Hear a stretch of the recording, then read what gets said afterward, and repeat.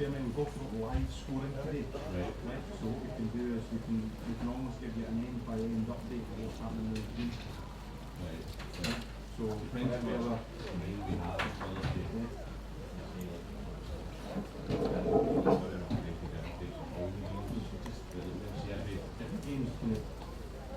even if you update every five ends,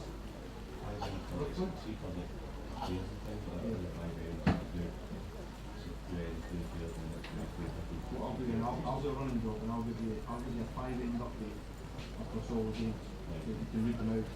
Now people who are streaming, the chances are they're looking at live scoring as well. But it just adds to it. Is the other guy here yet? He's here. That's right. Not doing this. I'll give him that one.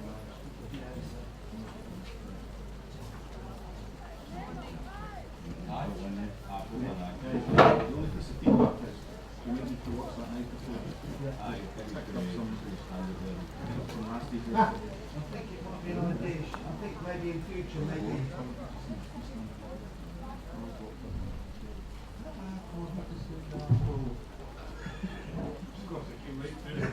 I think next year, or whenever we do it again, we put something there saying this area is being recorded. That may be worse. Yeah, well, it may be actually. Yeah, but that might be. You're on CCTV, yeah. so I'm sure this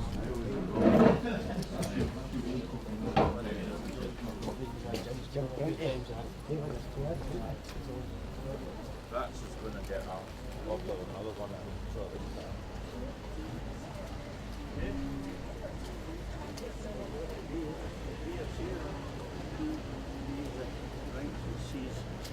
Virginia singles,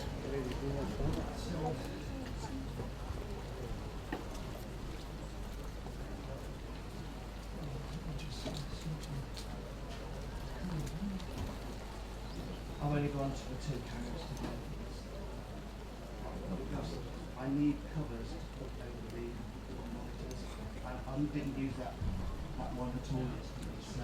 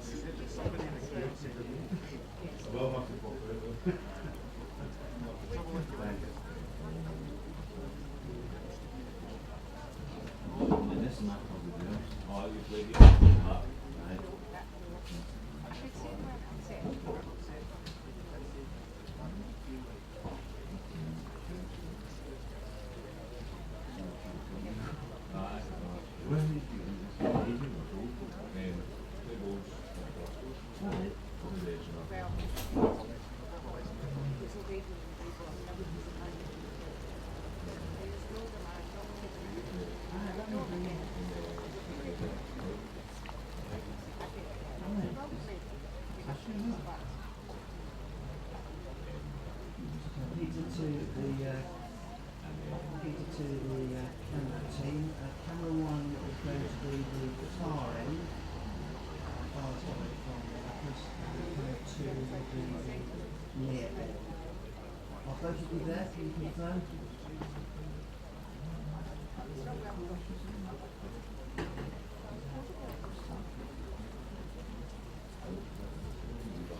Good man, well done.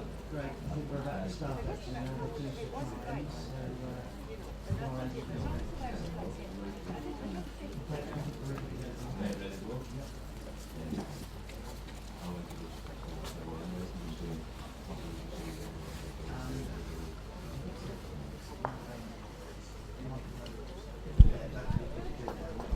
Right there.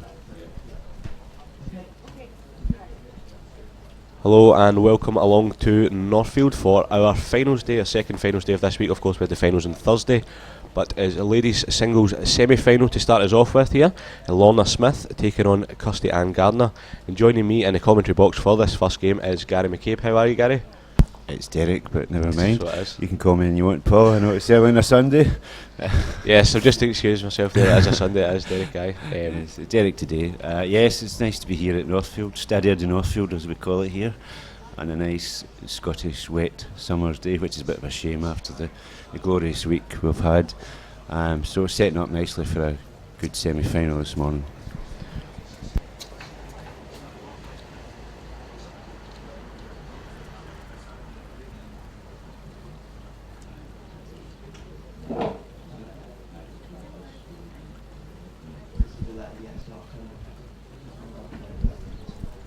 So the ladies are kicking us off. They're playing across the Northfield clubhouse today, switched to greens ground from yesterday. Both ladies picking up comfortable victories in their quarter-finals. Kirsty Ann defeated Jean Hartley from Largs 21-10, and Lorna picked up a 21-9 against Margaret Hicks from Baillieston. So pretty good victories, Derek, eh? Solid, steady. Both players, although contrast in Kirsty's obviously the younger player, Lorna, no disrespect, slightly older, but both vastly experienced, so good solid performances, but today is literally a different ball game. Yeah, certainly with the weather that we've got here today, it's going to be difficult for the players to adjust. It's been dry most of the week, and the players have been used to playing on the fast-paced greens. They're looking to play playing quite well, and it'll be interesting to see who picks up the hands quicker and who picks up the weight quicker. It looks in this first end that Kirsty Ann's just settled a wee bit quicker, but Lorna, as we know, current British Isles champion, and is looking to retain this Scottish Singles Championship.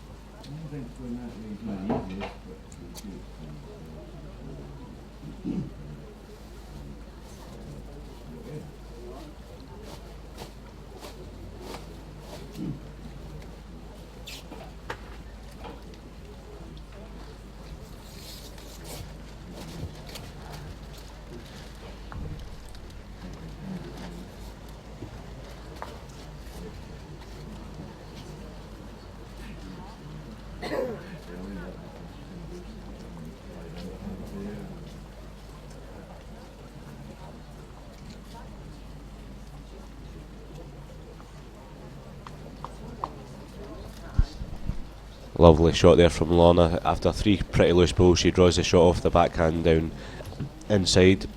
Kirsty Ann will just be looking to follow up, chap and line the ball, touch the jack through to her own ball that's waiting for it. She looks slightly to be under the line, and she's running through, so Lorna will pick up a one in the first end, 1-0 to Lorna Smith.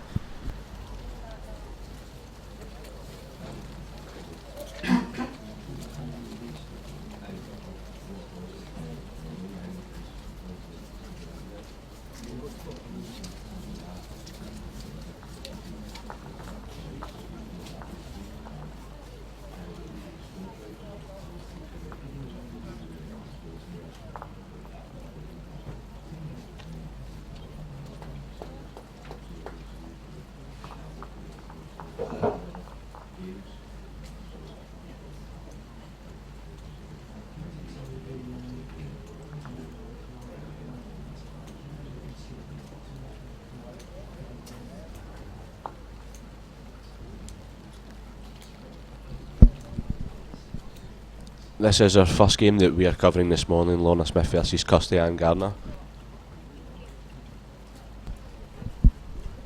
And we will be bringing you a live streaming service which is available on the Bowl Scotland website. If you go on there, you'll be able to find that, which will keep you up to date with all the games that are going on this morning, the semi-finals from ladies and gents right through from junior singles to fours, and we will be trying to bring you updates as and when we can, when we get the scores through after maybe 4 or 5 ends, and bring you up to date with how everyone's doing. Obviously we can't bring you every game live on this streaming service, but we'll try and keep you up to date with the scores. But if you can't obviously access this, there is the option of keeping up to date with the streaming on the website.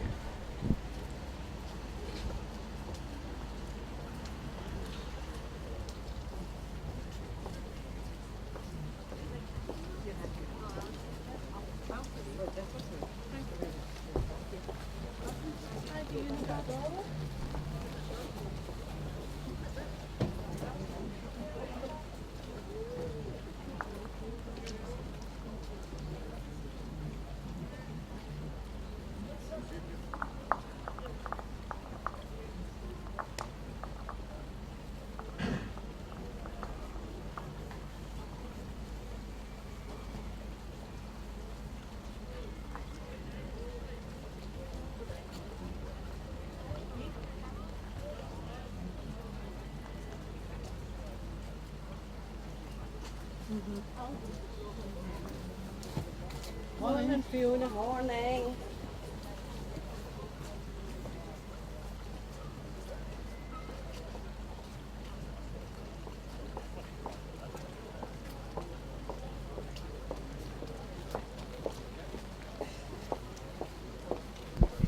Yeah, Lorna starting to catch her weight better now. 2 poles round about the jack area, and Kirsty will want to decide what she wants to do here, whether she just wants to draw up and give herself an option with the last bowler to play some sort of weight at it. She looks to be underneath the line. She's just same as her last bowl, just running slightly tight and slightly short. She'll not be very happy with that. She'll be slightly disappointed that she didn't get near her to give herself a chance.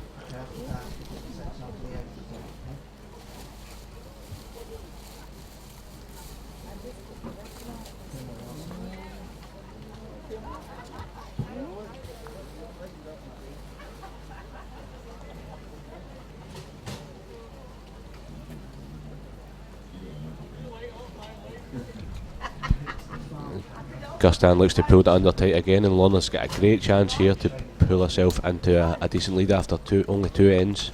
Currently lying 2 shots. I think it is just a 2. It'll take her into a 3-0 lead for Lorna Smith over Kirsty Ann Gardner after 2 ends. Good start for Lorna there. Establishing a bit of a lead. She's obviously found her weight in her grass earlier on. I say Kirsty taking a few ends to settle in, find her weight, find her line. But Lorna 3 up at the moment. Yeah, obviously very difficult in this, the weather that we can have here. See all the umbrellas round about, the support not as big as it probably would be if the sun was shining. But both players, they'll be used to playing in the rain. It's outdoor bowling and they're playing in Scotland, so they'll know all about it. So hopefully we see some high quality bowling as this match progresses.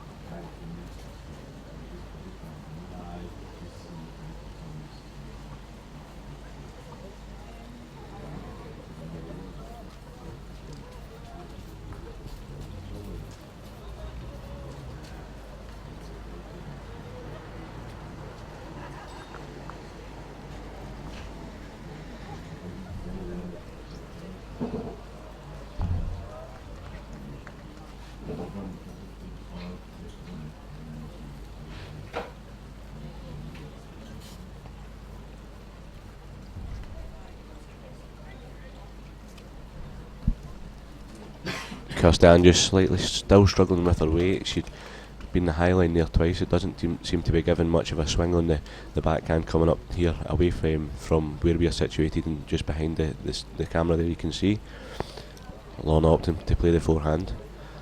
Looks to be coming on a nice line. Just needs to run it. Just missing the line slightly underneath as well, but it will count for a second shot, and Kirsten will be thinking she has to put another ball in here. She needs to start getting something in, but because Lorna's found her weight early on, and she'll just capitalise on that. But Kirsty, proven balls. Here we go. Now again, she's running through. I think she just needs to settle down and get, once she gets one ball in and she gets one ball near, she gets a shot on the scoreboard. But if she doesn't do that soon, Lorna has experience and the expertise to move on, to push on and to take the match to Kirsten, because as you said, Scottish singles champion last year, runner up in this year's senior singles earlier on in the week, and also British Isles champion, so she's got plenty of experience.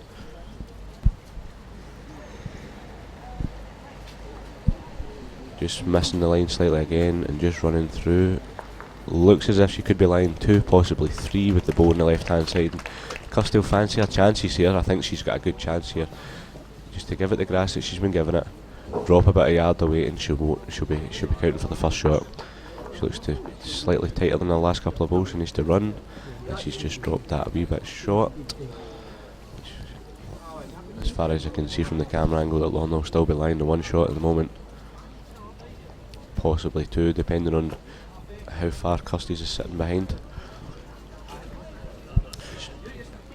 Lorna's got off to a great start. She's building up as big a lead as she can before Kirsty catches weight in line. So, but this game's got a long way to go.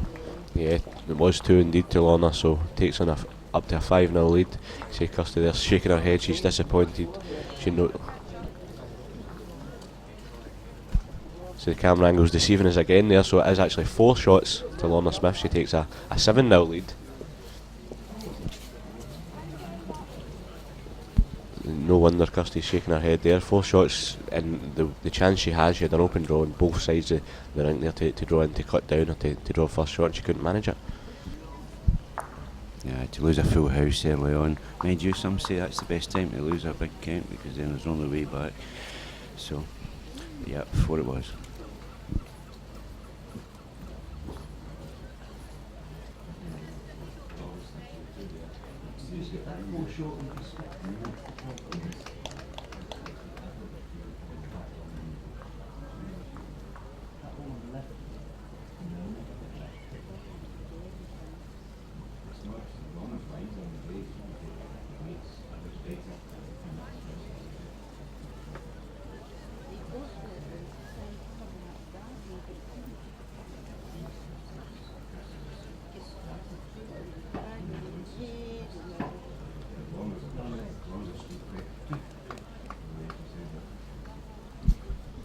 As they're playing the first couple of balls of this end, I'll bring you up to date with the semi-finals that are going on across the greens this morning. The other ladies' semi-final is Ruth Stewart of Cupper Bowling Club playing against Jane Telford of Maxwell Town. In the ladies' junior singles, Kimberly Harrison is from Carluke is taking on Kelly McDougall, and Lorraine Gordon is taking on Zoe Haining. In the ladies' pairs, Earlston Bowling Club against 3-time winners Cockenzie and Port Satan, going for their record 4th time picking up the trophy. And in the other semi-final is Blantyre versus Uphull Station. In the ladies' triples, Dumfries are taking on Drongan Miners Welfare, and Highland are playing against Poulton Bowling Club. And in the ladies' 4 is the final, has already been decided. That will take place at 2 o'clock this afternoon. It's Churnside versus Townholme.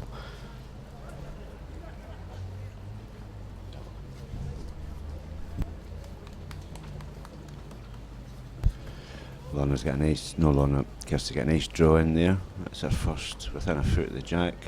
So, let me start to it. She'll build a bit of confidence for that. But, and the rain is getting heavier, so the ladies are going to have to watch their weight.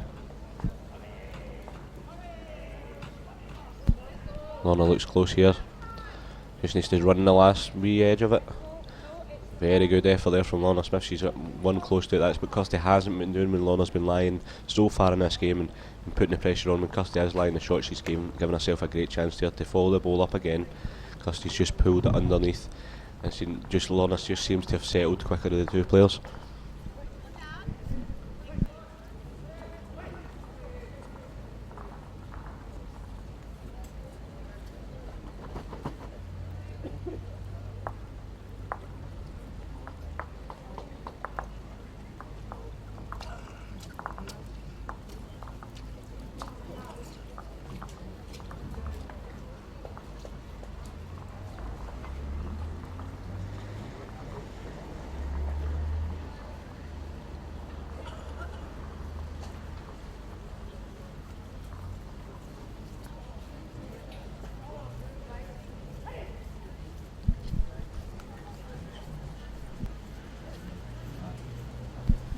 Kirsty there just urging her ball on there, didn't quite have the weight, and she picks up a shot, gets herself on the scoreboard, which is always good. Now 7-1, Lorna Smith leads over Kirsty Gardner. Been about 15-20 minutes into this match, they've played 4 ends, and 7-1, Lorna will be very happy with that start. She'll have no complaints, but she'll want to build on it though, and she'll not want to let Kirsty start getting into it. But for Kirsty's sake, nice head. For Kirsty's sake, she wants to pick up some more shots now, get back in the game. Yep, I'll just bring you up to date with what's happening in the gents side of the draw. In the gents singles, Alan Gray, we watched yesterday from Eaglesham, is taking on Ian Murray from Turriff Bowling Club. And in the other semi-final, Ian McLean, who we saw win 21-2 yesterday morning, is playing against William McKenzie from Cumnock Bowling Club. In the gents junior singles, Gary Robertson is taking on Mark Kelsey, who we saw in a hard-fought victory yesterday afternoon. And in the other semi-final is Adrian's Bowling Martin McCalley taking on Cumnock's Derek Ferguson. Gents pairs, Dudhope Bowling Club versus Newbattle, and the winners will play the winners of West Barnes and Anchor. In the gents triples, we have Highland Bowling Club taking on Mark Inch, and in the other semi-final it is Airdrie Central against Castle Douglas. And in the gents fours, Adrian Bowling Club against Tarbolton, and Castle Hill versus Wellington Park. So we'll bring you up to date with these scores when we have them through, let you know how everyone is progressing through the morning, and when all the finalists are confirmed, we will let you know who is playing who.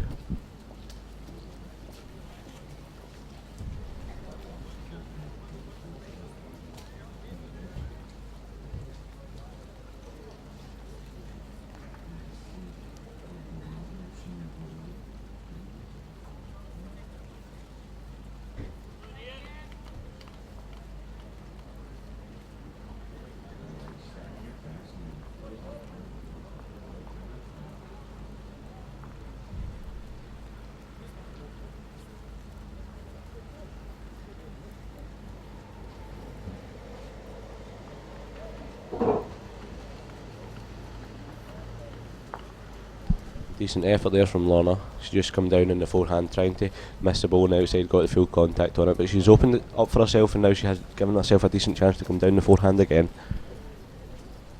Kirsty just looking to consolidate the one shot that she has at the moment. She just needs to come inside of her own bolt, run on through. She looks very well played here, this Kirsty Gardner. Great ball that is. That's more like it from Kirsty. Lorna will be short with this. Forehand, probably a wee bit extra weight, looking to get in there, come through with the jack, arrest off the 2 shot balls. And she's wide and heavy. Kirsty will be fancying her chances here. She's decided to change her hand. Maybe she's decided to cover just the back ball just in case.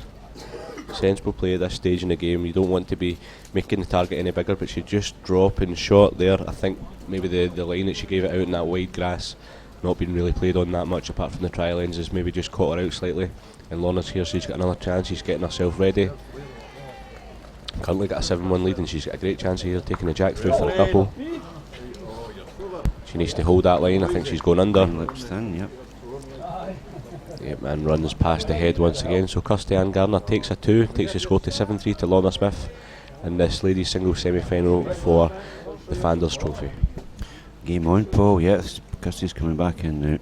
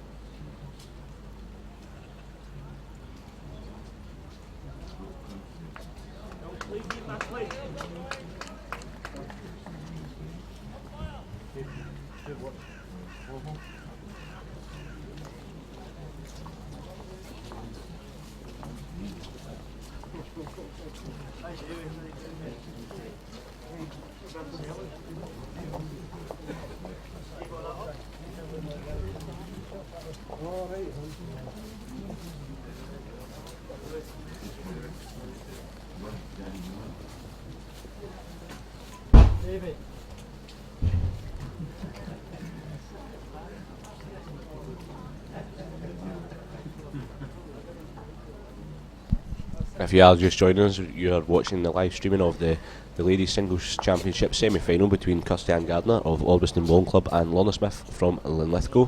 Lorna currently winning 7-3. Match has been going on for about 20 minutes. Both ladies still settling into their game, trying to catch that line and weight, which is very difficult on an outdoor green, especially when the weather, as it is on this Sunday morning, and the rain is coming down, and it's coming down quite steadily.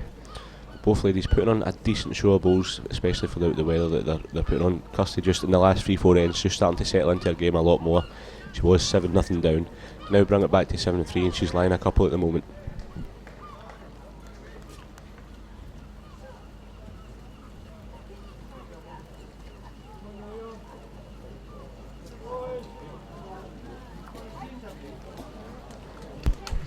That's a peach of a bowl by Kirsty. That's exactly what you want. Starting to put the pressure on Lorna, who is raising her hand, and she's running through the head. She's certainly giving that more grass. Let's see where she ends up. No, she's running on yet. Kirsty's going to add the pressure on now.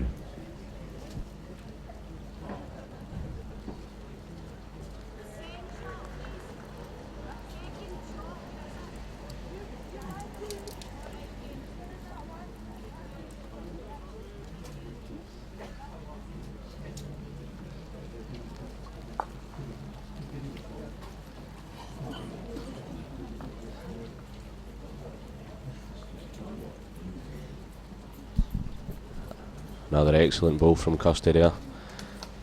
Lying a 3, possible 4, depending on the way that it's sitting.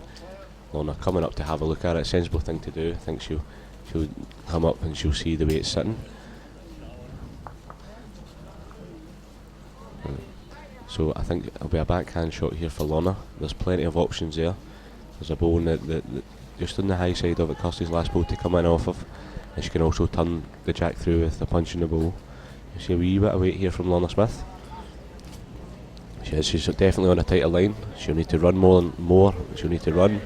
Looks as if she's going underneath the weight, underneath the line. Yep, just didn't give it the line there. And it looks as if Kirsty Gardner has picked up a 3. Take it to 7-6. Game on, Paul. Game on. That's it. Just shows how quickly it can change. Kirsty's found her weight. Lorna's went off her weight, and before you know it, there's nothing in the game.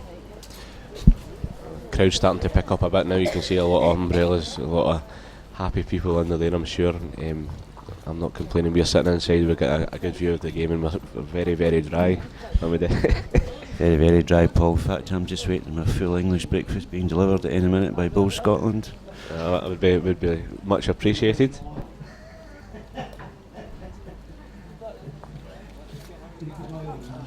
Yes, I'll have my eggs easy over, please.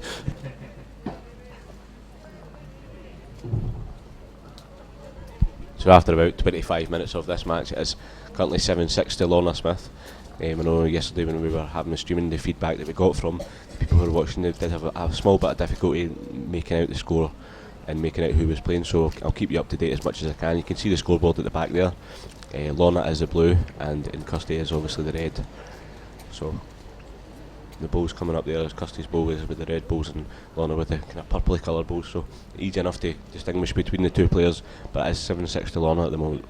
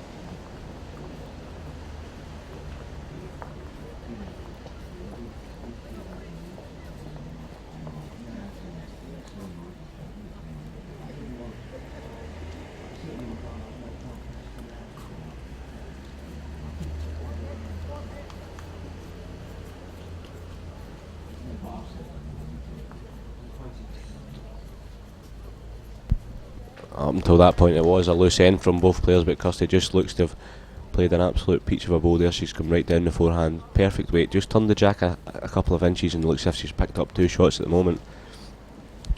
Yeah, I think she's brought that back ball in to count, just pulling that jack a couple of inches.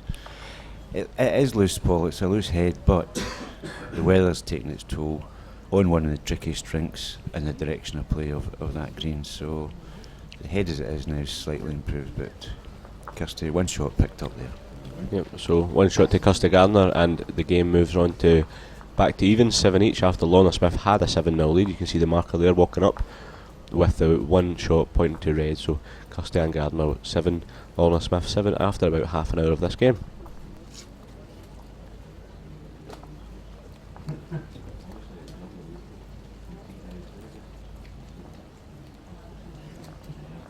I think the guy who won was just playing really well.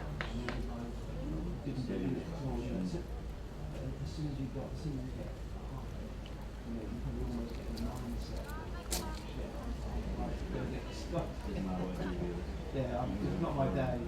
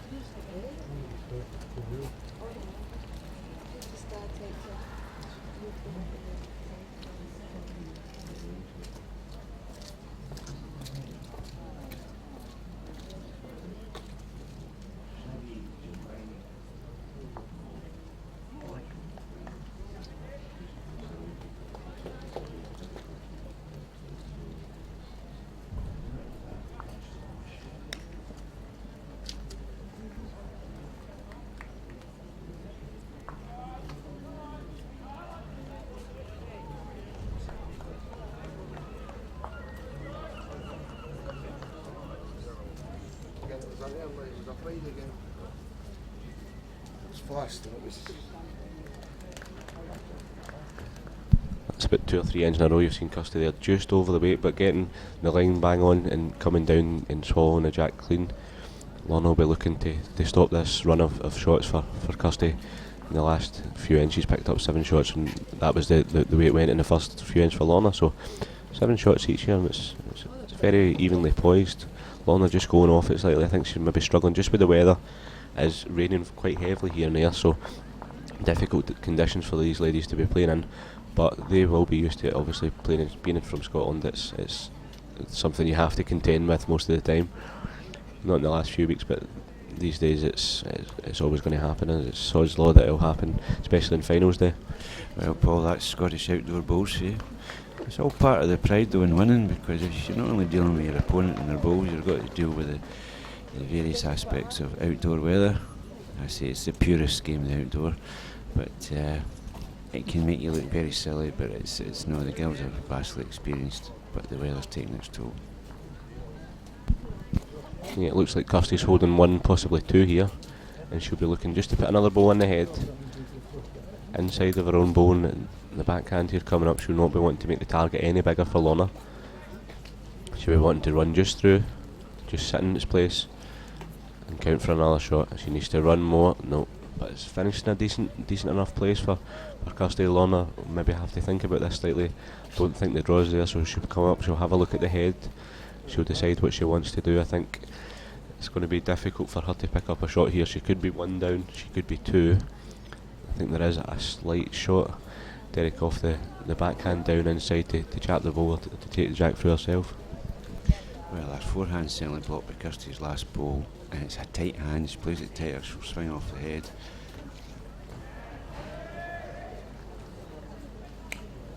She could be inside. Do you know what we could do with Paul? We could do with that wee crayon they have in the indoor, and we could just show the viewers just what we're thinking. Yeah, you could see that bowl there, the Kirsty short bowl that she threw there, and it's just sitting about, I would say, about 3 feet short of the jack. So Lorna will be looking to come inside a good bit of weight just to hold the line. She will take a small bit of grass. When she's changing, she's playing the forehand, so been interesting to see what she does here. She's getting the swing ready again. Familiar delivery she's got there. She's playing.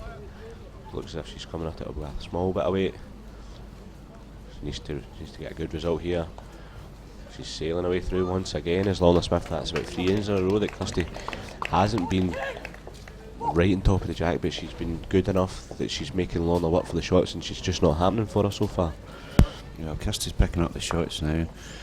I say the game has swung round, but I have a funny feeling it will swing back round. These two are basically they're scrappers, and this will be a tight game all the way now, I think. Yep, one shot I think Kirsty picked up there. It was close for the second, so I think Lorna was just playing down inside, trying to turn the ball out and sit in its place for to count for two. But Kirsty Gardner takes an 8-7 lead after being 7-0 down. She'll be very happy with that. So we've played about 7 ends here. Ends don't count as first to 21 in the Ladies Singles Championship, as it is with all the singles here at Northfield. The gents semi-finals and the two juniors semi-finals are currently ongoing at the moment, and we'll get your scores updated from the games as and when we receive them. There is a live scoring feed on the Bowl Scotland website, so if you want to check out the other games that are going on, this is the game that we are bringing you live just now. And following this, at about 2 p.m, we'll be bringing you the gents singles final, which will be competed by the winner of Alan Gray and Ian Murray, and the winner of William Mackenzie and Ian McLean.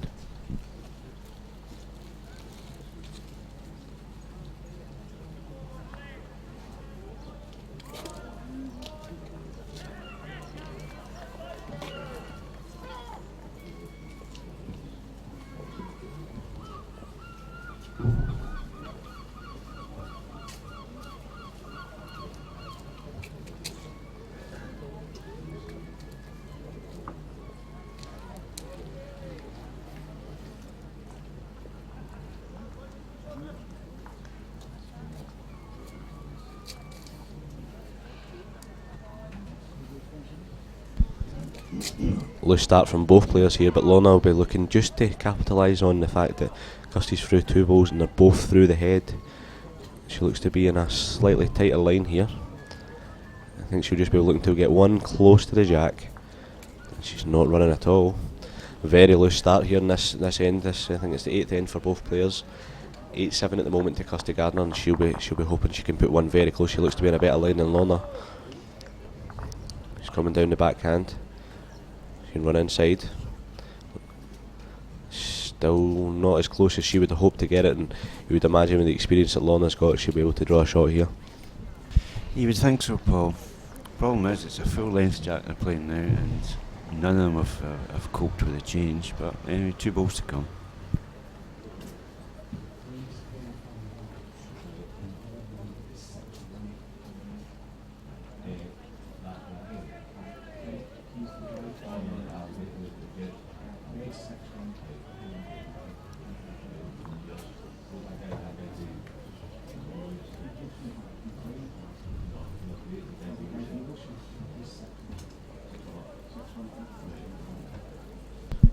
Just to bring you up to date with the gents singles, what's happening there, Alan Gray from Eaglesham is currently 6-1 up against Ian Murray from Turriff, and Blackwood Victoria's Ian McLean is currently 10-5 up against William Mackenzie from Cumnock.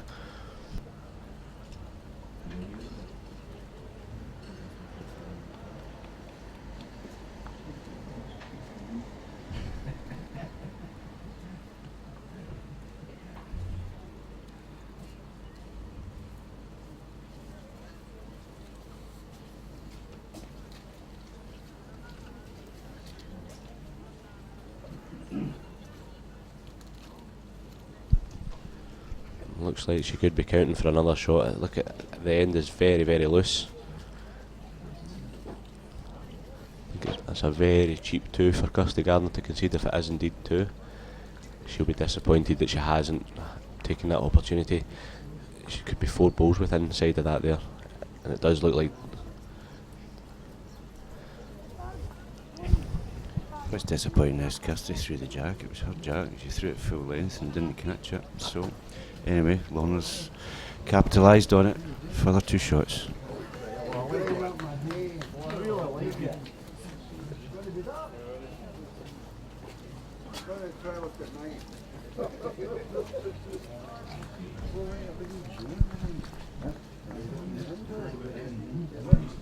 I think Kirsty just picked up the 1 shot there, so 8-all back to all square once again.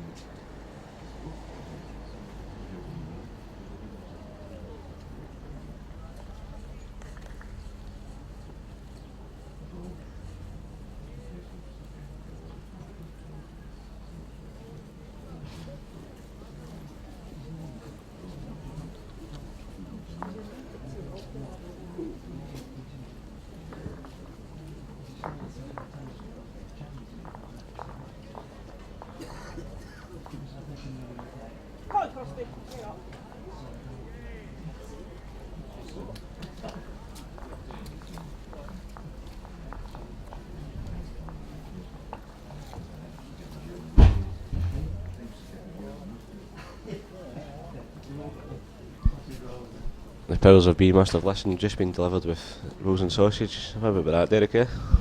Well, I'm delighted, Paul, actually. Mine looks a bit well done, to be frank, but Can't I'm complain. not complaining.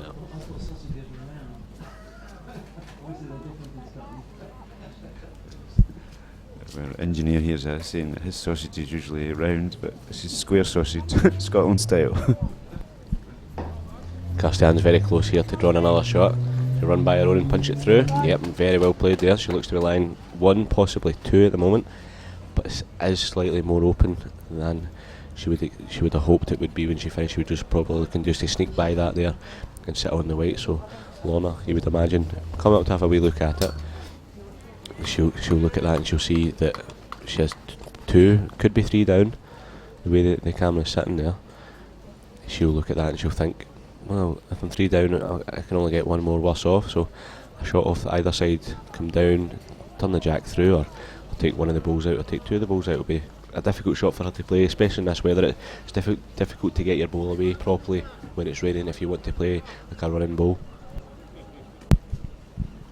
Yeah, and the thing is, Lorna, both of them really are looking for a consistency of weight, which is difficult to get if you're trying to draw and then you have to play heavy balls to change the head. But see how she does here.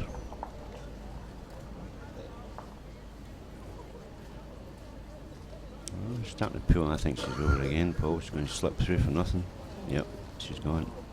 Yeah, she just decided that the draw was the more sensible option there. She had her own ball to come in off of and possibly use to come across towards the jack, and she did have the balls if she was slightly tighter to stop on. She didn't quite manage it.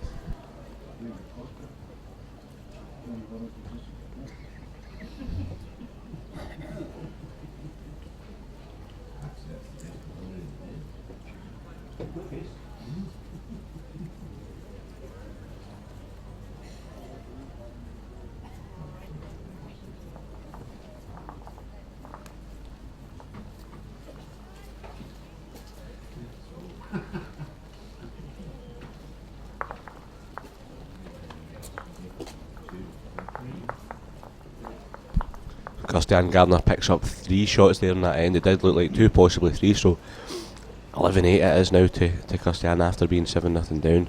Great comeback she's put on so far, and she'll be absolutely delighted that she's caught her weight and she's caught her line. She's got her own length of jack now, and she'll be able to push on from that. 11-8, it's a decent lead to work on.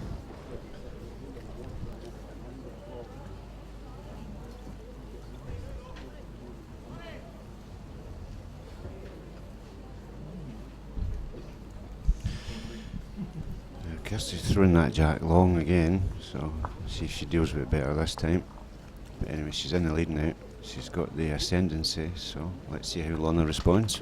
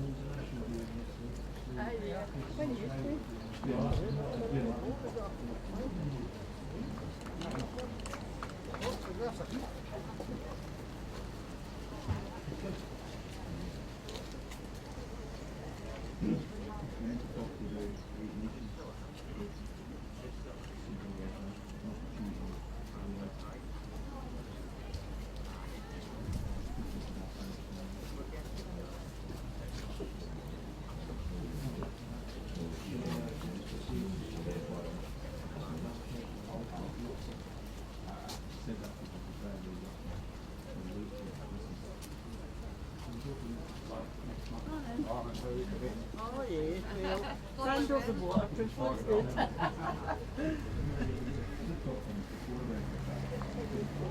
Say good morning.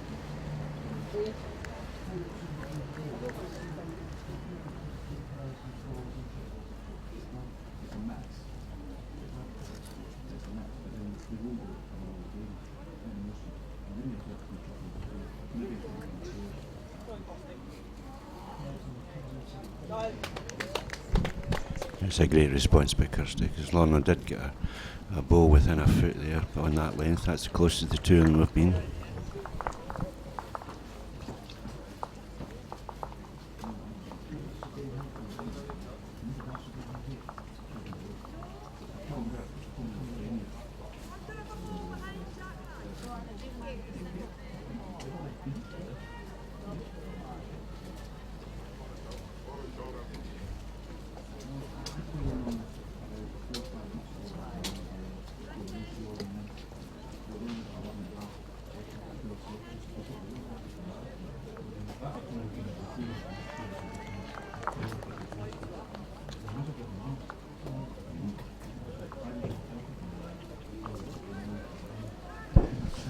Another decent effort there from Lorna, just missing the line but getting inside. You can see that it doesn't bend as much as you think it does. Kirsty will be looking just to capitalise, just to come up inside, but she looks to be on a very high line here. Yep, she's just caught that line and just caught the outside edge of it, and you do get punished if you don't play it very good.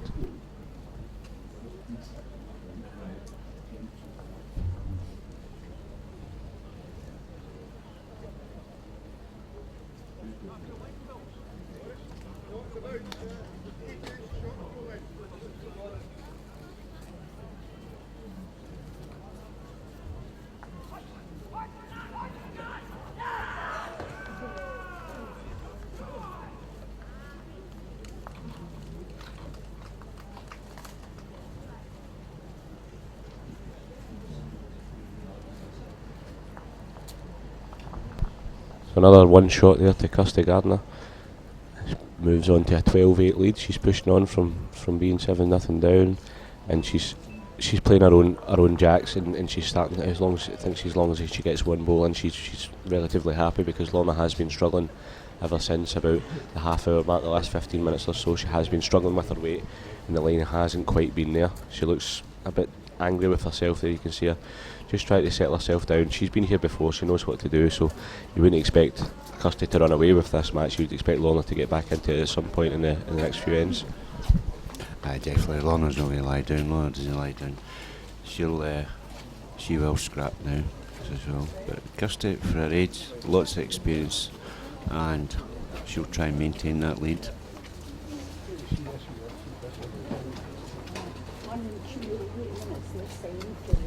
Just to bring you an update with the Gents singles semi-final, Alan Gray from Eaglesham is currently 10-2 up against Ian Murray from Turriff, and Ian McLean has extended his lead to 14-6 against William Mackenzie from Cumnock Bowling Club.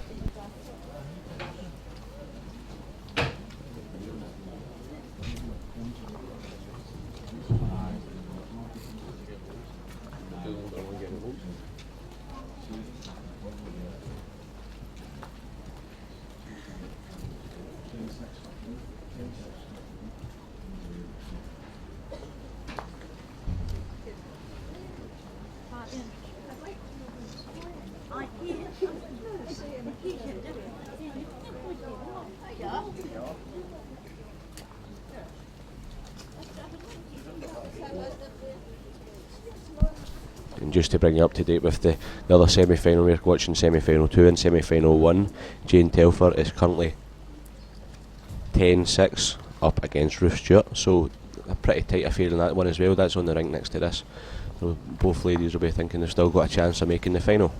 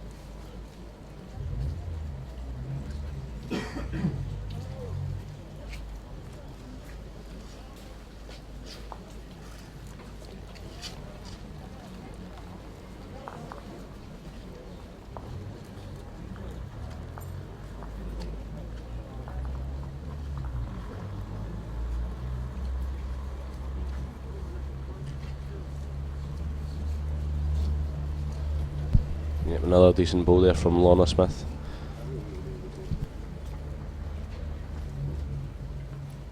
She's lying 2 shots at the moment, possibly 3, depending on the angle of that. We don't have the overhead shot that they do on the World Bowls Tour, so we're reckoning it's 2 at the moment, possibly 3. Players are going to walk up and have a look at it.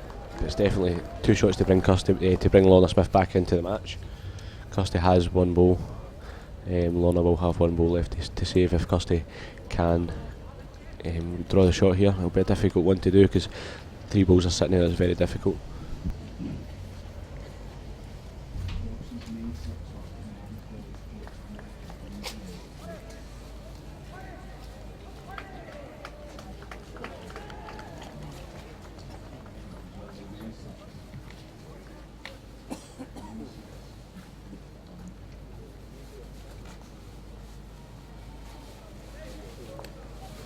In the forehand, she doesn't like it. I think she's pulled it tight and short, but she knew that the minute she'd let it go.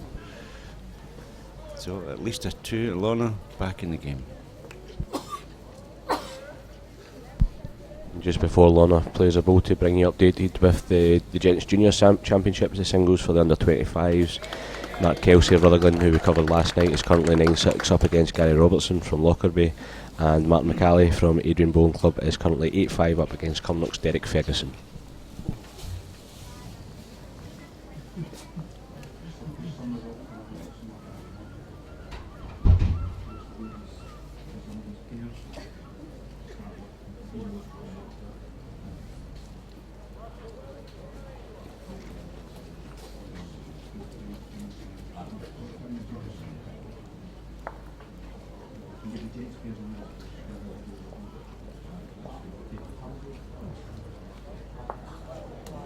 Decent effort there from Lorna Smith, and she looks as if she could pick up a 4 here. Very, very good effort. She knew if she played it on the high line, she did have that bowl to stop on. 2 bowls out, Kirsty takes out the head. It looks like definitely 3, and from this angle I would say it was definitely 4 as well. An excellent retort, excellent. I knew Lorna went right down, that's her. Peels, as we say. Oh, it's only 3. Still out though.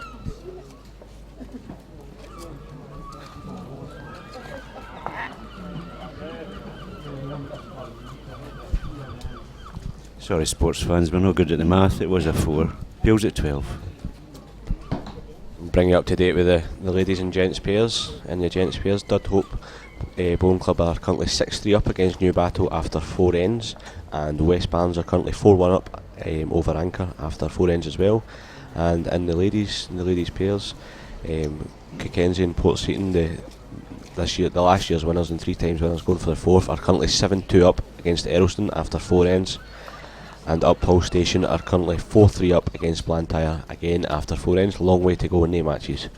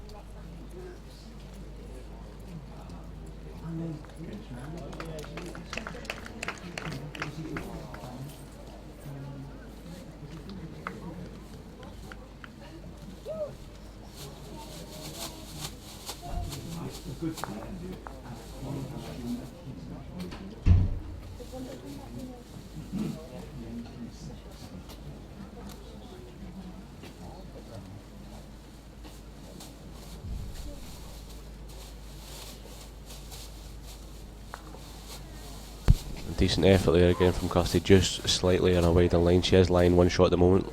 Lorna, fancy her chances off the backhand, just to come inside again. You're going to walk up and see.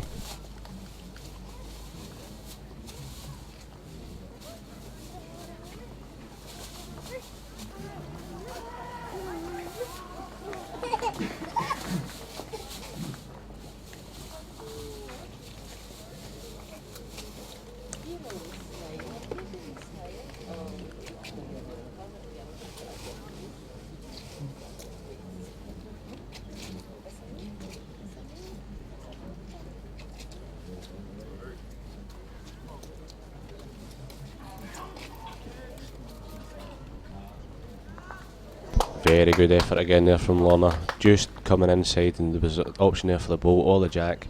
Just gets through the gap, and Kirsty will be looking just to draw up here. She looks in a very tight line again. She's going to give it enough running to give it a chance to chap and line the blue shot. It's very well played from Kirsty Gardner. Excellent ball by Kirsty. Bringing in more shots, using the head in both senses. Yep, looks like Kirsty's picked up 2. And to bring you up to date with the ladies' junior singles, Kimberly Harrison is currently 12-11 up against Kelly McDougall, and Zoe Haining is currently 19-6 up against Lorraine Gordon. So Zoe almost in that coveted final place.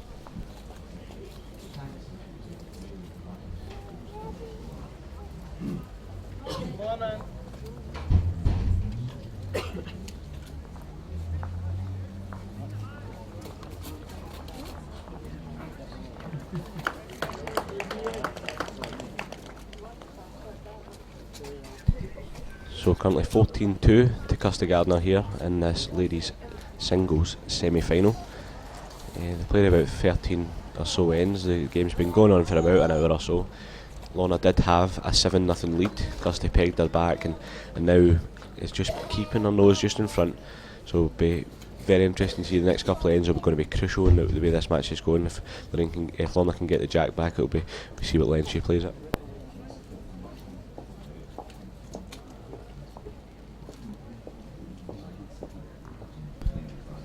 And to bring you back up to date with the gent singles, of course, Blackwood Victoria's Ian McLean is currently 19-7 up, so almost reaching the final there, and Alan Gray is currently 12-3 up against Ian Murray from Turriff Bowling Club.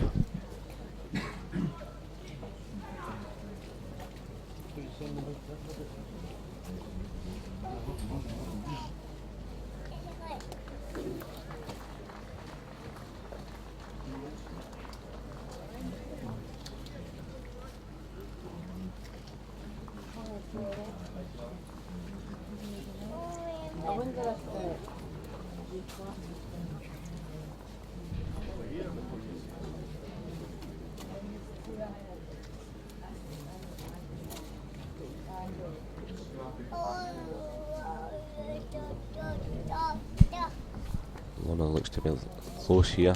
Yeah, very good second goal from Lorna. She'll be happy with that. Kirsty with 2 balls left to go in this end. She'll be looking to get one pretty much close to the jack with this one. On a wide line once again. Needs to start to swing very much. Needs to start to swing at the end. Needs to run. Very good. Very good from Kirsty Gardner. Draws the first shot clean. Lovely draw, especially on that side. Just gave it the grass weight, perfect. How does Lorna respond?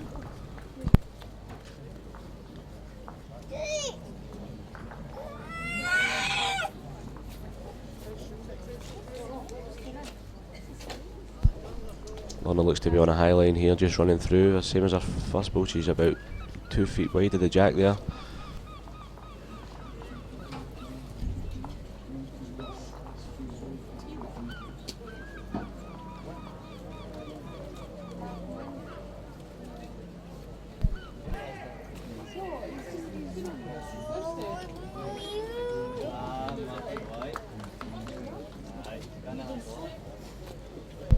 We've just had confirmation that our first finalist on this Sunday, Zoe Haining from Bainsford Bowling Club, has picked up a 21-6 victory over Lorraine Gordon from Strathmiglo, so congratulations to Zoe. She'll be on Green A, Rink 5 this afternoon at about 2 p.m.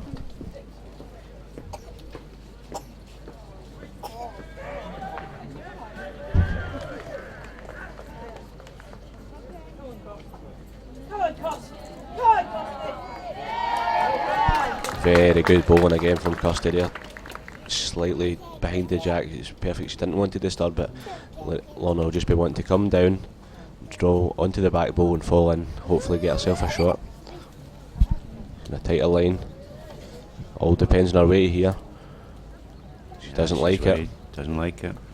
It's her weight that's holding her out there, Derek. Yeah, way by for nothing. Any extra weight on that line, she'll never come back. Kirsty's got a grade 2. That's good. It's a good lead she's got. Not much in it, but it's enough. Yep, 16-2 to Kirsty Gardner at the moment. No, 16-12, sorry.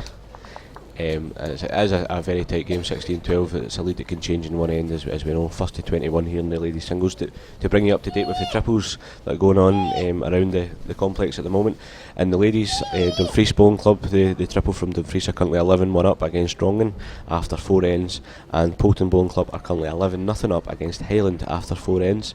And in the gents, a bit tighter in the game between Markinch and Hindland, currently 7-5 after 4 ends to Markinch, and Airdrie Central are currently 9-1 up against Castle Douglas, and that's after 5 ends. So a long way to go in the matches, but some of them pretty open.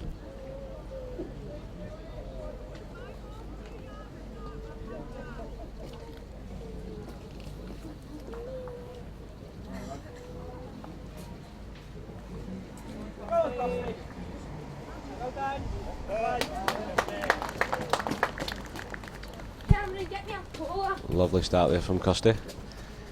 And just to bring you up to date with the Gents Fours Championships, in the semi-final it's also started at 9:30. After 5 ends, Adrian Bowling Club are currently 8-3 up against Tarbolton, and Wellington Park are currently 5-1 up against Castle Hill Bowling Club. So a long way to go in the games, of 4 and 5 ends gone in the game. So 17, if you can get yourself along, come up and watch them there on Green B.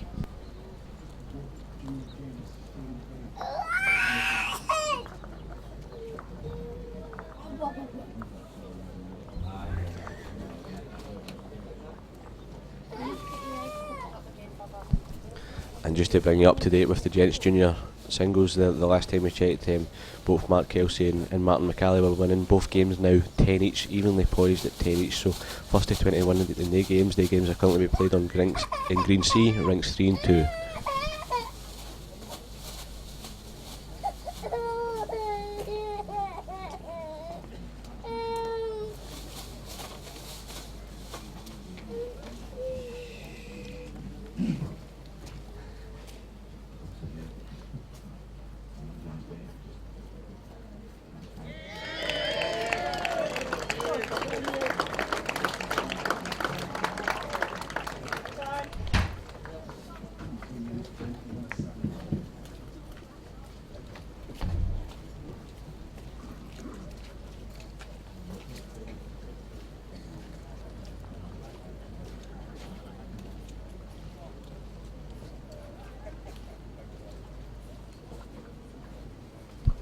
Lorna just slightly missing the line there. She would want to be on a high line even to cut down.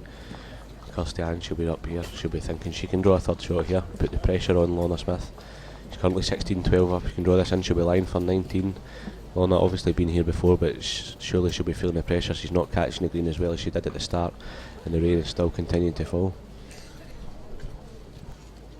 Just to bring you up to date with the gents singles, Blackwood Victoria's Ian McLean is through to the final this afternoon after a 21-7 victory over William Mackenzie from Cumnock. Sad news for the Cumnock contingent, but a great run for William Mackenzie this year.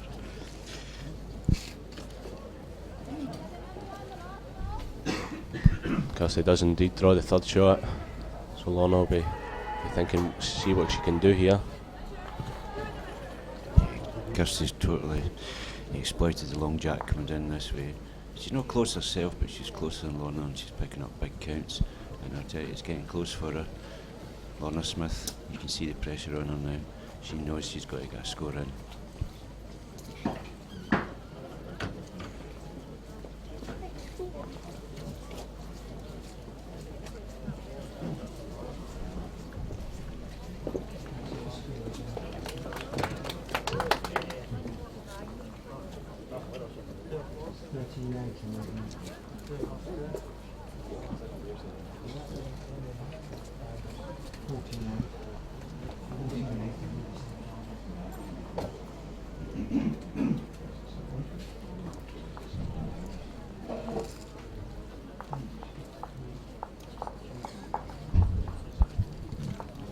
Big ball for Lorna. What's happening? Oh, I'll tell you. Well, she may well have it. That's a brilliant ball she has. Yep.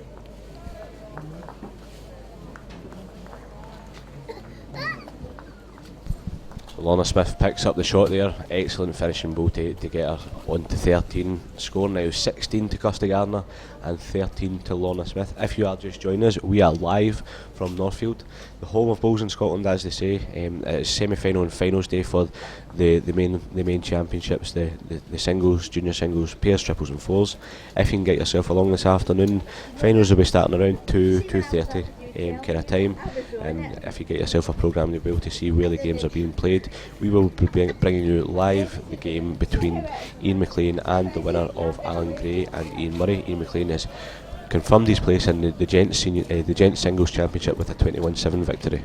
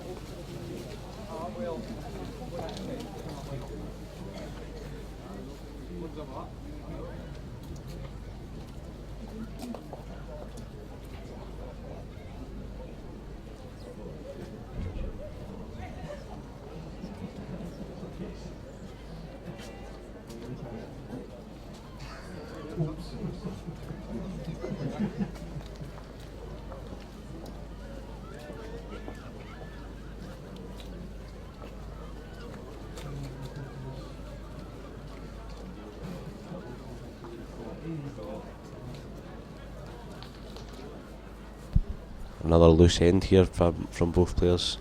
Lorna picking the length of jack this time after getting the shot in the last end to move to within 3 shots of Kirsty Gardner. Kirsty will be looking to put the pressure on with this ball. She looks to pick a tight line here. She doesn't like it. She's holding her hand up. She looks to be going under. And look at the ball, swings across. You get punished an awful lot there if you don't give it the grass. Lorna will be happy that she's lying one, but she'll be looking to put one very close to jack with this one. You see the familiar delivery of Lorna Smith, the bounce, the swing.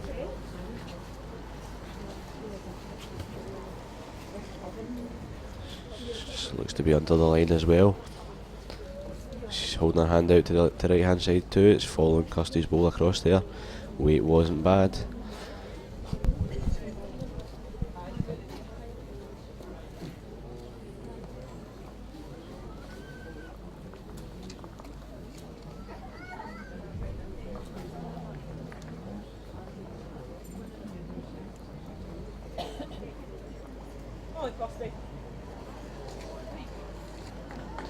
Yep, well played there from Kirsty Gardner. Good to get the ball in at that stage of the game. The stage of the end where Lorna only has one ball left. She's coming up to see it again. She's thinking to herself she's one down. And that'll move Kirsty on to 17 with a possible 18. One ball to come, and that'll move her within one end of the match and the place in the final. So this will be a big ball here for Lorna. She does have the opportunity to play inside, just with about 2 feet away, just to touch the jack across. She does have 3 balls sitting there on your left hand side of your screen, so there is a chance there. Just a draw off the backhand, and if she does pick up the white, it is a bonus. Attention please, with the owner of a blue Nissan registration number SK54JYF, please move the vehicle immediately please. That's registration number SK54JYF. Lorna seems to be changing her hand here. Be interesting to see what she does. Looks to be playing tighter line with a bit more weight. Maybe even trying to use her own balls, come off them, turn them in, percentage wise. Good effort here from Lorna Smith. Yeah, Very well done there. that's a shot of experience shown by Lorna. Yeah. They're under pressure several ends, and she's come up with the goods to keep the game within reach. Kirsty will just be following her up inside in the backhand. Same sort of ball she played the last time. Weight looks to be slightly over what it was. She needs to start to swing. Needs to swing inside. She just missed a line there, I think. Weight was pretty good. 3 balls in a row, pretty good weight. But Lorna just looks to have picked up the one shot here. Kirsty Ann leads 16-14.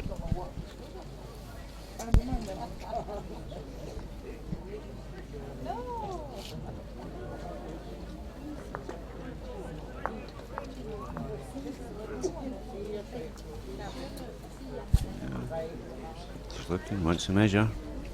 Player's prerogative. Our angle is hard to tell, but she obviously. But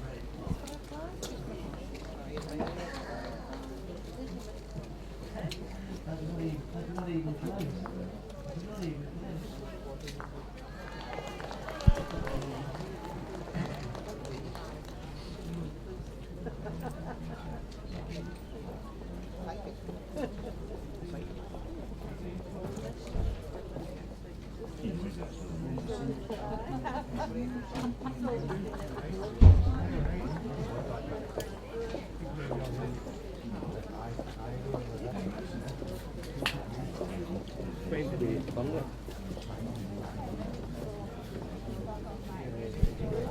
While they're measuring the ball here to ascertain whether it's 1 or 2 or 3, just to bring you up to date, former singles winner Mark Kelsey is playing under 25s junior singles this year. He's currently 19-10 down to Lockerbie's Gary Robertson, so 19-10 to Gary Robertson within 2 of the match.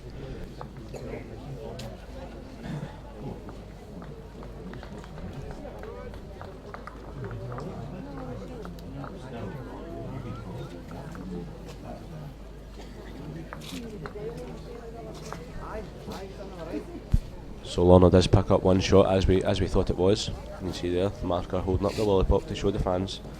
Now 16-14 to Kirsty Gardner. We've been on air for about an hour and 10 minutes, hour 15 minutes or so. You can see the crowd starting to build now as the game gets toward the business end of the semi-final. Both players will be hoping and thinking they can win this match. It's been very tight, there's only 2 shots in it. Lorna just be looking to use the experience that she has. Kirsty does have experience of winning national titles. She has won the junior singles indoor before, so she an international player both indoor and out, so she'll know what to do in this sort of situation, and to get to the semi-final of a national championships is no mean feat in the slightest.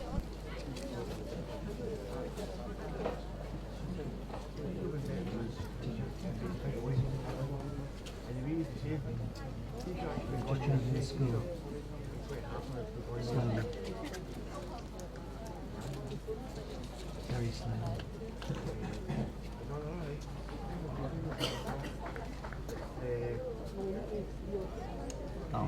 He's now decided to put it flat. Great opener there from Lorna Smith down the forehand. She's put one right in the nose of the jack. After picking up a 1 in the last end, that's exactly with the start she would have wanted. Come on, how long did it take the fucking plastic thing over?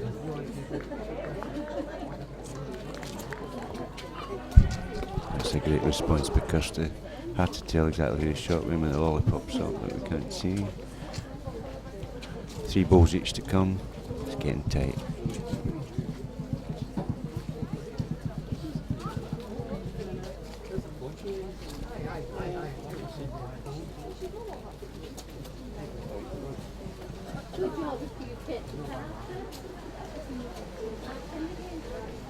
Lorna's very close once again. Absolutely excellent bowling there from Lorna Smith.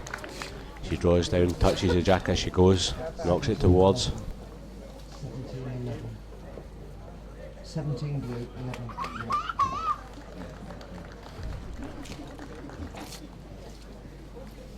11.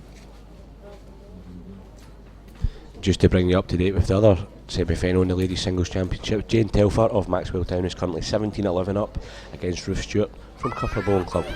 And as you see there, a great effort again from Kirsty Gardner, just nudges on to Lorna's bowl, turns the one on the right hand side down. Still from the angle that we can see, it looks as if Lorna's holding one, but it's very difficult to tell. The jack's nestled in amongst 3 bowls. Very good start in this end from both players under a good bit of pressure.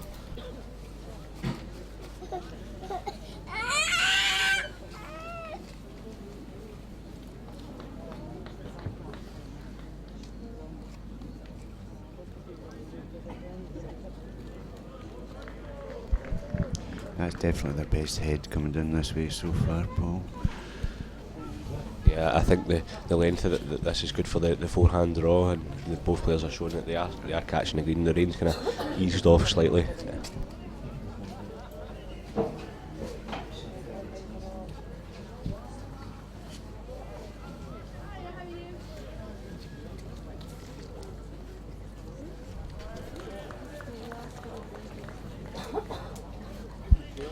One thing's noticed, we'll look at the crowd round the green now.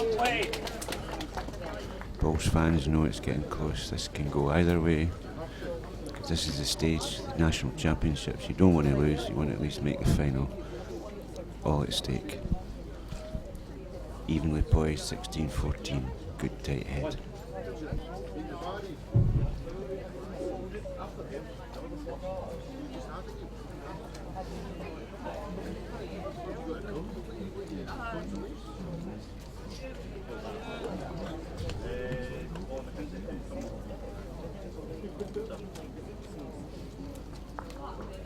Very good effort there from Lorna. I'm not sure if she's given the shot away here. I think she had to go and try and draw down to Kirsty's back bowl, and she just missed the line slightly. We'll see what the marker holds up. I think she's holding up 1 to blue still. So Lorna still holding on to the shot. Kirsty will be thinking, what can she do here? I think there's a shot off the backhand to come down, try and turn her own bowl in. Or is the draw in the forehand just to rest on Lorna's bowl and fall in for the shot.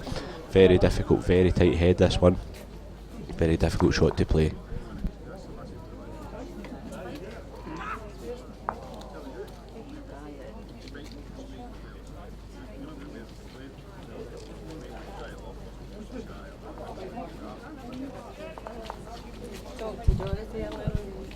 Well, she had a good look at that. She'll have her mind made up when she gets on the mat. Let's see what she does.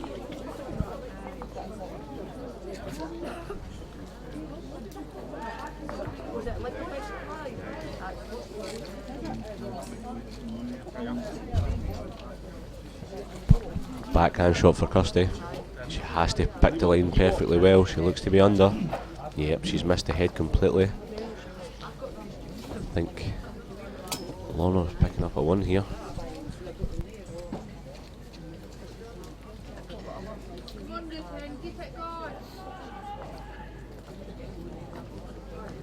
Yep, 1 shot to Lorna Smith takes the score to 16-15.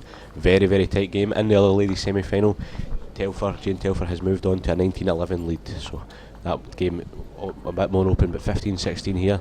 Kirsty Gardner currently 1 shot in the lead.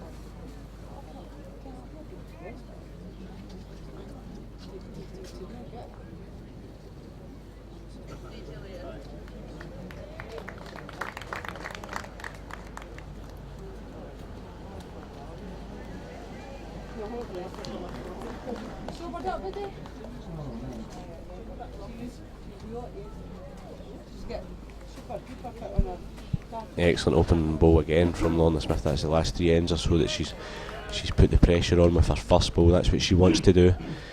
You see the familiar swing and bounce. You've seen it there if you watched the game yesterday morning. She comes in the backhand again.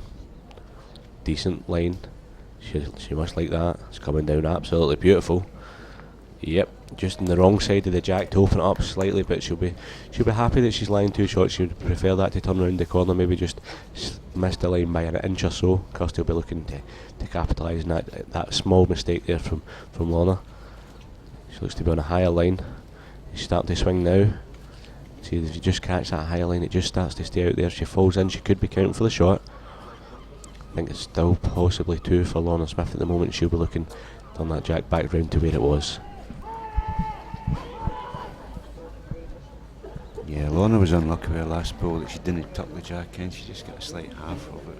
She exposed it. She's now going to do it this time. And again, slightly on the edge, but it's line 3.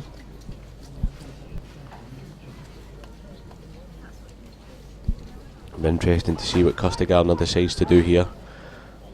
There is a shot to play to Chappinley, the ball, and turn the jack towards her own. It's just a draw. It's a difficult hand to play the draw off of. She doesn't like it. She really doesn't like.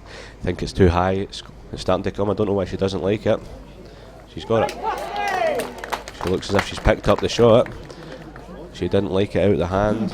She maybe thought she'd just caught that high line again, and she's just come down inside it, picked up the jack and the high side of it, and Lorna's coming down for a look to see if she is currently lying or she has one down. Yeah, that slight bit of extra weight that Kirsty had on it held a line. She picked it up, but I think she definitely line 1.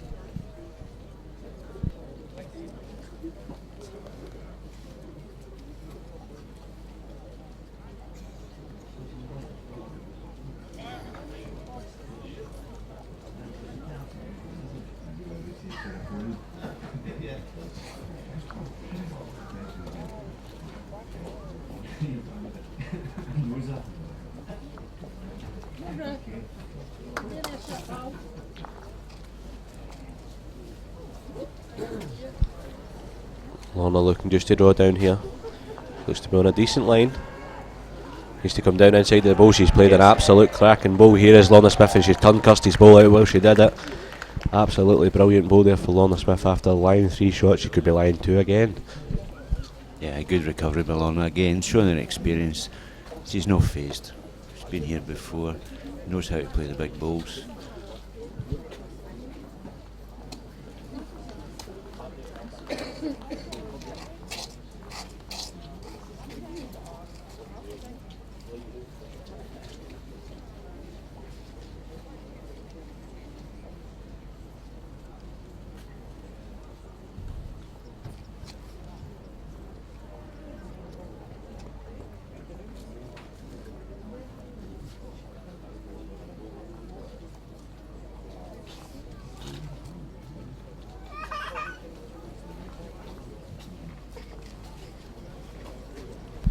Kirsty opting to change her hand here. Doesn't know what it's going to do. She just looks slightly over the weight. It's not coming back. It was coming back at the end. Just 2 feet over that weight. Just held her by the jack. It looks from this angle as if Lorna Smith's picked up a 1, possibly a 2, to move to at 16 each, or possibly 1 shot in front.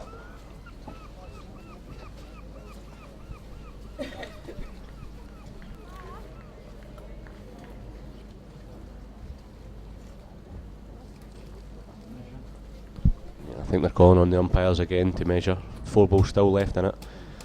Not sure if the ball, the blue ball, purple ball at the back is in the measure, but well, it's 1 ball against 1, I think now. Yep.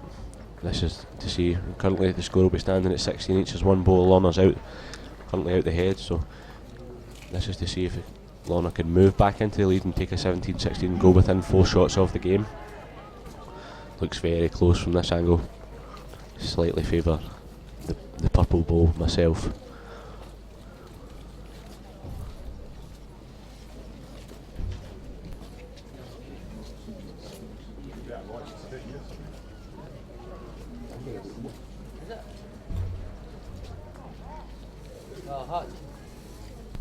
Yep, looks like 2 shots here to Lorna Smith, and she'll take a lead of 17-16. Moves her within 4 shots and 1 end of the 21 that's needed to reach that final. So the marker will just say it, turn out the purple ball here. 2 shots to Lorna Smith.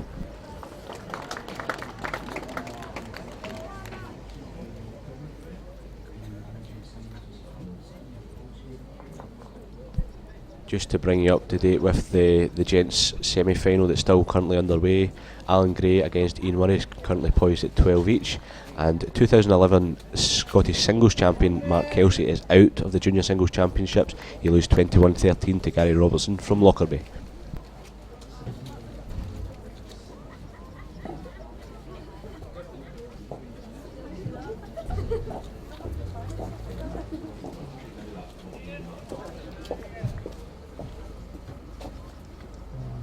That's what the scoreboard's saying, but at the far end.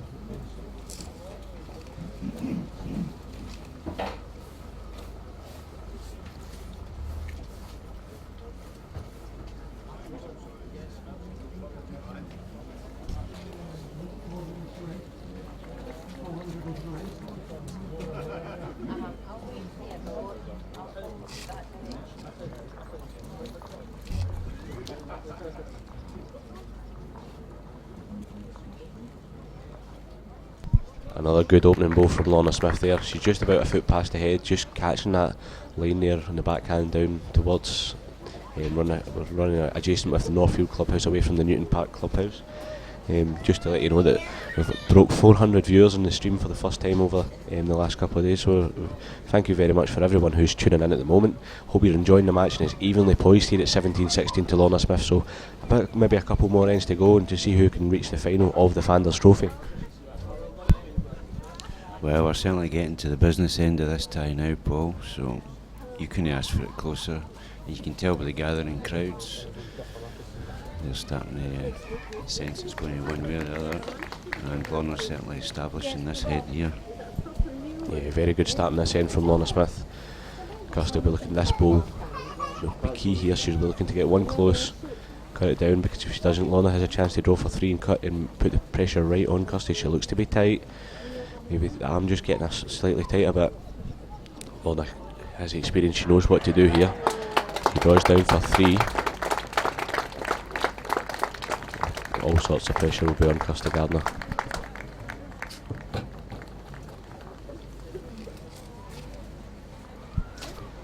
And then Woody, you see in the background there, prime viewing just behind our camera. Want to see who's going to take this into the final, and Lorna has drawn another shot. The pressure has to be on Kirsty Gardner here, because she knows if she loses a four, she's out of the singles, and Lorna Smith will move on to the final of the Fanders Trophy. Big ball here. It's on a better line than the last time. Just to start the draw. Here it comes now. She's to run to the last bit. She's very well played. Decent ball there to cut down under a good bit of pressure from Kirsty Gardner. Brilliant. If Lorna's got a shot on, still make her full house. Difficult, but I think if she sees an opportunity, she'll take it, because if she doesn't, Kirsty's well up for it. Kirsty's more than capable of coming back into this match, even if she does lose a one here. But as you said, if Lorna has an opportunity to get a full house, she'll just be playing a similar sort of ball, drawn down to that, and if she can turn it out the head, falls once, she'll be counting for four.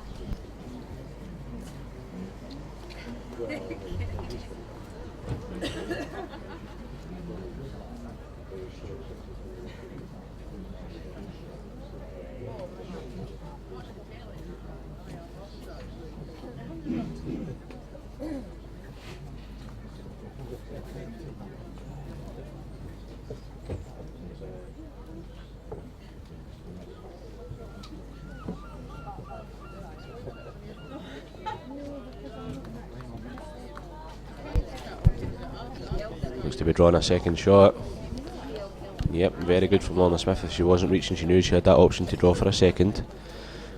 But difficult to see what Kirsty does here, because at any sort of running ball, she gets the wrong contact. She could see her own ball going out the head, and she could be losing four. So big ball here for Kirsty Gardner.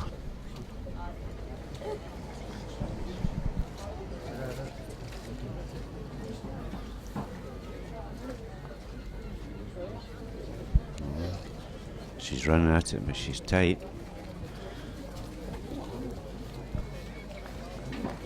So it looks as if Lorna Smith has picked up another two shots here. Could be a three in the back bow against the back red. Definitely a two at the moment. Very difficult to tell.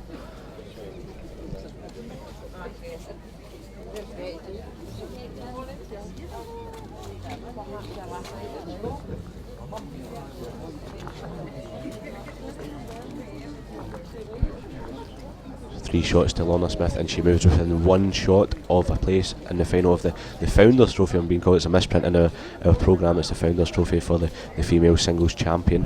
2016 she leads against Kirsty Gardner. And to bring you up to date, the winner of this game will be playing Jane Telfer of Maxwell Town Bowling Club, who came through 21-11 against Ruth Stewart from Cupper Bowling Club.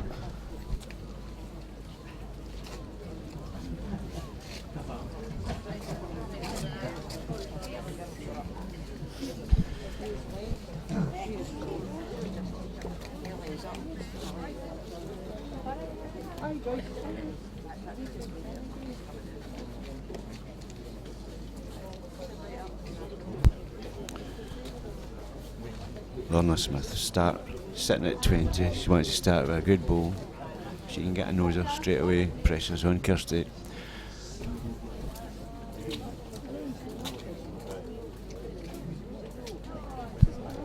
Very good opening bowl from Lorna Smith. She's just pulled tight at the last.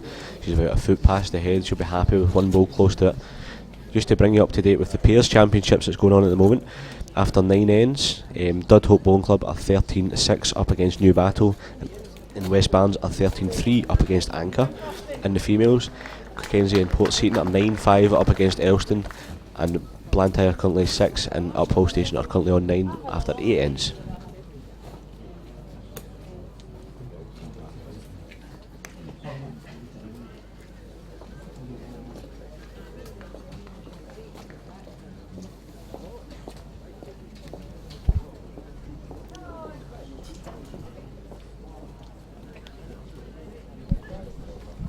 Well, just dropping short there.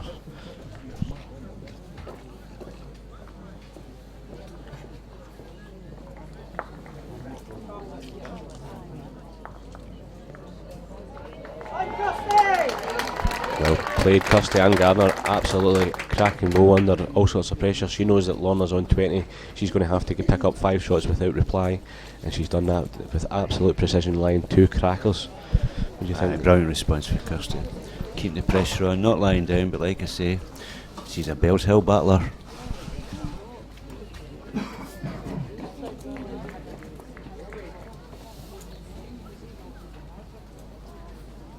Lorna will be fancying her chances here. She has got a decent shot off the backhand to come down onto the Kirsty's bowl that's sitting on the jack to punch it through. Could go through to Lorna's bowl on the left hand side, and even if it goes through further, she does have the chance, one bowl left to draw herself for the shot.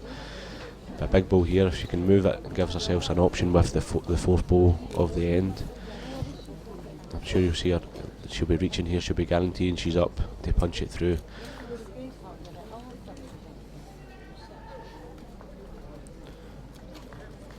Yep, she's on the inside line. She looks to be slightly under she's slightly under, she's coming towards her own bowl and she's pushing away, but finished in a good position there for a chance with her last bowl.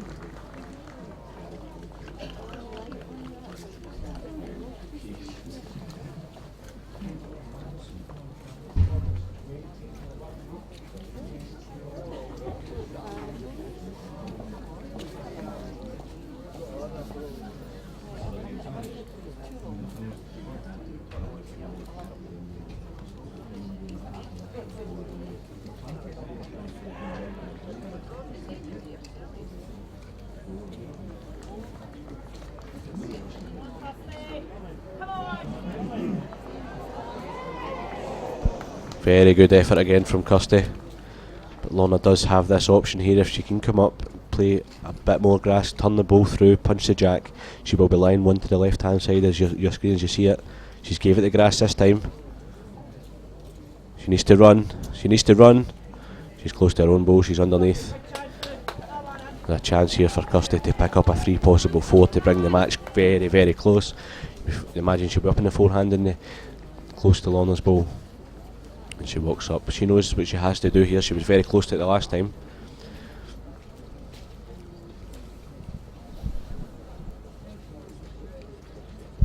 She gets this 4, Paul. Wait till you hear the Orbiston crowd.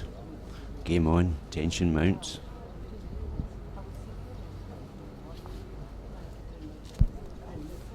She looks to be on a good line again, maybe slightly under. She'll just be looking to draw down to it. She's close to the head.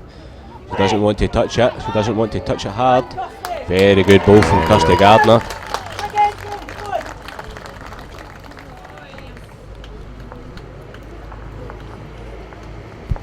Three shots for Kirsty Gardner. It moves on to 20-19 to Lorna Smith. Evenly poised after about an hour and a half of this game. 20-19 for Lorna Smith over Kirsty and Gardner. Couple of ends to go. Sounds good, Derek. Like I predicted, Paul, this was going to be a battle.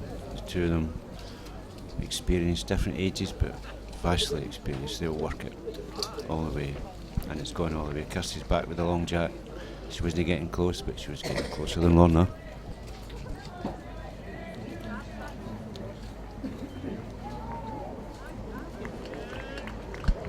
Just to bring you up to date with the ladies' junior singles, Kimberly Harrison of Carluke is 20-11 up against Kelly McDougall. 20-11 up, and that's so within one shot of reaching the final.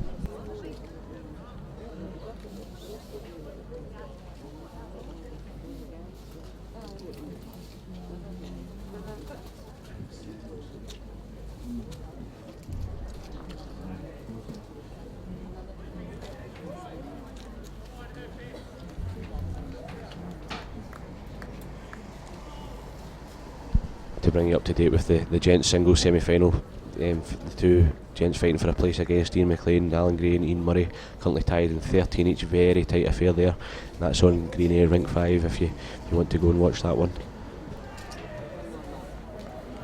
Very good opening bow again from Lorna Smith. She seems to be, the last 6-7 ends, her opening bow has been there or thereabouts, and it's put the pressure on Kirsty Ann. I think that's been the difference. That's why she's reached 21st.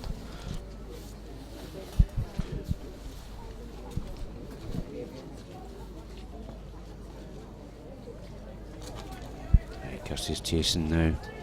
She knows matches against her, so she's got 3 inches to beat it.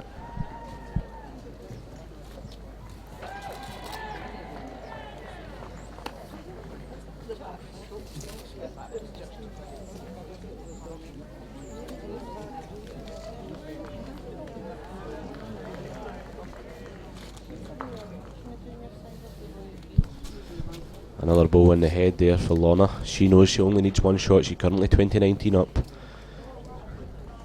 2 bows left for Kirsty Gardner to change this up. I wonder if she's going to change her hand. She's going to stick to the forehand. Surprised she didn't come up to have a look at that head there. She needs an awful lot of weight to hold that line. She looks to be coming very tight underneath, even underneath Lorna's last bow.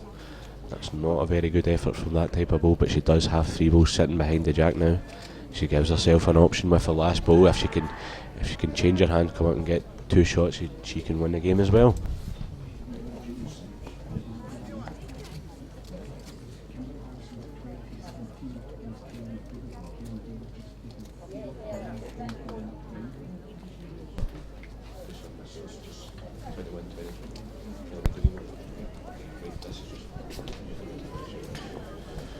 Lorna Smith, match lie for a place in the final to try and retain her title.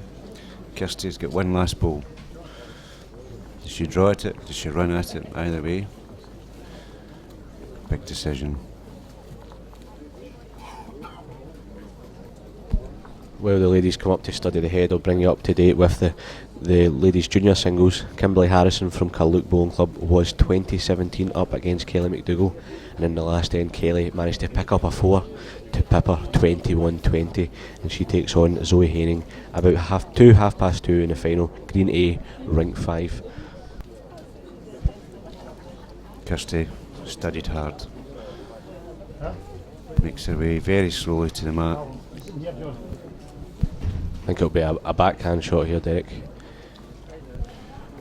You would imagine she has the I think option. she'll be over the weight, she'll go out because she tries to draw, she could well end up short, game over. I think her chances are she's got the back bills as well. Yeah, I think any contact in the jack through, she's going to guarantee herself a 1. If her ball goes with it into the ditch, she can guarantee herself a 2, and it'll be absolutely ridiculous shot that Lorna will have to play to keep herself in the match. So big ball here, she's playing it off the backhand indeed. She's playing it with weight. How's it looking? She looks high, she's not coming down quick enough, she needs an edge, and she didn't get All it. over. Lorna Smith picks up the one shot that she needs, and she moves on to the final of the Ladies Singles Championship for the second year in a row. She'll take on Jane Telfer in the final. Good game.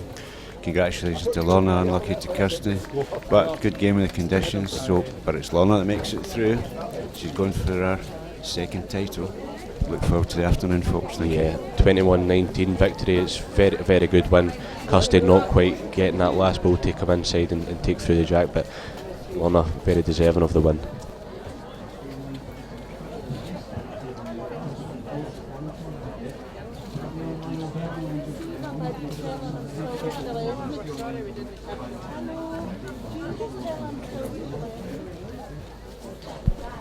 Although this match is now finished, we will stay online for the next 5, 10, 15 minutes, and we'll bring you updated with the scores across the 4 greens, the games that are currently in action. We've got gents singles, pairs, triples and fours. We have junior singles, and we have ladies pairs, triples and fours to keep you updated with.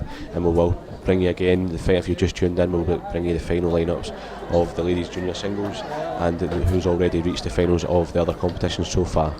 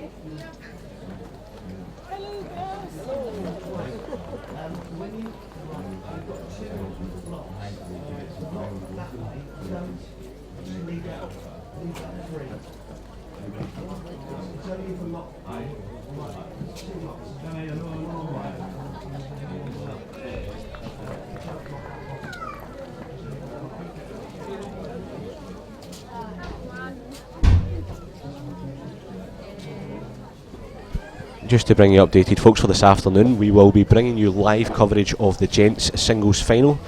That will feature Blackwood Victoria's Ian McLean, who picked up a victory over William Mackenzie 21-7 earlier on this morning, and playing him in the final will be the winner of the match between Alan Gray and Ian Murray, which is evenly poised at the moment.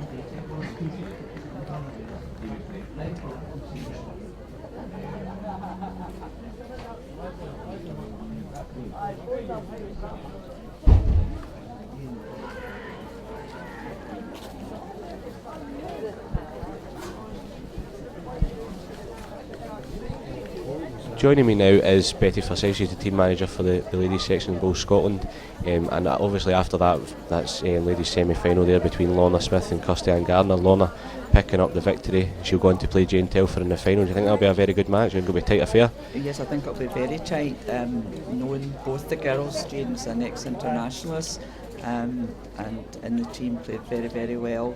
Very good player.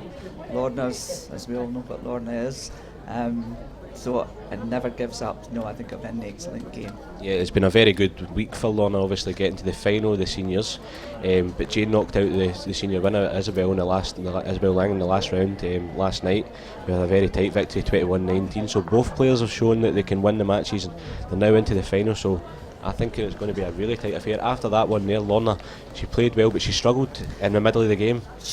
She did, and Kirsty Ann did come on to a lovely game, and even the second last end to pick a 3 up to go into the last end where she had a chance. Yep. If she could have turned that white, she would have got the game. Yeah, it was very close. She did have the opportunity to turn the white through to the back, but she just didn't quite catch it. But great experience for Kirsty Ann, and I'm sure she'll be back. Oh, absolutely, and after winning the 2 bowl triples, Yep. she's had a fantastic series here. And that's her now, not a junior internationalist, so she's coming for a trial for the seniors. Yep, so I think very good player for us. Yeah, and on the way she's shown this week, winning the 2 bowl triples, of course, getting to the final of the singles, the ladies game, the players are very consistent. Obviously, Lorna getting to the final of the senior singles, Isabel getting to the last 16, the quarterfinals of this, and then getting to Lorna's looking to retain her title, and then move on to trying to retain her British title as well.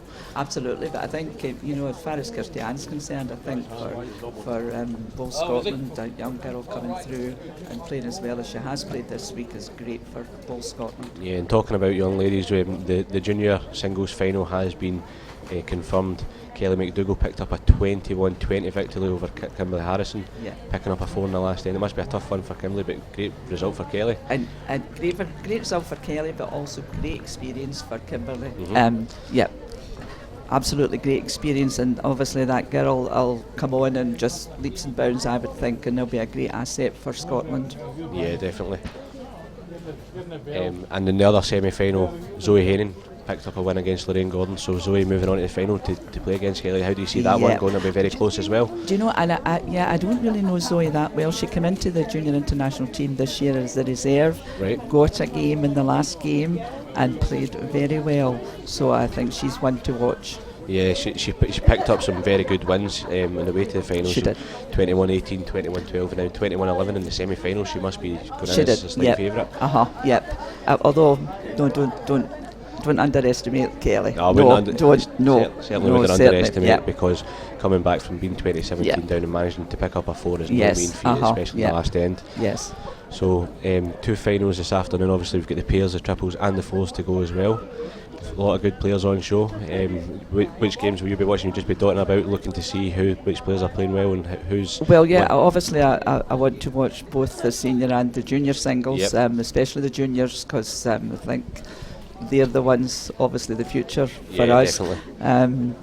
My own club has still their pairs in, so I'm a wee bit a wee bit biased towards that. Hopefully they'll get through this morning. Yeah, we're keeping an eye on all the matches. Obviously there's some great matches going on at the moment, and just goes to show that the match we showed this morning, absolutely great quality. Not the best conditions, but the women showed what they can do. That's right. The greens look as if they're running well, though. Not gathering any water with the bowls coming up. So that's, I mean, if you go somewhere else, maybe the greens are just not as good, but the greens are very good here. And the weather is improving. So the weather is improving. Be even better for the finals this afternoon, because obviously if there's less rain, it has to clear up towards the end of the day. The greens will be starting to dry out. So they will. Be much better quality. And we'll see excellent bowling, I'm sure. Yes, so the finals will be getting underway. Well, actually, thank you very much, Betty, for coming in and speaking to welcome. me. So finals are starting around 2 o'clock. You see the ladies singles championships on Green A on Yes. rank 3, and the under 25, the ladies junior singles under 25 championships also on Green A on rank 5. Thank you very much, Right, Betty. okay, you're welcome. Thank you.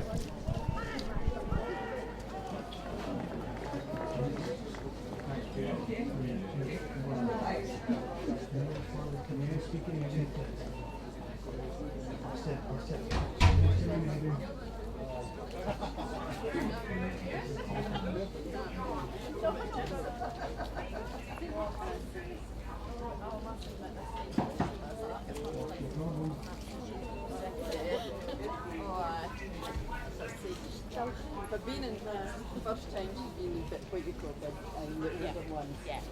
Take them over, take it out, take them over, and make sure you go back and look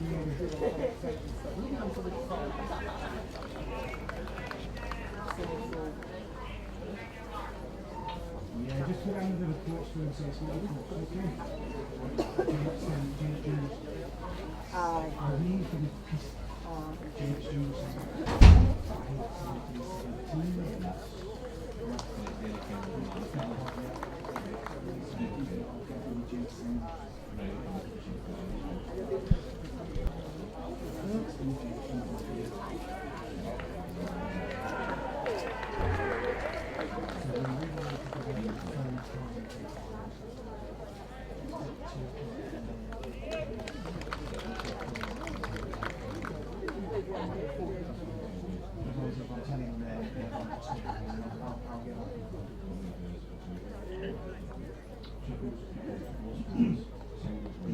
singles have been in your phone, that's what I'm doing. You went to the front. Because of the new people. Don't let people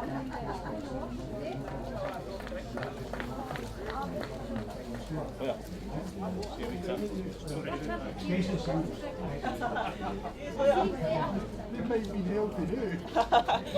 Off it one day if the bad girl.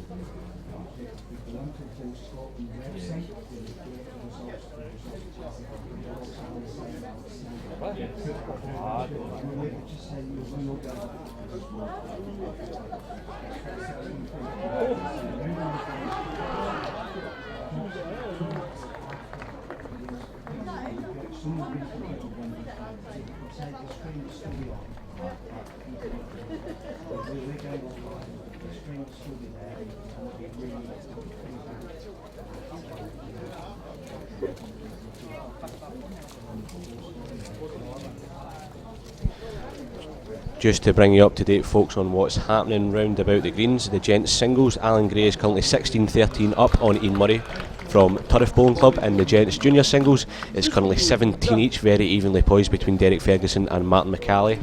In the triples, after 8 ends, it is currently 14-7 to Mark Inch over Hindland and the gents, and Airdrie Central are currently 9-4 up after 7 ends over Castle Douglas.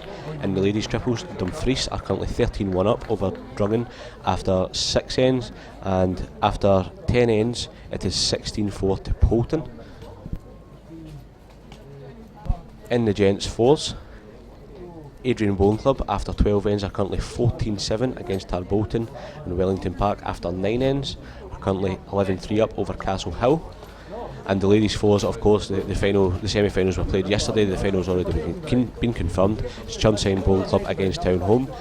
At the moment we will be going offline. There's no further match coverage until the gents final, which will be coming to you about between 2 and 2:30, so around about 2 o'clock. I know it says 2:25 on your screen.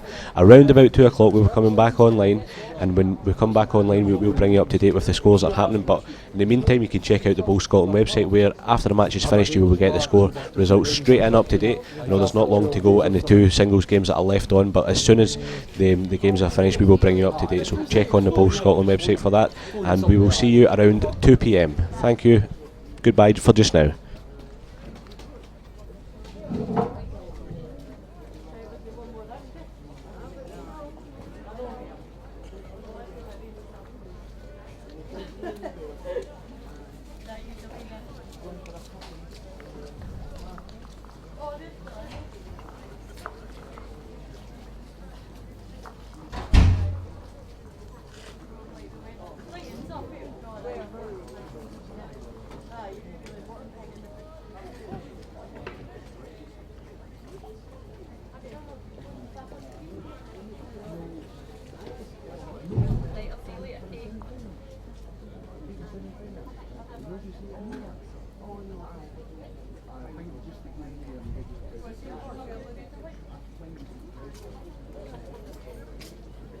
I'll never let you forget that. I know.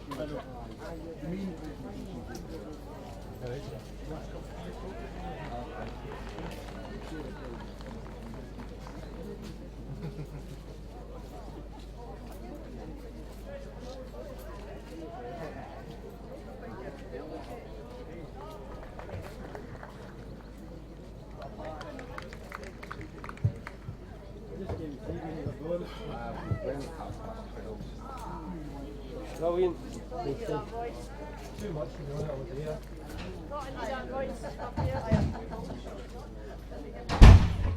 Hello.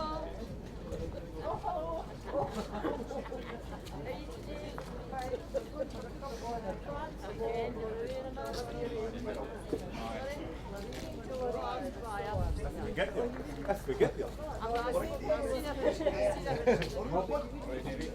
No, I didn't. See you later. No, well, that's how I jump earlier. I kept the brilliant.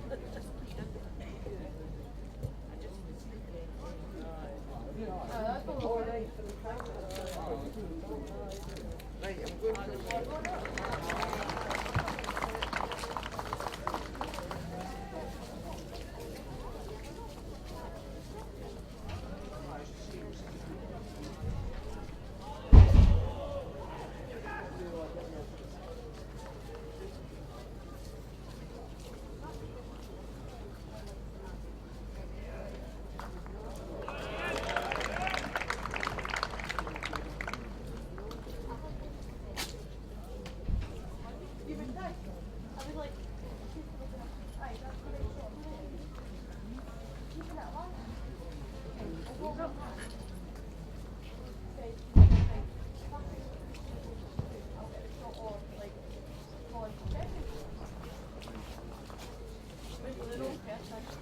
What is that? I see Mrs. Gordon, you're eating over there? I just clocked it. Oh, I know. That's what it was, eh? I think I've got a couple of them. This is the restaurant.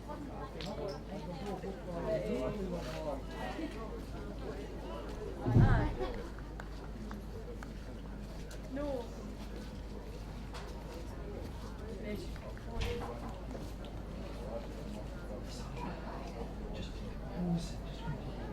Oh, you were off with your game finished, eh? Are you getting along another one? Sorry? You got into No, we're just doing the men's final. That's the next one. Right.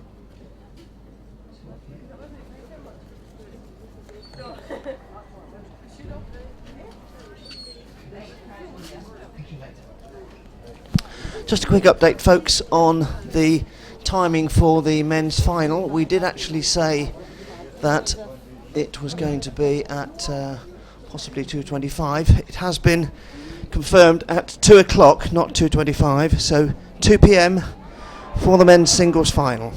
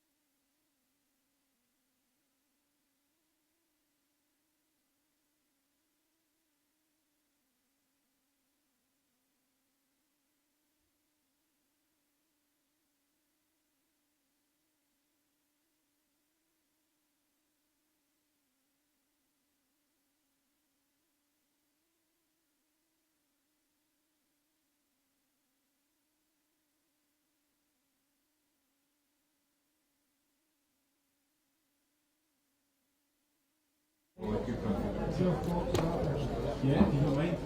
Yeah.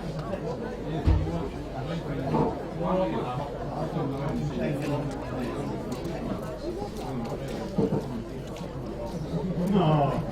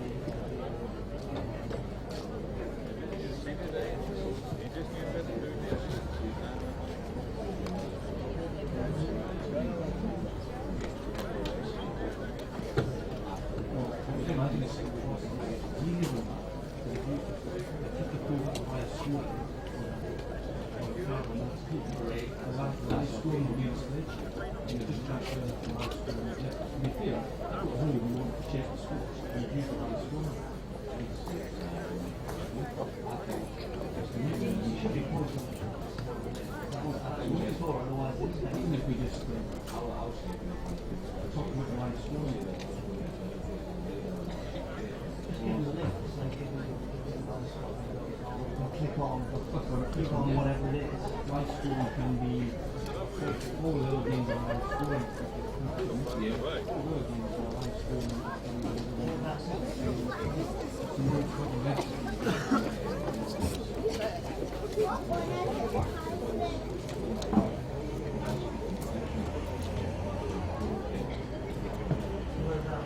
That's the live streaming.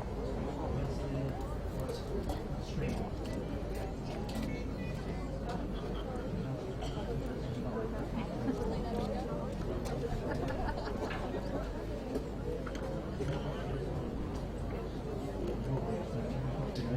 Is it live streaming? No, Not live streaming.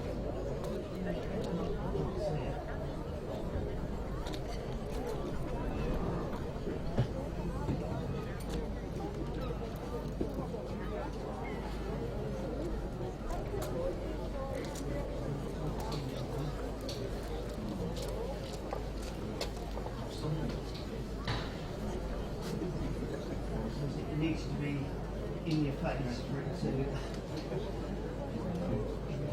Hey. Money in clean.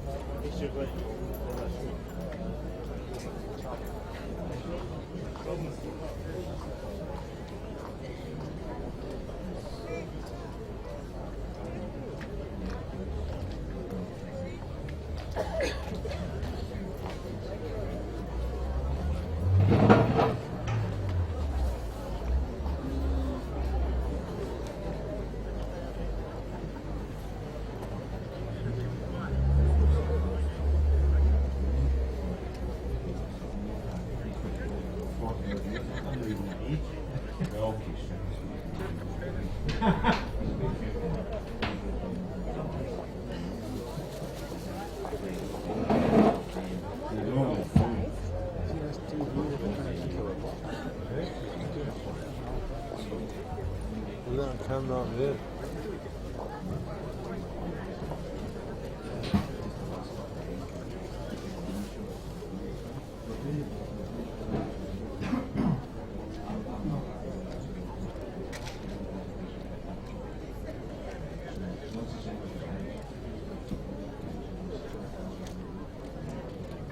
What I'm going to ask them to do as well, at the end of the match, get the handshake, both hands, close to each other. Just make sure they're both on the ball. Yeah.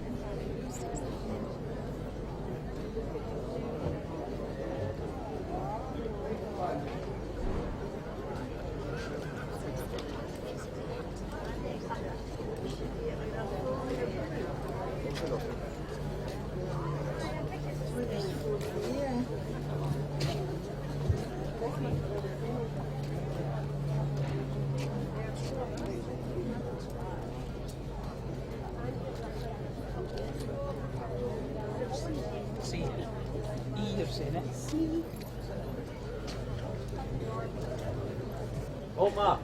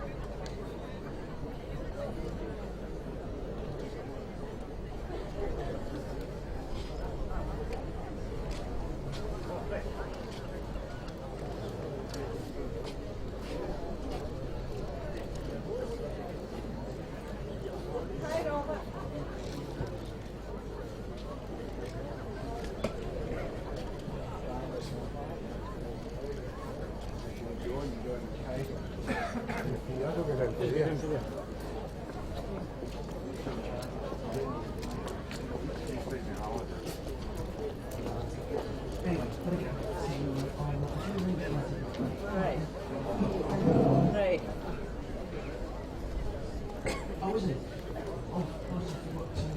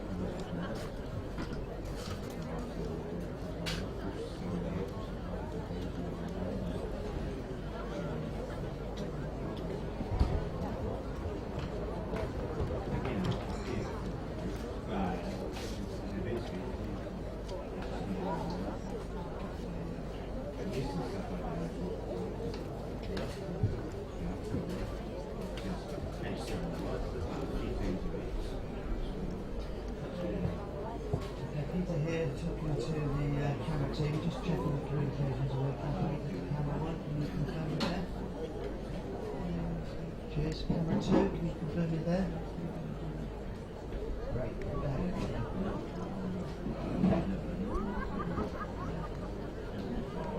can both give me shots I can use, that'd be great.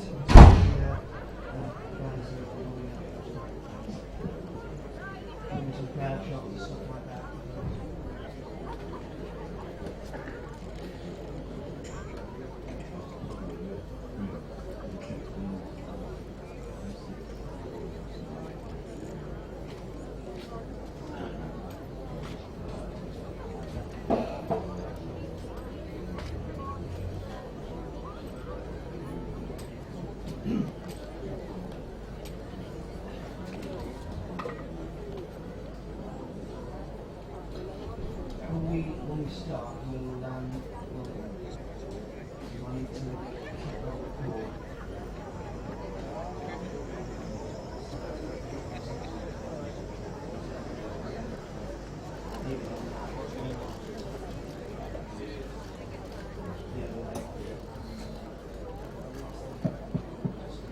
Ladies and gentlemen, please show your appreciation for today's finalists. On Green A, Rink 2, Gents Singles, Turf versus Blackwood Victoria. Hello and welcome back to Northfield here in Ayr, where it is Gents Singles Championship time. The final is between Ian McLean of Blackwood Victoria and Ian Murray of Turf Bowling Club. A very interesting game this one going to be. Both players very experienced. Both players had a good run to the final. Both players having hard games along the way. Both players are used to this kind of pressure. Both have won Scottish Championships before.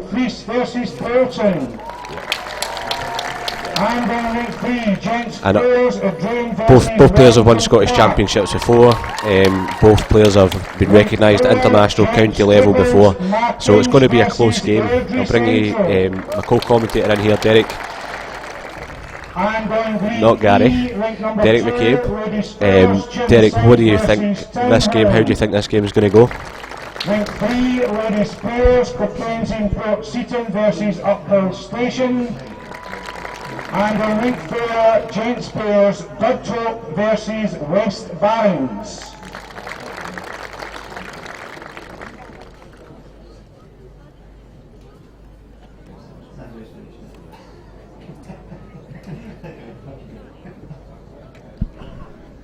Hello and welcome along here to Northfield Bowling Complex in Ayr, where it is Gents Singles Championship Singles time. Up in the singles it's Ian Murray from Turf Bowling Club versus Ian McLean of Blackwood Victoria. Two very seasoned players. Both players have had plenty of experience at this kind of level. Both players have tough roads to the final, although both will be confident going into the match. Both have won Scottish titles before, indoor and outdoor, and both players have been represented at country level and at county level as well. So we're hoping for a very exciting affair here. A lot of bowls going to be on action, obviously. Play due to kick off at 2 o'clock. Couple of trial ends first to get the players used to green. It's been switched from the direction it was playing in this morning. In this morning's games, Ian McLean from Blackwood picked up a 21-7 victory over William Mackenzie from Cumnock, and Ian Murray picked up a 21-20 victory. Caught the end of that game and he came down with his last bowl, turned the jack through the corner, and it was actually a measure for the last shot against Alan Gray from Eaglesham. So a very tight affair, but Ian Murray proving that he has what it takes to move through. Joining me once again in the commentary box, Derek McCabe. Derek, this game is going to be a tight affair, would you imagine? It's a singles. Both players will be pretty nervous at the start, but both players have got the pedigree to take this title. How do you think it's going to go? Absolutely. Both of them here, too hard to call. A wealth of experience, as you say. Ian McLean, it would be harder to say what he hasn't won than it is to what he has won, because it's an enormous list. Murray, years of experience.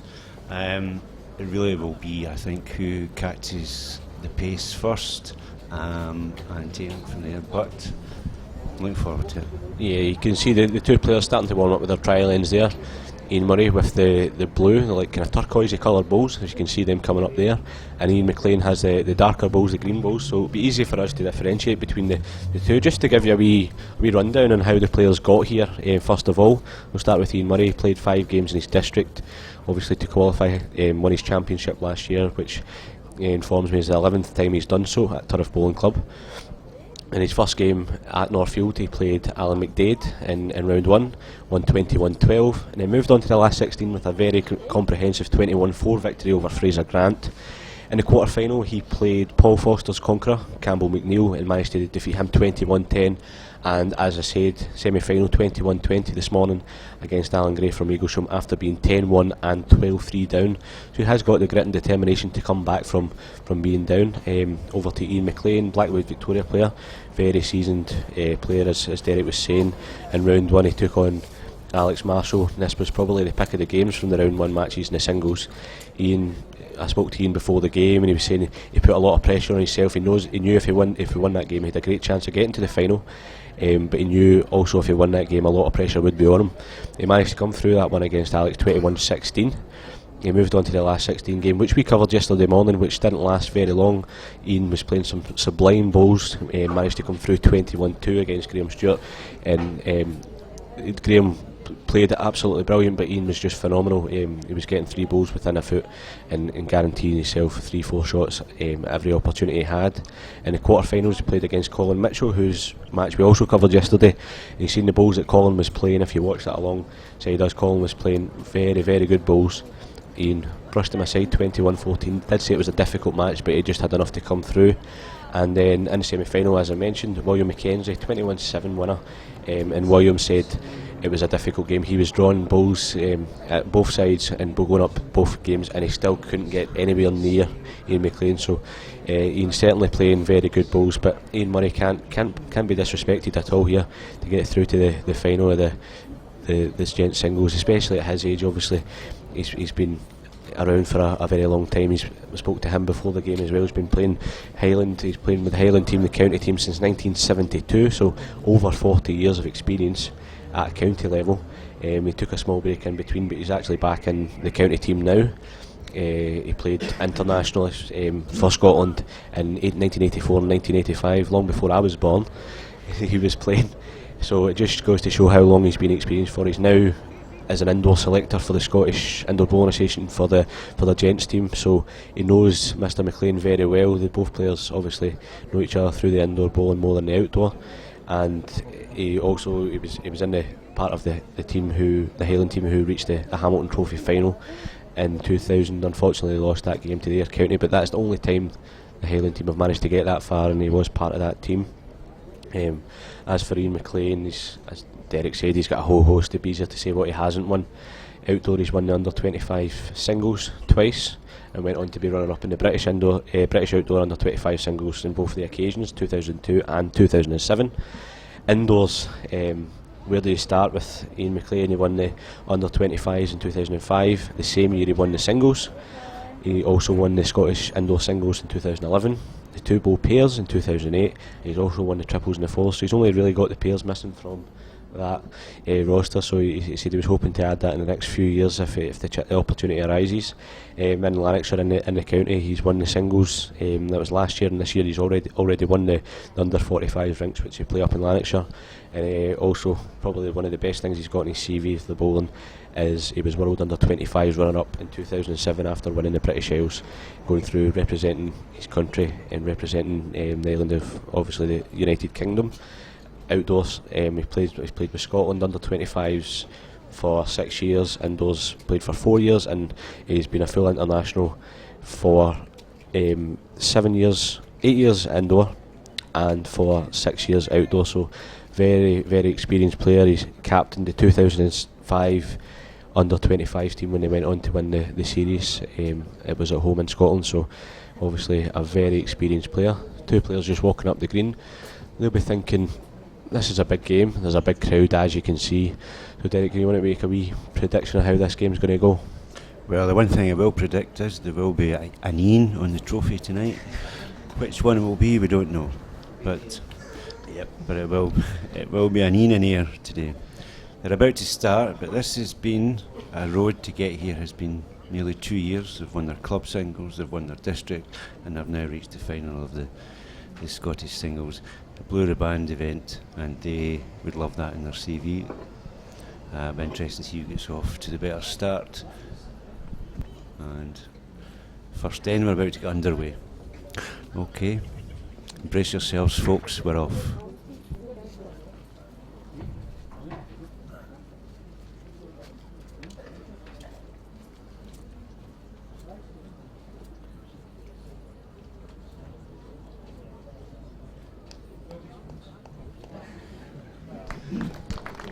Say first ball up there from Ian Murray. As you can see on the screen, the small white dot beside the player name represents who's currently throwing the jack, who's currently playing first.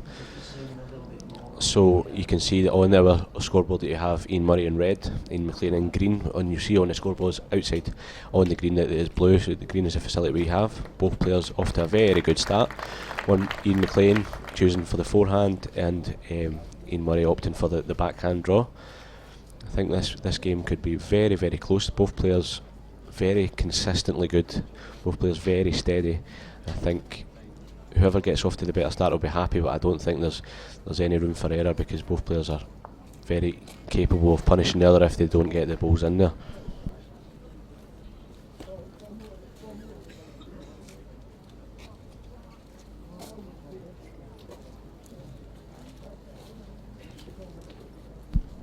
on this green as well. This is Green A. There is the ladies singles final. There is the 2 junior finals with the ladies and the gents. You see Ian McLean coming up here, following that ball up. Absolutely fantastic start from Ian McLean. 2 balls within a foot of the jack, and as we were saying, that's the way he's been playing. If you watched his match yesterday against Graham Stewart, he was playing like that. He didn't really have a lapse in concentration. He was absolutely fantastic, and this is the quality, obviously you can see, of Scottish bowling. This is the men's singles match, so the quality of the heads is going to be absolutely brilliant. Is Ian Murray coming up, and he's going to get a great result here. Absolutely fantastic bowling from both players in this first end, and it looks to me from that camera angle that Ian Murray is holding 3 shots.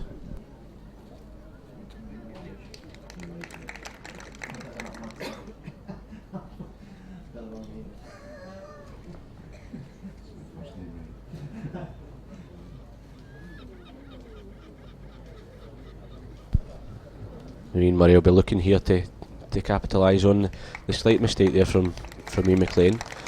It'd be a difficult shot to play here. He could play the forehand draw down to try and take the jack shot away from him, and he could play one round the back, just because Ian has got 2 or 3 balls sitting behind the jack there, so I think it could be a cover shot. You could see down the forehand, just drawn behind, about a yard behind Derek. I reckon a cover shot. Ian's showed his hand, he's lifted it, he's gone for the runner. So, up the back, give himself a bit of insurance. But anyway, if this is the standard with which the game is going to be played, we're in for a cracker, boys.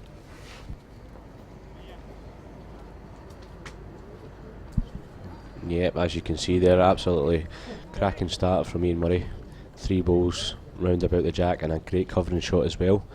Ian McLean, you'd imagine he'll be coming up the forehand, and the 2 balls sitting there will be coming up. Just a draw now with that ball sitting behind, just to rest the ball and fall in the inside ball for the first shot. Currently 3 down, so doesn't want to lose a 3 in the first end. So I think this will just show how good this final could be, the quality in this first end. And the games that we've covered already, we have seen Ian McLean play, and he has played shots like this, and he's played them very well, so we don't expect to be far away here. And he comes up the forehand. He seems to like it. He's to start to swing now. Here he comes, just not getting that swing, just a wee bit heavy. So a great start there from Ian Murray from Turriff Bowling Club. Looks as if he's picked up a 3 in the first end. I think, as Paul, these greens, the tours are different from this morning, starting to dry out, playing a different way, but still any extra weight coming down that forehand side, the balls are always going to hang. Yep, you can see the marker there holding up 3 of the lollipops for red, pointing to Ian Murray. He's picked up a 3 in the first end. Ian McLean will slightly be disappointed with that, because he knew he would have a chance to pick up the jack there, or take it through to the back for themselves, but Ian Murray does pick up the 3. As you said, the greens will be playing much different. The rinks have been moved, the greens been swapped from the semi-finals this morning. It is playing across the Newton Park clubhouse now, away from Northfield, as we can see it just now. And as the greens are drying out, the umpires came in and said that from bowl to jack, from mat at full length, it's run to about 12 seconds, so a decent pace green as well. And good start again from Ian Murray, just run up on the backhand, showing same hand again that he played the ball to come in and make the 3.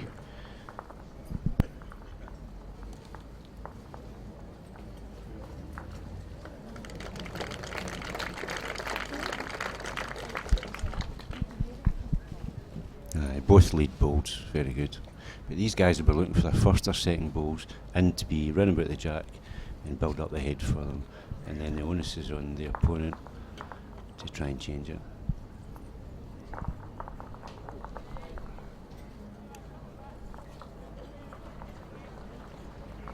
Just to keep you informed with the other games that are ongoing in this green, we have Jane Telfer of Maxwell Town against Lorna Smith, reigning champion, on rink number 3. On rink number 4 we have Kelly McDougall of S Mills against Zoe Haining from Bainsford, and in the gents junior singles championships we have Gary Robertson from Lockerbie taking on Martin McCauley from Adrian Bowling Club. So 3 very good games on the same green as this final that we're seeing just now.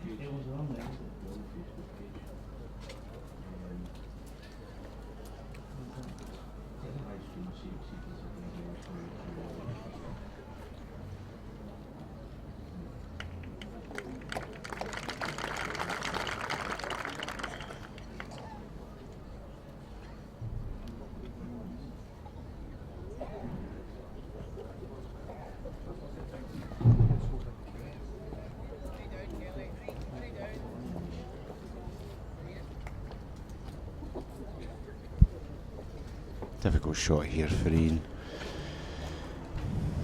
Ian McLean played a perfect last ball there. Good effort. Just slightly heavy, didn't get enough contact.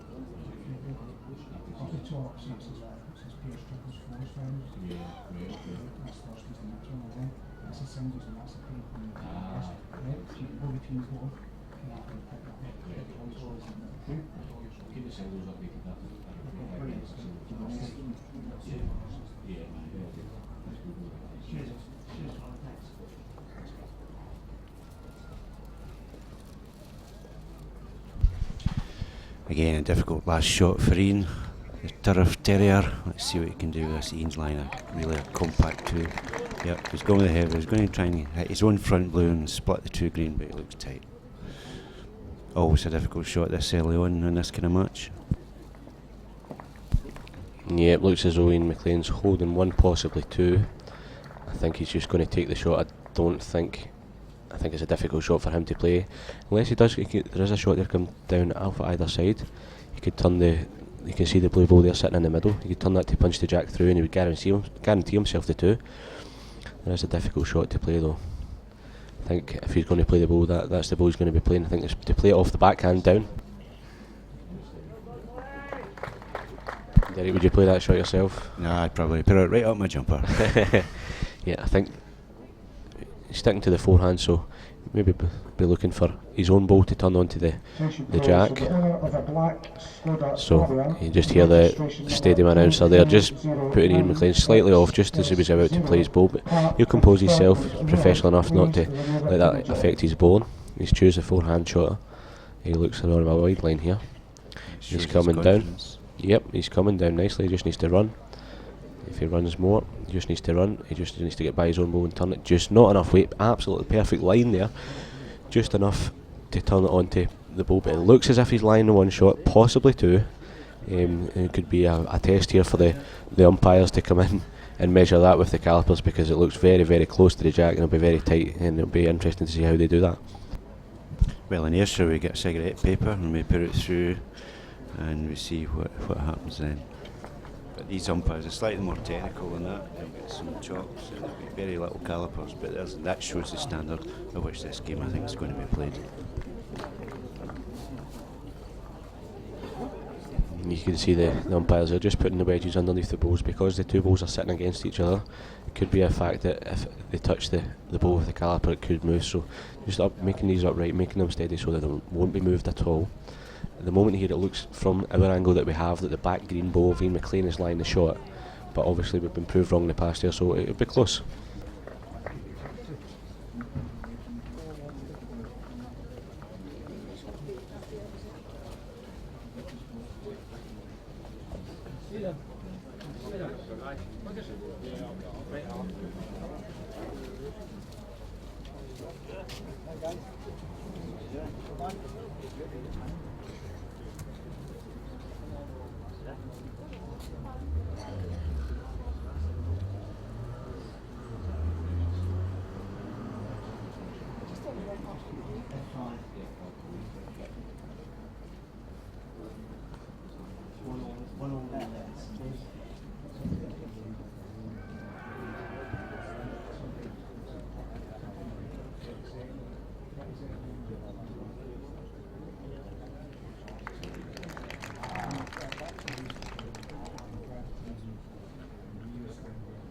they're not necessarily aware.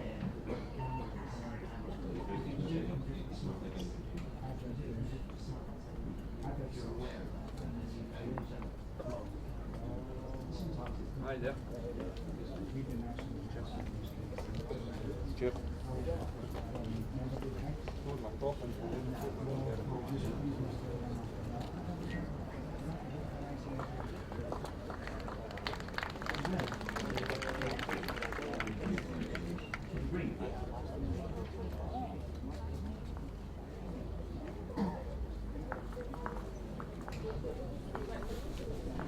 Yep, so 2 shots to Ian McLean, gets himself back in the match with an absolutely excellent second bowl. Draws down, takes the jack through and lies 2. Ian Murray will be disappointed there. He did have one very close to it, lost it in a very tight measure. You could see the umpire in there with the small calipers trying to ascertain which of the bowls was lying the shot. It was 2. It looked like on the camera, and we've actually got one right for once, because when they're further away it's very difficult to tell, but when they're closer in to the jack it does seem to be easy enough to find out which one is lying the shot. So after 2 ends, it's 3-2 to Ian Murray of Turriff against Ian McLean of Blackwood Victoria.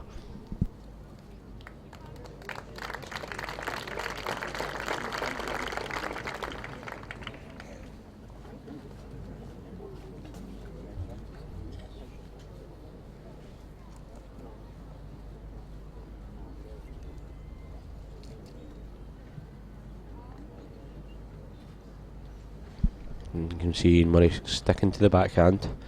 Ian McLean focusing on the forehand coming up this way, so it'll be interesting to see which one catches the respective hand first. Ian Murray, of course, Scottish triples champion way back in 1983, so he'll be looking to pick up another Scottish title. It's 30 years ago this year, so he has been to Northfield a good few times, 4 or 5 times, but this is his first time in the singles, but he's reached the final, so must be doing something right.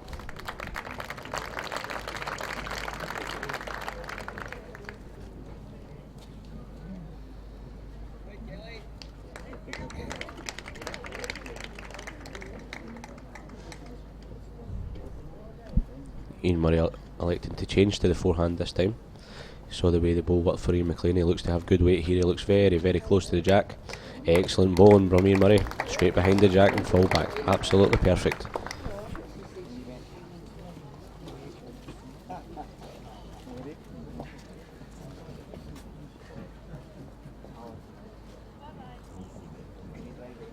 It's an effort here from Ian McLean. Just slightly running by, not quite got the weight on this way up. He's got the line absolutely perfect, but just the weight coming up this way towards the Northfield clubhouse, just behind the camera. And there's Ian Murray coming up again. Looks very close once again. Just went to rest behind his own bow onto Ian McLean's in life for 2. Just unlucky there, but it looks as if he's caught a second shot. I expect Ian McLean here to throw up to cut down. Looks to be on a high line once again. He'll have to have very good weight here.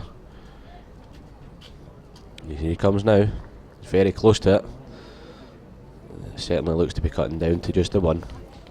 It's good enough at that stage when the ball is so close to the jack sitting on the back of it. You see Ian Murray here. I think he'll be staying away from the forehand now. Nice draw down the backhand. He's his own ball there to promote as well. Yep, sticking to the backhand. He's got a nice line. He's slightly over the weight. I think he's just coming now. Needs to bend, he needs to bend, he needs to bend. Very good effort from Ian Murray there. He'll be very close for the second shot, I think.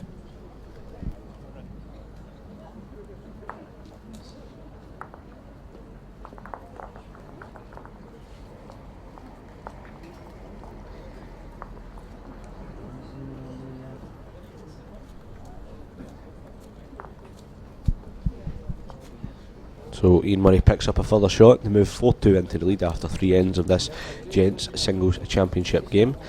The Gents Singles, obviously, the flagship event here at Northfield. They'll be going for the Rosebery Trophy, but on the same green, as I've said, the Ladies Singles Championship and the 2 juniors, the Gents and the Ladies, are currently ongoing. Just to bring you up to date with the scores there, after 2 ends in the Ladies Singles, Lorna Smith against Jane Telfer is 1-1. Martin McCalley against Gary Robertson. Gary Robertson of Lockerbie currently leads 3-2, and Kelly McDougall's got off to a great start against Zoe Herring. She's up 5-0.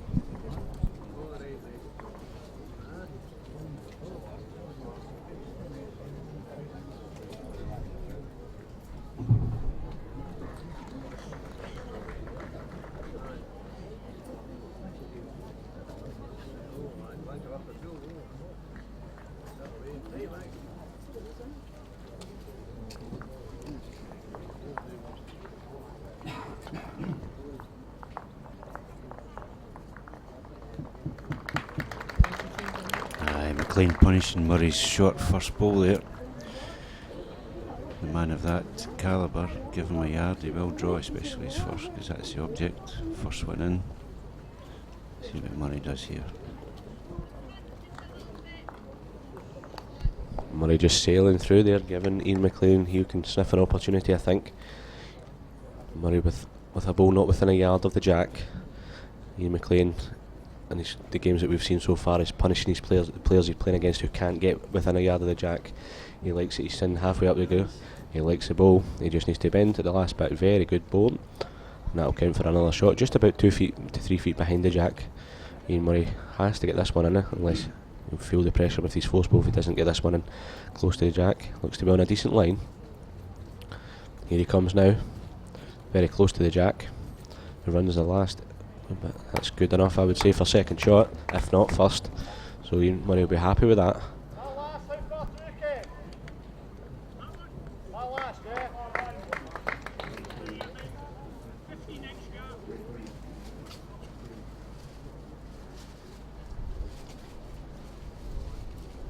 McLean just making sure he is line shot. Third delivery at the end for him. Lovely smooth delivery. Let's see where he finishes up. He'll be looking to capitalise on the shot, and he's done that perfectly. Yeah, that might be 1 in, 1 out. Yeah, I think he'll be happy with that. He'll guarantee himself the shot and put the pressure slightly on Ian Murray, because he knows if he can play up again, there's a chance to touch on the jack to turn it through for 4. Ian Murray picked a line, and once again he's running up after it. I think he likes it. He's stopped now. I think he may be coming down inside. He just needs to run. He's very close to it. Very well played, Ian Murray, once again. That's an absolutely cracking effort. The way he's sitting, it could be 2, the way the camera. Yeah, it's an excellent ball by Murray. McLean, a lot of work to do now. He's wanting to salvage this end. And I think you can tell by the way Ian McLean's walking. He knows what he has to do, but he's struggling at the start. I think just the way that Ian Murray's playing, every opportunity he's getting, he's coming in with the last ball, he's making it count, and he's putting Ian McLean under a wee bit of pressure. Backhand again for Ian McLean. Likes the good line once again. He's following it up. Looks to be coming down to it. He needs to hurry. He needs to run. He's not quite reaching there, so just dropping 2 feet short. Unusual for Ian McLean. He's usually up towards the jack. One shot to Ian Murray, who moves into a 5-2 lead over Ian McLean. Game's been going on for about 20 minutes or so. Good start from Ian Murray. He'll be delighted the way he's been playing his ball so far. He's catching the weight well, going up both ways. I think Ian McLean's just struggling slightly in this way, the way this end here. The way the jack's going up towards the Northfield clubhouse, he's just been struggling with his weight slightly, and Ian Murray has used that to capitalise on the mistakes. Both players settling in quite nicely. Good to see the stands filling up as well. And the sun's out, as one of my colleagues says here. Yes, sun shines in the righteous. Well, Northfield Bowl Scotland Premier event here. And a wee bit wide, Murray's first ball. If you want to keep up to date with the games that are ongoing at the moment, this is the game we're bringing you live. It's the Gents Championship final. But if you want to follow the ladies or the juniors or any of the pairs, triples or fours, we are providing a live scoring service. You can find that on the Bowl Scotland website at bowlscotland.com, or you can go onto our Facebook or Twitter pages where there are links to that live scoring, which will be updated every couple of minutes after every end, so you will be able to follow the games only about 2 minutes behind. So if you can't make it here and you're watching this game, you want to keep up to date with the other scores, that's the best way to do it. Great opening ball from Ian McLean. Ian Murray just following up there, following slightly against the bias, and he could be lying the one shot. It's very close again. Very high calibre bowling from these two gents, who obviously done very well to reach this final for the Rosebery Trophy. Well, on average, Paul, these guys have played 15 singles without defeat to get to this point. So, and neither one of them want to lose now. I see another fine head building up. Yeah, as you say, both players obviously know how to win a game of singles regardless of what the score is, whether it be 21-4, whether it be 21-20. they know how to do it. They're obviously playing against club champions from all over the country to get here, whether it be in their district, 5-6 games, and then through here. This is their 5th game here at Northfield over the last 2 days, so it's good for the players. They know how to play the game, and they're showing why they are the best in the country. And you can see here the heads are building up after only 4 or 5 ends, the way they're playing. After the greens have been switched from the small end, they're catching it very well. They're doing absolutely excellent.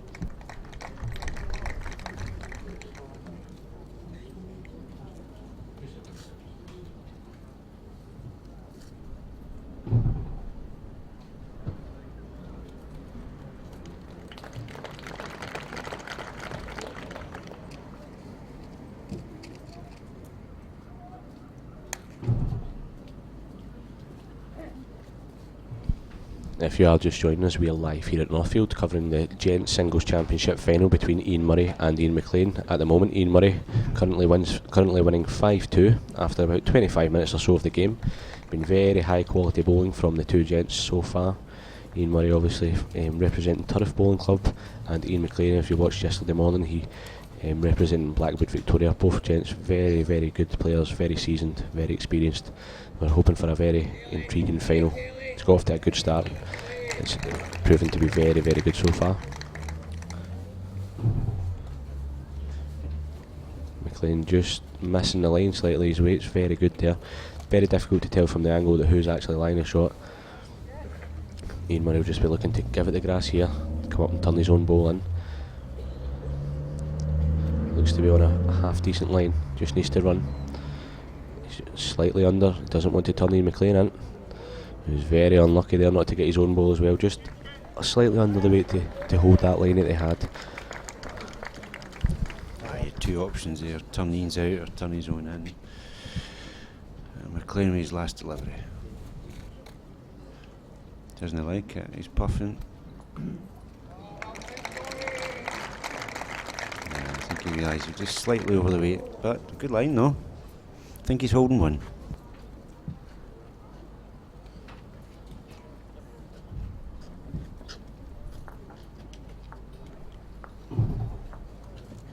I think Ian McLean picked up the shot there, one shot to Ian McLean, moves the score on to 5-3 to Ian Murray.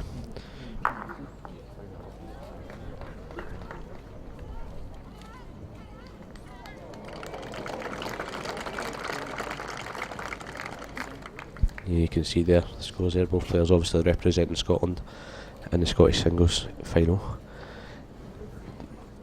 5-3 to Ian Murray after 5 ends. Ends of course don't count in the Singles Championships. It's first to 21 picks up the Rosebery Trophy, and we'll be bringing you the presentation of all the trophies afterwards.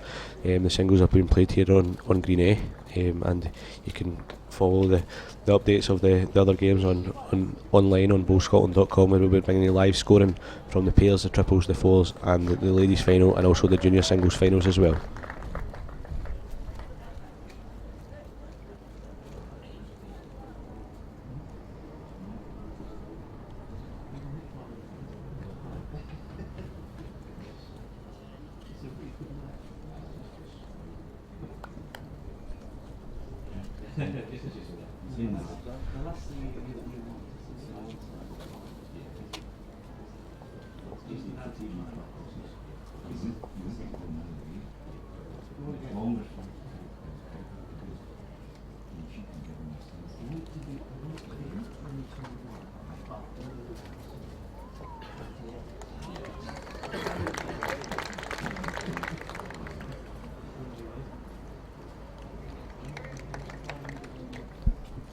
Slightly open end from both players here. Ian Murray just coming down the forehand, looks as if he's picked himself the shot there.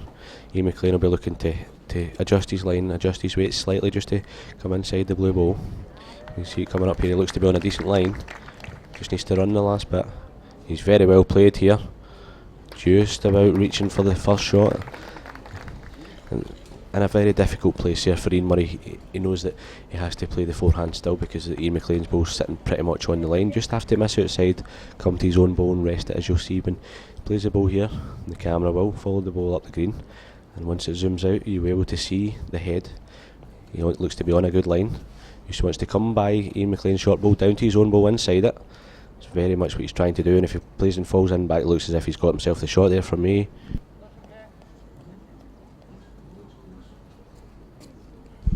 Ian's asking, so are we.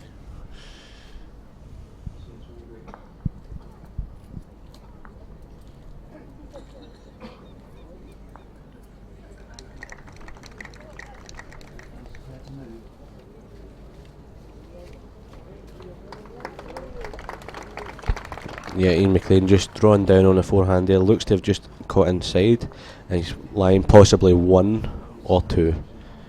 I think that last ball there is definitely the first shot. The front ball of Ian McLean could be in the shot here. Ian Murray will just be up here with the last ball here, and he'll be looking just to play the same sort of ball, draw just inside Ian McLean's last ball. He'll be looking to pick up a 1. Similar ball, all he has to play exactly the same. He'll not be far away.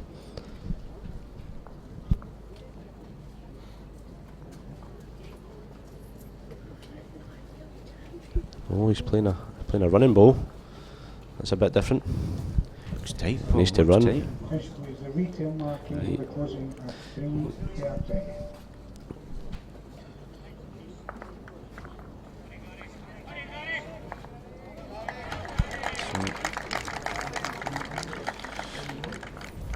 McLean picks up a pair.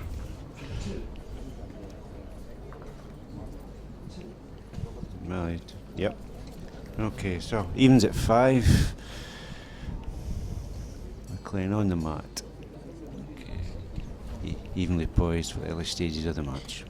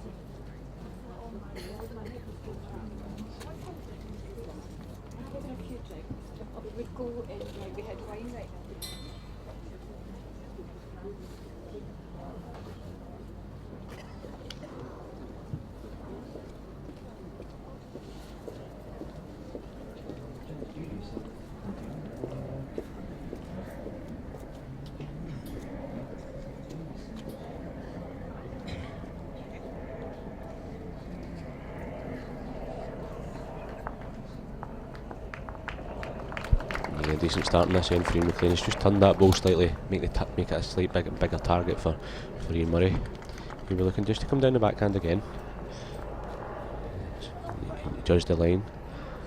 As long as he's got the weight, he should be able to hold that. Just coming down nicely now. Looks to fall in behind. Very good effort there from Ian Murray, just slightly over the weight for the draw. But he knows he's got the 2 balls waiting behind, so he can hold it in with a wee bit more weight and punch the jack through to his balls waiting. Ian McLean will just be looking to sit one right in front of the jack here. Looks to be on a higher line. Even if he is coming inside, he has his own ball to turn through. Looking very good there from Ian McLean. Target is a bit big though, so he won't be too happy with that. He expects Ian Murray to be guaranteeing this weight here. Picked a line once again, I think.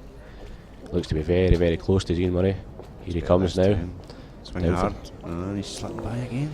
Very extra unlucky. pound away, and he's just stopped that final bend. Yep. But he's got 3 receivers there with a ball to come. Yeah, he's got very good options here as Ian Murray, and Ian McLean will be looking at that thinking he has to come up the backhand and cover the 3 balls at the. He can play either side. He can play the backhand, he can play the forehand. There is a shot to play the 2 balls, or there is a shot to turn the jack through. So Ian McLean will be looking just to cover, just to come up, just to draw in the backhand, sit in the 2 balls. That's sitting behind. Split them up. You can see there's playing the backhand side. So looks like we're on a nice line here. Just motoring on slightly. Ian Murray has got a chance here, even though he is 2, possibly 3 shots down. He's got a great opportunity here to make it, turn the head, make it a 4 or 5 shot swing and pick up a 3 or 4 from himself. What hand would you imagine he's going to play it off of, Derek? No, he played down the backhand, just as a slight adjustment. And the stride just slightly over the draw height to pull the jack to his 3 receivers. You get a conversion like this at this stage of the match, that'll give him a right boost. Yep. It'll help Ian McLean, but it'll help Ian Murray. Playing off the backhand, he looks to be under the weight, but he has got the 2 balls to stop on. If he can stop on that ball there for second shot, I think he'll be happy with that. That was his second option. If he was just over the weight, if he was just tight, he had the option just to pick up second or third shot, so he'll not be too downhearted, but he did have a really good chance to turn the jack there.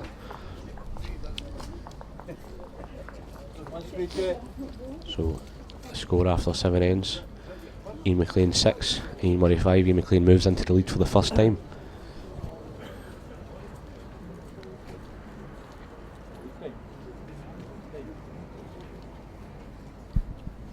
Just to bring you up to date with the other singles games that are going on in Rink A, Green A, sorry.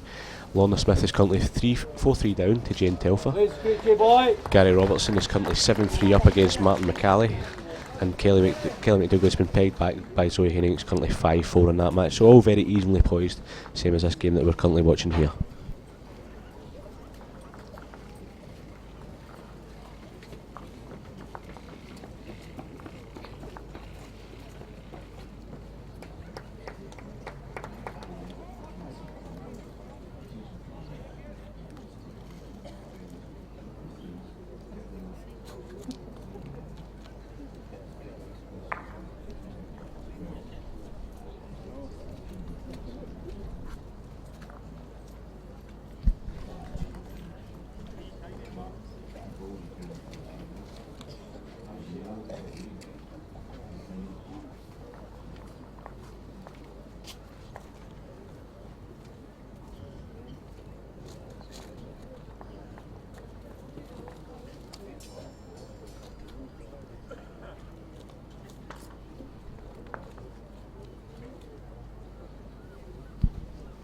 Ian Murray opting for the forehand this time. Looks to be on a higher line. He's coming round, he's just running on a bit behind it. Not be disappointed with that, a ball behind the jacks never goes wrong. Ian Murray currently holding one. Ian McLean will just be looking to come inside towards the ball. Nice drawn weight. Looks to be on a decent line here. He just needs to run the last wee bit. He's going to get a good result here, I think, as Ian McLean. Yep, comes in, gets the shot out of that. That's the shot he was playing, he was decent weight for it.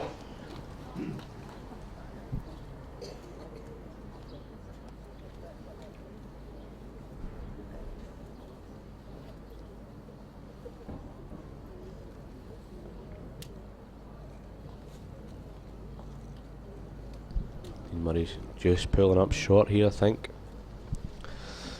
Making it difficult for himself with his last ball there. One ball short and one ball behind the head, he'll not be happy with himself. I wonder if Ian McLean will sense on a wee opportunity here. There is a draw in the forehand which will be difficult for him now that Ian Murray's ball's sitting short. But he has got that chance to come in the backhand or on the forehand in the tight side to sit in Ian Murray's ball, turn it through maybe 2-3 turns and sit for 4 shots. He's got a wee chance to make a count here. At this stage of the match, I'd probably play it. Yeah, I think 6-5.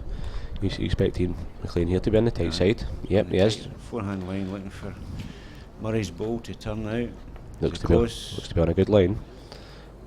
Very good effort from Ian McLean. He knew there was always that option, he would be on the high side of it, there was always that option of turning his own ball onto the jack. But Ian Murray does have a ball sitting to the bottom of your screen, the back left. If he can play through, similar sort of ball with maybe 2 yards away, he can punch through and go through to the left, he could pick himself up a shot. A wee stab of the white, wee spring.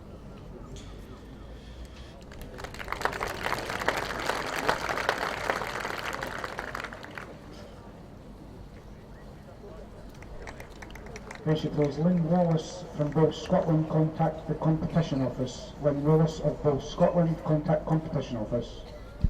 Forehand shot here for Ian Murray. Yep, plenty of weight on it. Looks to be on a higher line than Ian McLean was. I like him back though. No, very, very high line. Too high for that hand. But he knew he was only one down, so it was worth the risk he could play.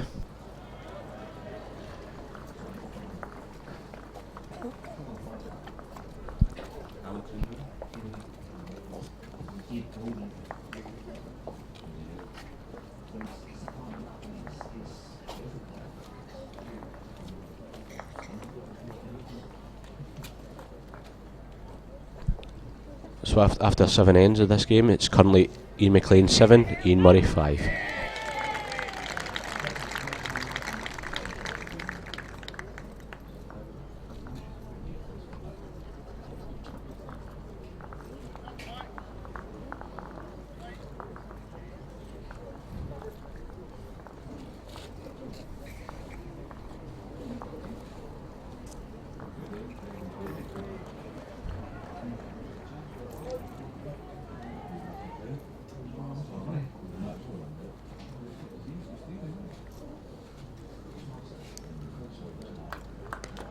Very good start there for Ian McLean once again. Showing he's very consistent with his first ball, always there or thereabouts. Ian Murray opting to play the forehand this time. His body language tells you he doesn't really like the ball. Seems to be on a higher line. Here he comes now. Just needs to run down towards the jack.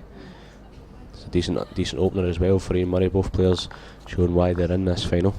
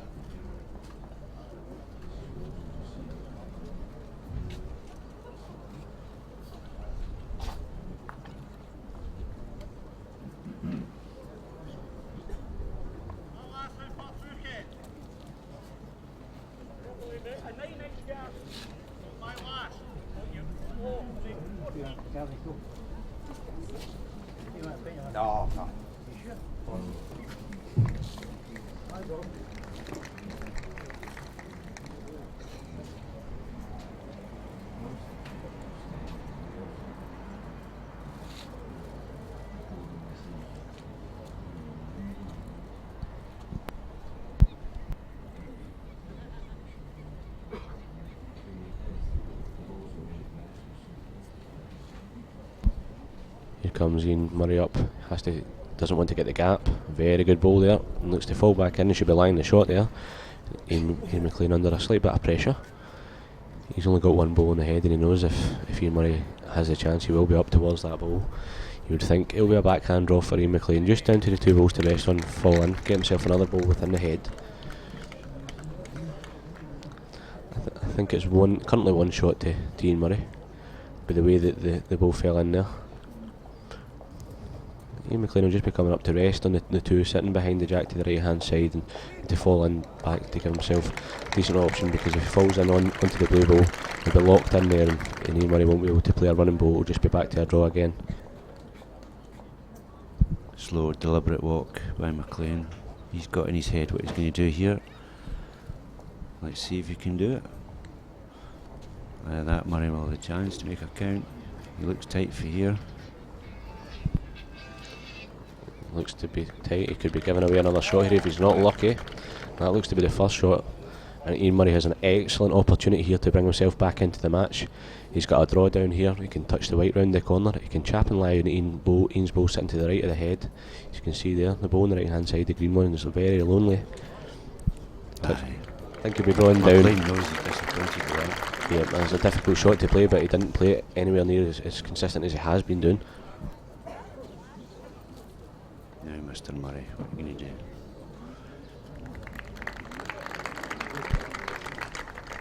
Centre. Decent line. Needs to come down inside to the ball. Hurry to it, Murray. He's very close as Ian Murray. It's an excellent ball. Well done, well played. First shot drawn with his last ball. Absolutely cracking effort. Looks like he's got 2, possibly 3 shots here. Yeah, he's leaving in the 3 there, Ian McLean. He's disappointed in himself. Knew he had an opportunity. So 3 shots there to Ian Murray, and he takes the lead 8-7.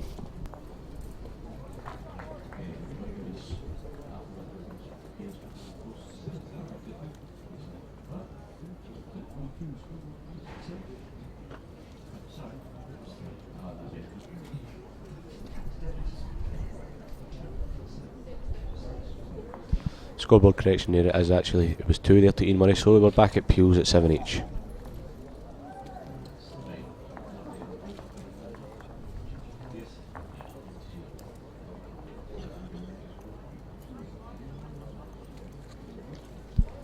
Just to give a quick update on how the other games are progressing outside of Green A in the singles. In the Gents Pairs final, West Barnes, Alistair Kennedy and Billy Mellors currently 4-1 up after 3 ends against Dudhope, the pair of Colin Ramsey and Mark Thompson.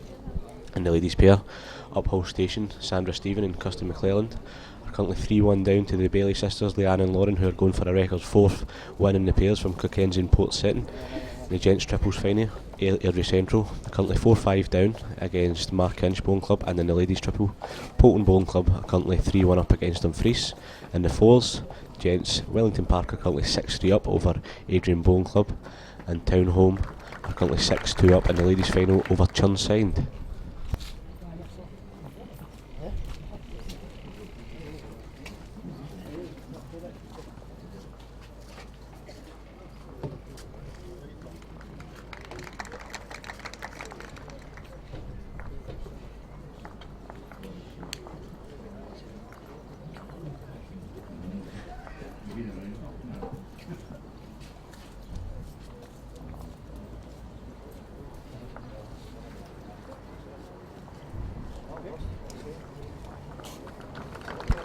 Good bowling again from Ian McLean. Ian Murray will just be looking to add 2 feet to his last 2 bowls, just sitting slightly short. Let's give it a good bit of grass coming up here in the backhand. He's running after it, he seems to like it. Needs to bend from that angle, needs to start to swing a lot. Here he comes now, just running through 2 to 3 feet, so chance here for Ian McLean to put the pressure on. Nice draw down the backhand again, just to sit in his own bowl. The jack turning through would be a bonus. Concentration in the face of Ian McLean there coming up. Looks to be on a decent line. Similar weight to his last 2, will be very close to this. Looks to be very close to Ian McLean. Absolutely perfect bowling there from Ian McLean. Absolutely wonderful.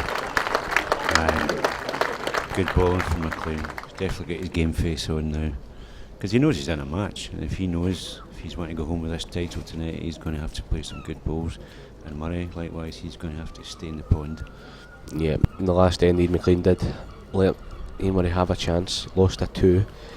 He knows it could have been 3 or 4, and he slightly got away with it. He doesn't want to give him that opportunity again. Ian Murray's got a very difficult shot here to cut down. I think the only shot he's got is a backhand draw. Yeah, it's giving it the wide berth there, and let it swing down. Looks to be on a decent track. Here it comes now. Just needs to run. He's not reaching whatsoever. An opportunity and a half here for Ian McLean to draw for 4. He's got over a yard to draw the shot, and we expect a player of his calibre to do this with relative ease. Yes. So again, that slow, deliberate walk. Bad news for Murray is McLean's got another ball to come. He's going to make that count. If he can get a 4 here, gives him a boost, gives him a gap.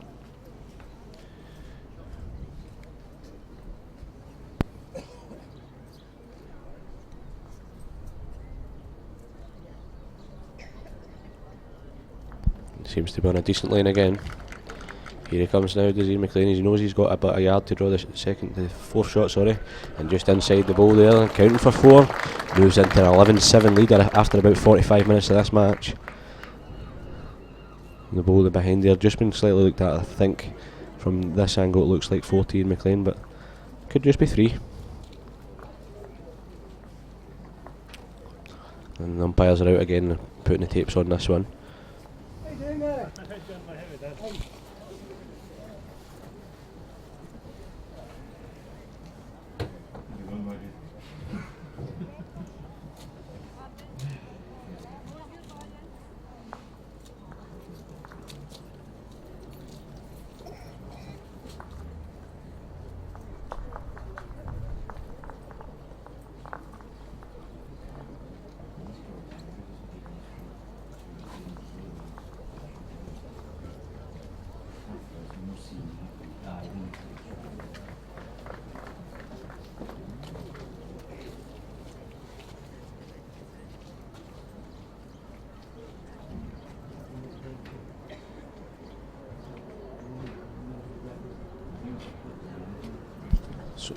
So it's 3 shots there to Ian McLean there.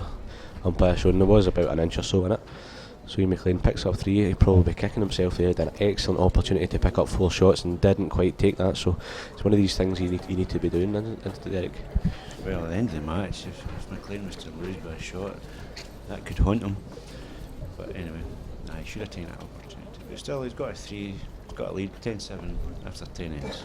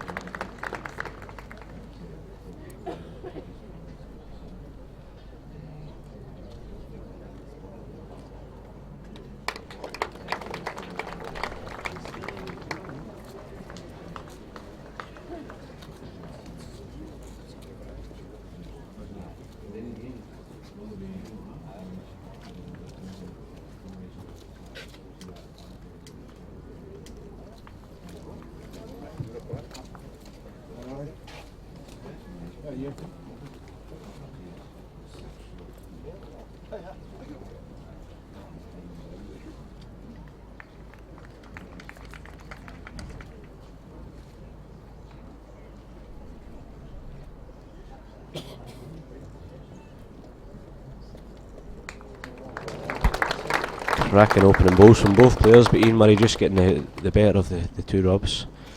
Ian McLean will be looking just to draw inside once again.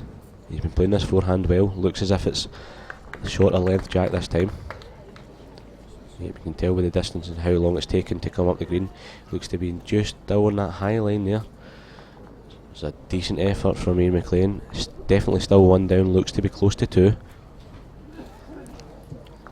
Just the 1 point there from the marker of the game.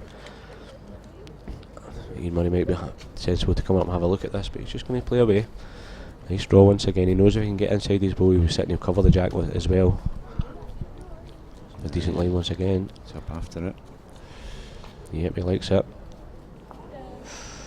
Very good try once again. Look at you can see the grouping in the balls there. There's 5-6 balls being played, all within half a foot of each other.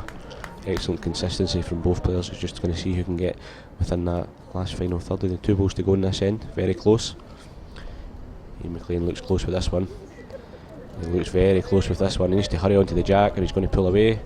Very good ball from Ian McLean, absolutely excellent. Perfect weight from McLean. Gives him a one-shot hold.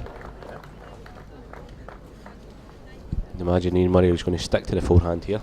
He's been playing it well. He can afford himself to play a little bit more weight at it. He can guarantee himself, he knows if he comes across tight he can chap the ball, he can take the jack through to guarantee himself the shot.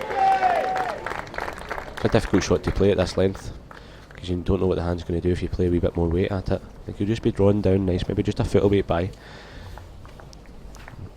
Looks high there with the weight to get it out of his hand. He needs to start to swing. He really needs to start to swing. Give it that extra bit of weight, it's just not going to move, is it, Derek? No, he was always high to start with that weight on that hand. But he knows as well he can't afford to be short at these attempts. So, but anyway, 1 shot to McLean. He increases his lead in this Both Scotland men's singles final.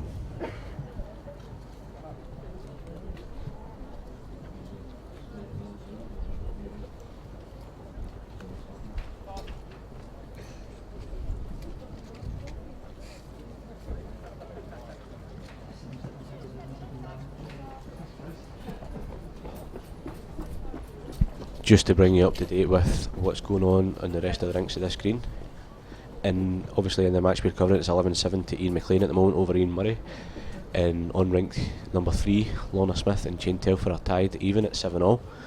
On rink number 4, Gary Robertson has a 9-7 lead over Martin McCallie, very close in that game. And also in the ladies junior singles is currently 8-all between Zoe Haining and Kelly McDougall, so very close across the green. Very competitive bowling going on, very excellent bowling going on.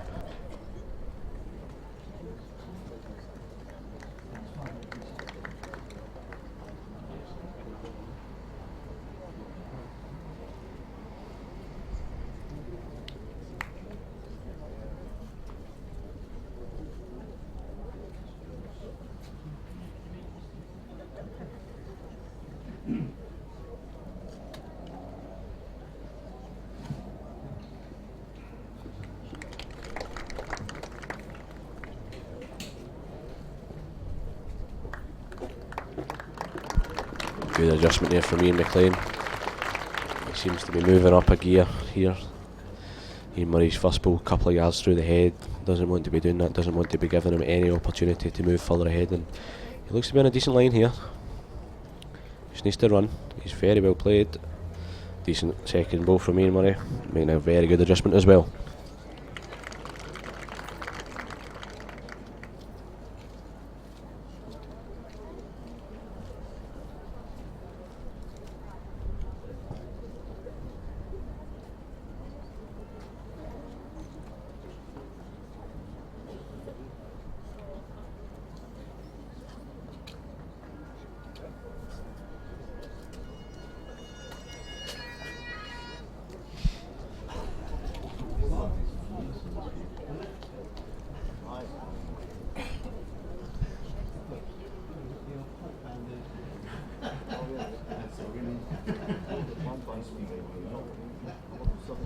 With Ian McLean up to play his shot here, I think probably be playing the forehand down just to cover round behind the back. The way the head is sitting at the moment, he won't be wanting to disturb it.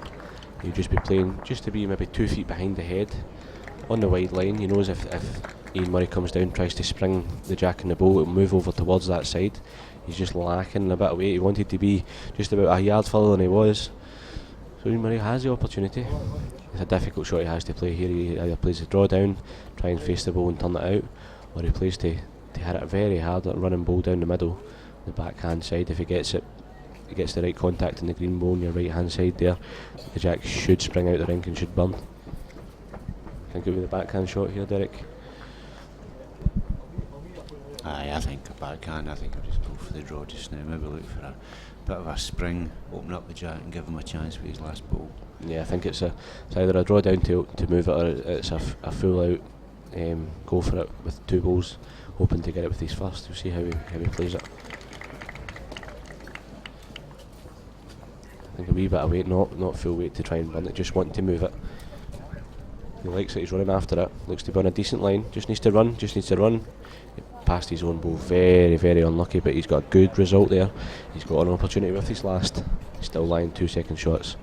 He's given himself some position, so if he gets the spring, at least he's got a receiver there. But I'm surprised McLean's not putting him under more pressure and getting more balls in the head, because he's 2 loose balls and one certainly noser, but McLean will want more. I would expect more.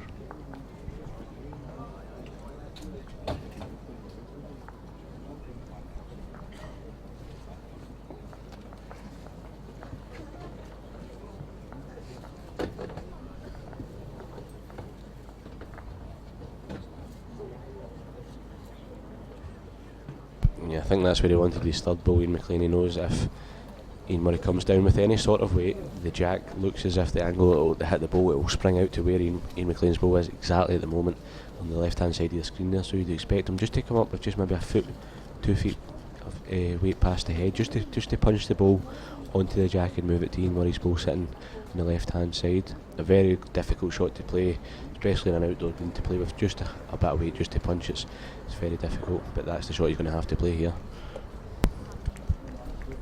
Luke Paul, a county player with that experience, you know. And he's running after it. He seems to like He'll be confident of playing this Yep, shot. he's very close. He just Goes needs to for hold. spring. Very unlucky there. He was very unlucky. That was a great effort. So Ian McLean picks up another shot and moves further into the lead. It's now 12-7 to Ian McLean over Ian Murray.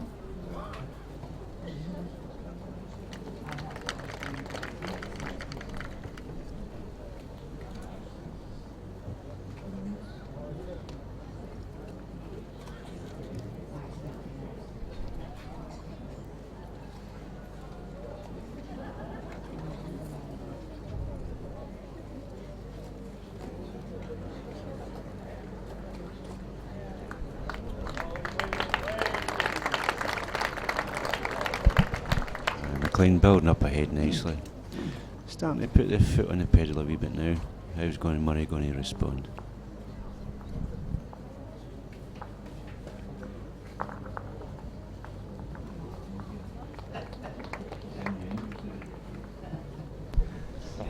Great effort here from Ian Murray. Just has to bend down towards the jack, fall in behind it. Very, very, very good ball there from Ian Murray. Looks as if he's drawn the shot with that one. Ian McLean will just be looking to follow him up. He came down in the forehand, managed to get towards the jack, but I think it'll be a backhand shot. He'll take his slow walk up and have a look at the head, decide what he's going to play, and he'll walk up and he'll know what he wants to play. He knows he's 12-7 in the lead, so he's got a good lead. Maybe afford to lose one shot, but he'll not want to do that. He'll want to throw up in the backhand and fall in for two.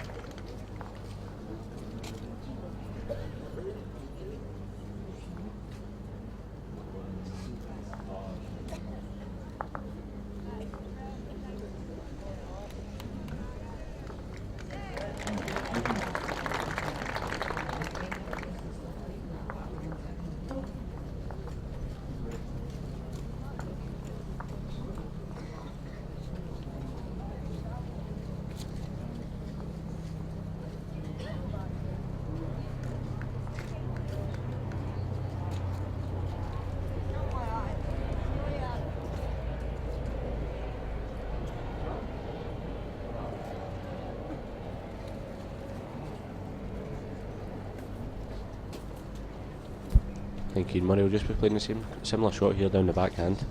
He'll be looking just to draw down towards the jack and towards. Oh, he's changing his hand, decided he's maybe going to cover.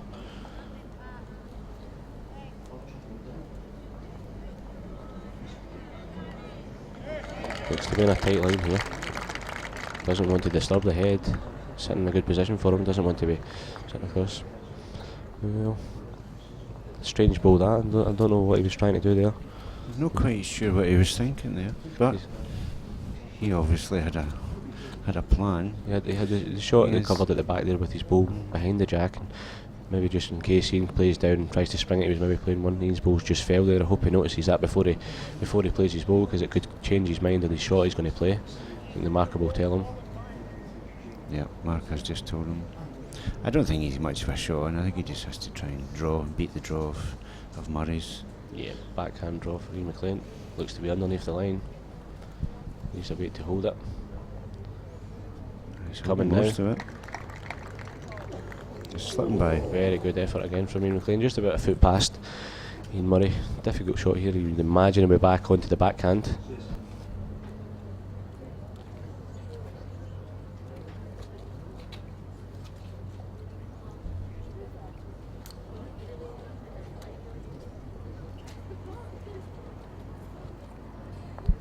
Imagine this will be a backhand draw for Ian Murray.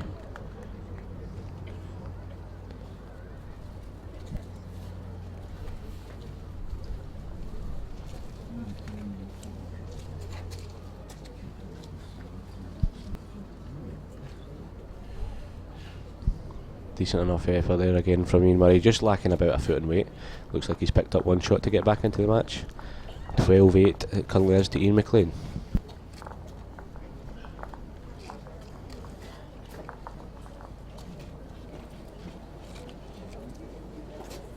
If you are just joining us, we are currently here live at the Northfield Complex in Ayr for the men's singles match between Ian Murray and Ian McLean. The score is currently 12-8 to Ian McLean. We've been on air for about an hour or so.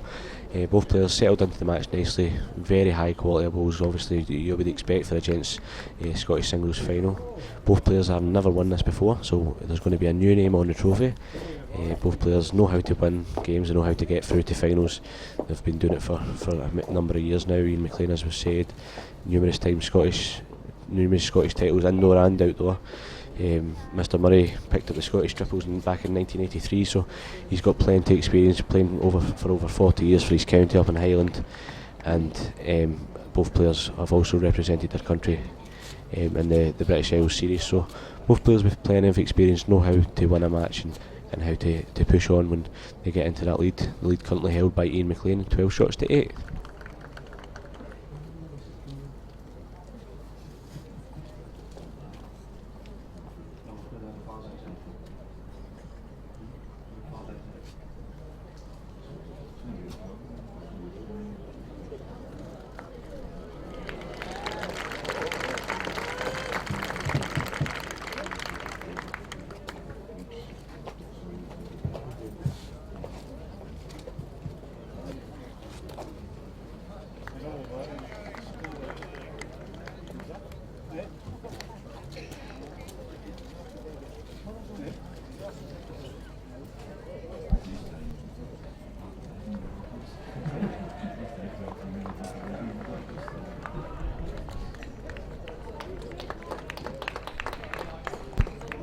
Loose start from both players here.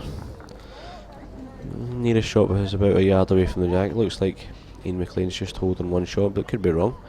You'd expect it to be closer with the last two balls of the end.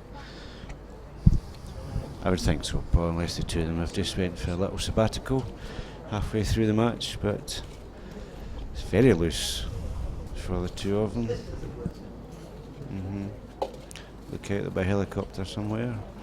9 minutes up.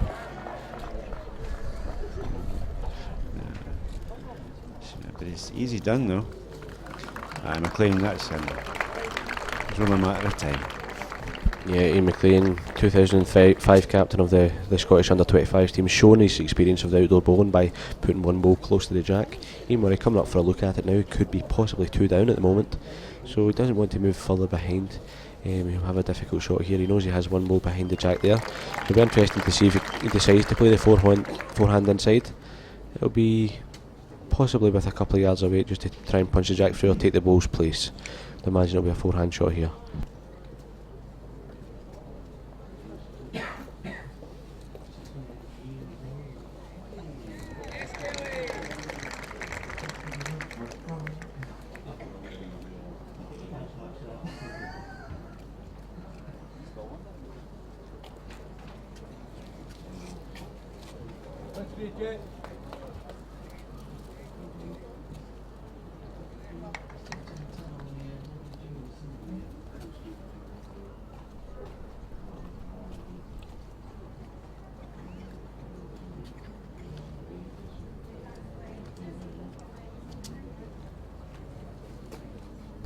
Murray just slightly misjudging the line there.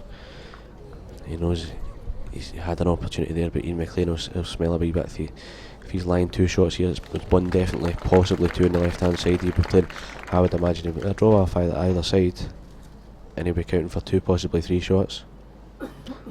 I think he might play. I think he might play the forehand here. The forehand come down to turn his own ball. Definitely a forehand down. He can come in, turn his own in as well. He'll be looking for a 3 out of this.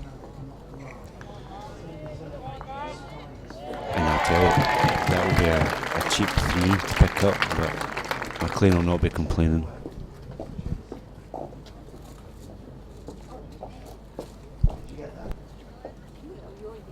Sticking to the backhand, the handy's been playing very well. Looks to be on a good line here. Well played, Ian McLean. Drawn for a second shot. He knew he had plenty of space to do so there. It's definitely 2.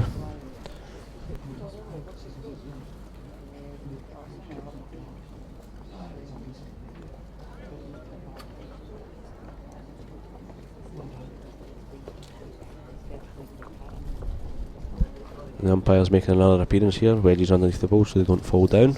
This is for 3rd shot. Currently 2 out for Ian McLean, so he's currently sitting 14-8. Possible chance of moving on to 15 shots here, and he'll be hoping that this is a 3rd and pushing on towards that magical number of 21 needed to pick up the Rosebery Trophy here, the Gents Singles Championship at Northfield.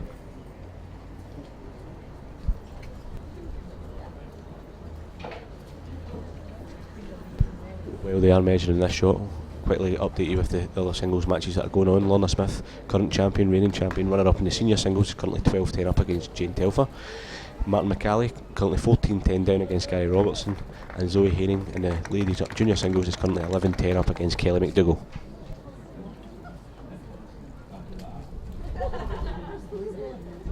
I don't see them behind me.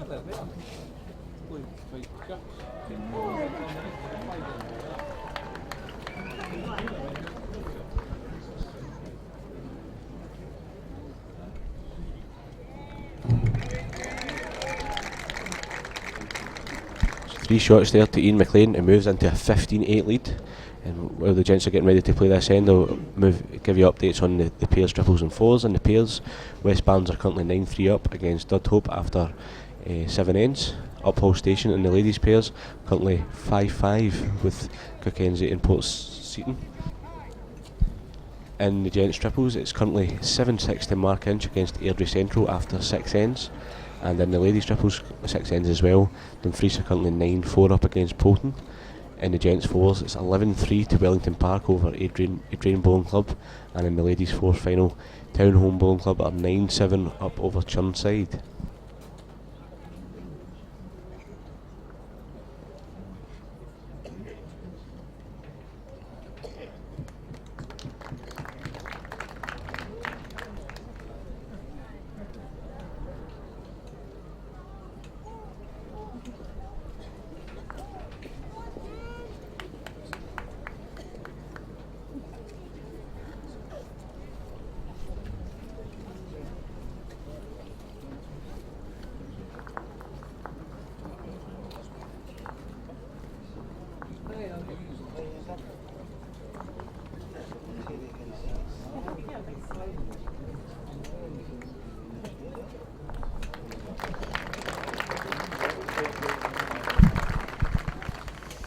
McLean now starting to show his form from earlier in the tournament, really putting the pressure onto Murray.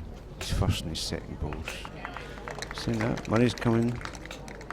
And that's a great effort. Showing all his experience, using all his experience, because he's going to need it to hold back the tide of McLean's balls right now.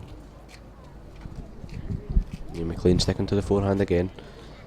Needs to be on a good line once again. He needs to bend now. He needs to run the last wee bit and he'll be very close if he bends towards the bowl and the jack. It's an excellent effort from Ian McLean. Absolutely fantastic bowling there. 3 bowls within about a foot of the jack, and he's lying 1 shot after Ian Murray could come up and drew the shot. So we wonder about Ian Murray maybe come up and have a wee look at this here. It'll be a bit difficult for him now because he knows that there's 3 against him. Any touch in his own bowl, he could be 2-3 down. So it's a very difficult situation. It's very delicate, the head, very tight as you can see. It's what you'd expect from a gents singles championship final though. And he has to be careful. He can't touch that front of the head because his own blue ball will come out and he's a definite 3 down. And Murray at this stage can't really afford to be losing 3s. So to stay within the match. He's just slowing it down, taking a wee breather. Tiny shoelace, we don't want no accidents. He's got some other stuff on his mind.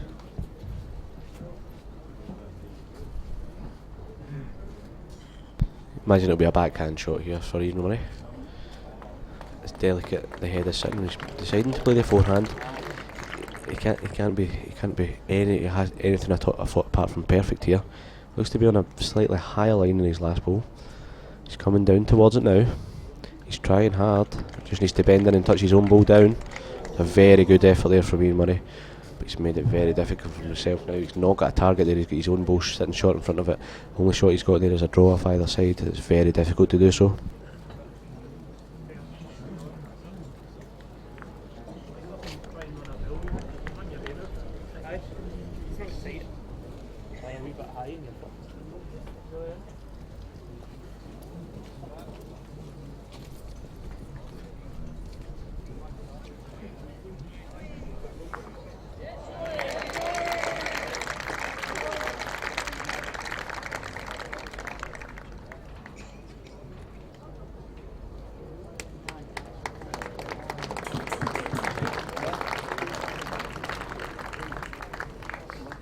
Ian McLean again drawn up in the forehand and looks as if he could be lying 2 shots now. Very close to the jack. The jack's just sitting, you see the second ball from the right, the green one. Jack's just sitting behind that, and Ian Murray's left with an absolute honker of a shot here to play. He has all he's got is a draw. He doesn't seem to have a hit. His own ball sitting short of the jack. If he springs it out towards the right hand side, he's still going to lose the shot. He's got a draw off the backhand, and I think that's about it. He's sitting there, he's looking puzzled. You can see him moving his head. He's not got a shot to play here. Currently 2 against him. Playing the backhand. if you can see it. He's playing with weight. I think this is pretty much a shot to nothing, and it looks to be underneath. Tight, he knows it. Yep, and he's losing 2, possibly 3 here. Ian McLean pushing on again, showing his experience and showing how he has won so many Scottish and British championships before.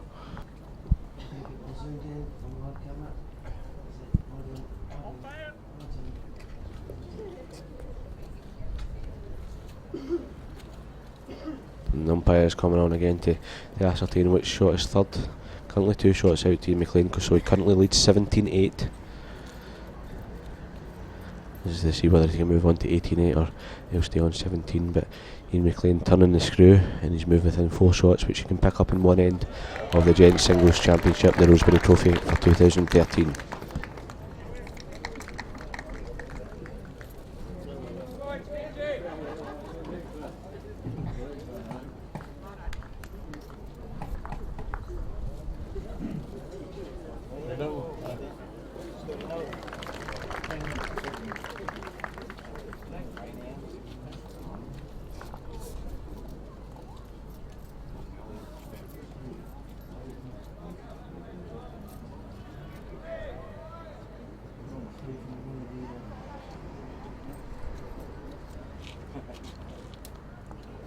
Yep, 3 shots to Ian McLean and he moves into an 18-8 lead.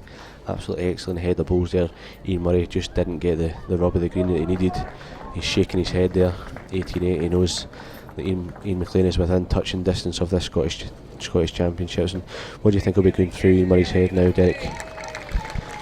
Basically he has to try and slow the game down, pick up some shots, give himself a chance. But as long as McLean applies this pressure with his first and second ball, Murray is going to struggle. Every shot will be a hostage now. So, let's see how it goes. But McLean knows he's within touching distance of that coveted Scottish outdoor singles for the year 2013. It's almost within his grasp.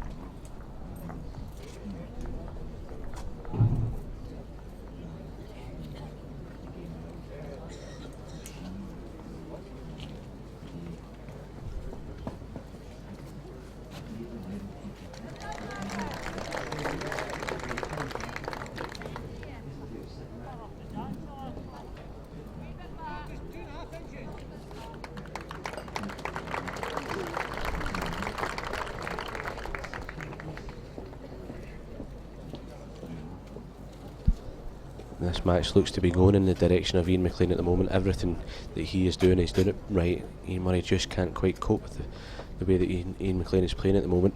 Picked up 2 threes in the last 3 ends to move from 12-8 to 18-8, 6 shots. It's a very big margin. He was only 4 in front and now he's 10 in front. Showing you why he's won so many titles indoor and out. He's looking to add to his 2 under-25 Scottish titles he won outdoor in the singles back in 2002 and 2007, and then indoor he won the under-25s and he's also won the indoor singles the same year, 2005. So he's looking for the indoor and outdoor double.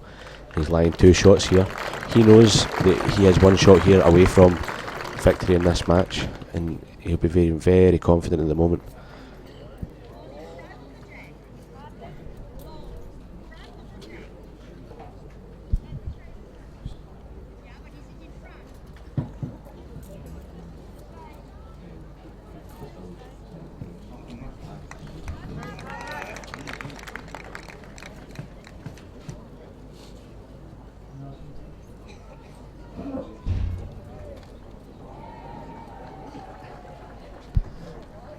Derek has just nipped away to do his photography duties, so in the commentary box with me, Paul Fisher. Currently 18-8 to Ian McLean. After about 80 minutes of this match, Ian Murray will be feeling the pressure here. He knows he's got 2 bowls left. Ian McLean's currently lying 2, sitting on 20, but he knows he's got 1 bowl left. He's been playing absolutely excellent the last 6-7 ends. With a 4-hand draw here, you would imagine, for Ian Murray. He picked a line there. He looks to be on a decent line. Nobody really playing this 4-hand on the way down. He needs to start to swing now. Yep, and he's just past the head. He gives himself an option with his last ball though, with the ball behind the head, but I would imagine Ian McLean's not going to try and cover here. He's going to go for the glory. He knows he's got about 1.5 foot to draw with inside of that. The ball you can see sitting just to the left of the head. 1.5 foot, he's walking up that slow walk that he does, patient with himself. He knows it's a big opportunity here to pick up the Rosebery Trophy and the Scottish Singles Champion for 2013.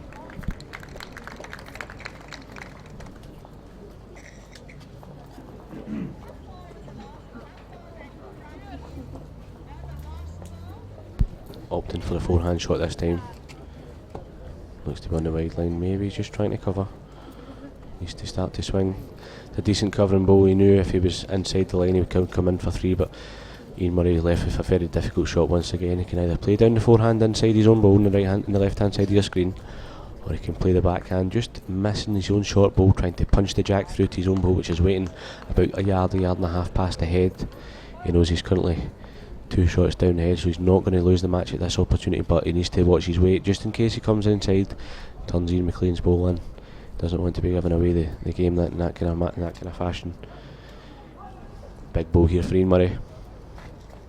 Choosing the backhand shot, you'd imagine he'll try and punch the ball into the jack. Playing with the weight. Looks to be on a decent line for it. He's running after it. He's urging it on. Needs to hold, he's punching it through. Very good ball from Ian Murray there, excellent effort. Very well played in one shot to him. Moves on to 18-9.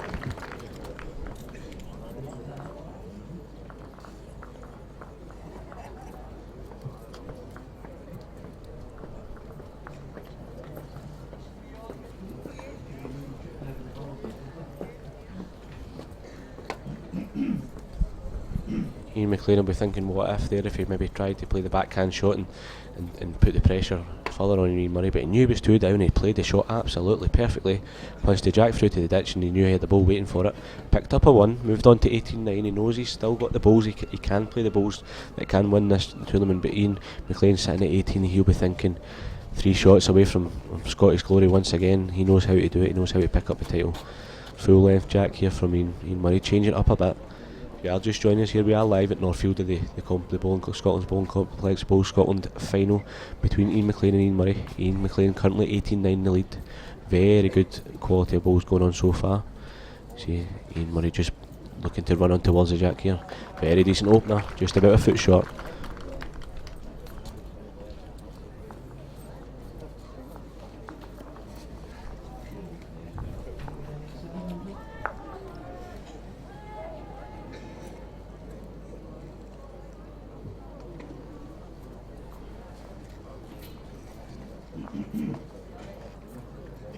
Ian Murray will just be looking to put the pressure on now. He's looking to draw up on the forehand. Looks to be on a decent track. The forehand does give a bit of a swing, and imagine it'll give more at the length he's played it. He's very, very close here. Just needs to stop. He's about 2 feet behind, maybe 3 feet behind the jack. He would not be happy with that. He would be looking to put one on the nose of it.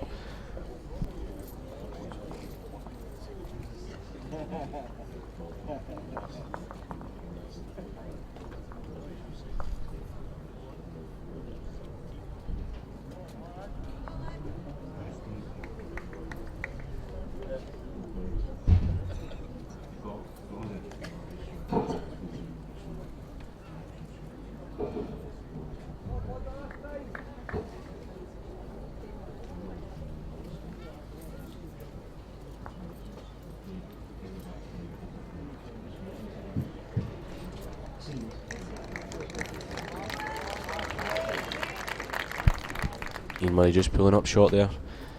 Ian McLean knows he has a chance here to draw down. He's got an open draw.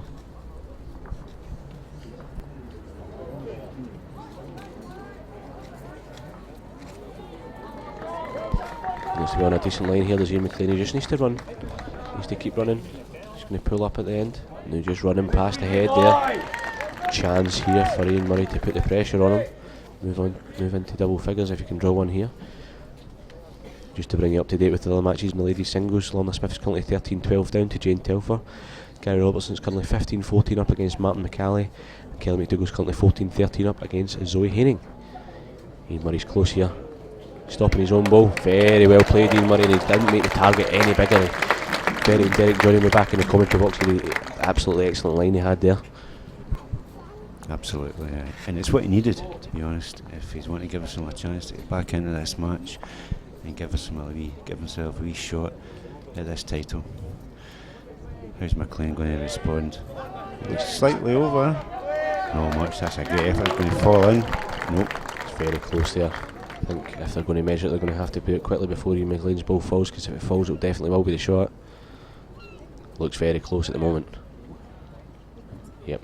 The wedge is underneath the ball, just to ensure that that one doesn't fall in to give Ian McLean the advantage. So the umpire will be out again to ascertain who is lying first shot here, whether Ian McLean will move on to 19 or Ian Murray will be moving on to 10.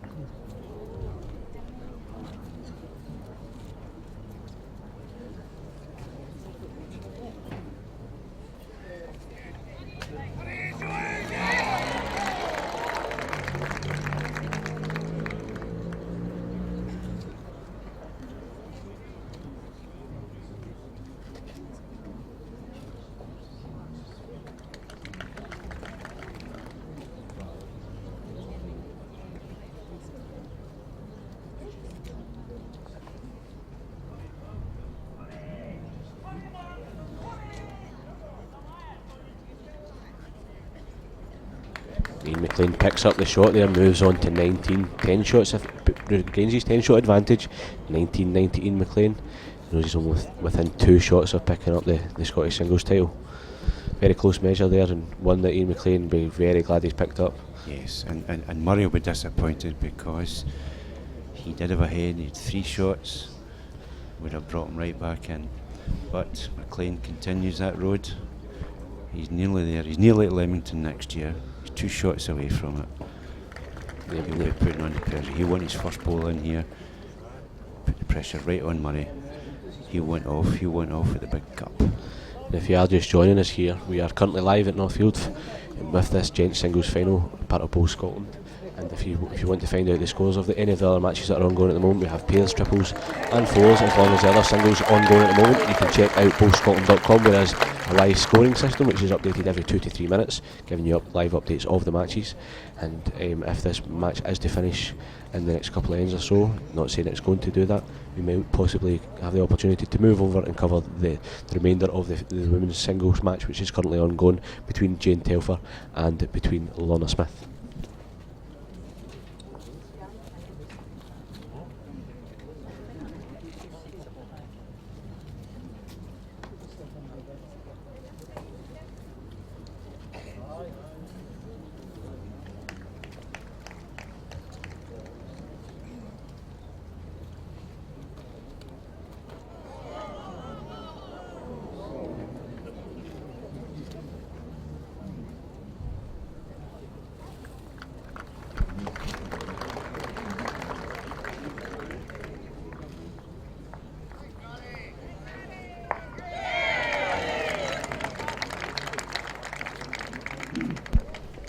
McLean currently holding 1 shot, possibly 2. Ian Murray will know he has to get close to that ball and that jack. He's trying very hard here. It's a great effort from Ian Murray, absolutely fantastic shot he's played there, and it's finished in a great position for him, because he knows that Ian McLean only has a draw in the forehand now. He edges the jack across. He could be lying too, but he knows he can't play the backhand now because Ian Murray has a ball behind, can't spring the jack. Ian McLean's coming down now, just needs to run the last bit, just didn't have the grasp right there. So Ian Murray will be looking for another backhand draw, I would imagine. Down face Ian McLean's will and fall in for a couple of shots, take that chance of just touching the jack round the corner away from him. Looks to be on a not bad line. He likes it, he's running after it. He seems to like it. Needs to run, does Ian Murray? Just missed the line by about 2 or 3 inches, and the weight's just about a foot short, but it does make it very difficult now for Ian McLean to pick up the shot in this end.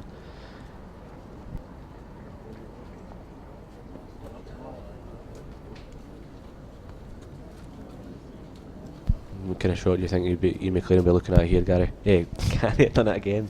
Derek? I'm Derek Paul. Gary, Derek Paul. Eno, basically, I think.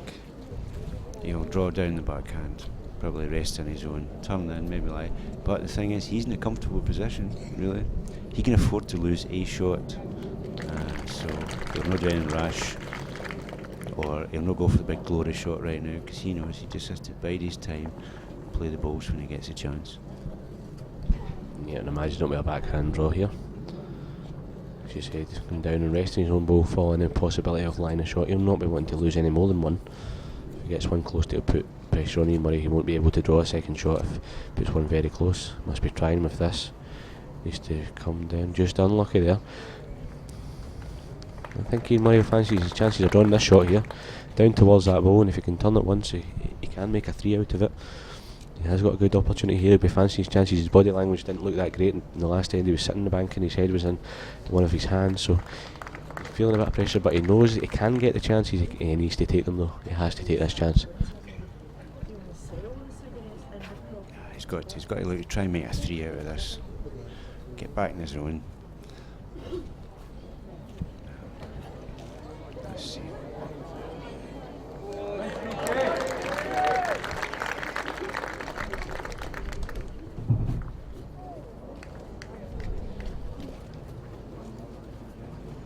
Just slightly missed the line, did Ian Murray. He was just in no more. I think he's picked up a 1. Moves on to 10. 19-10 to Ian McLean.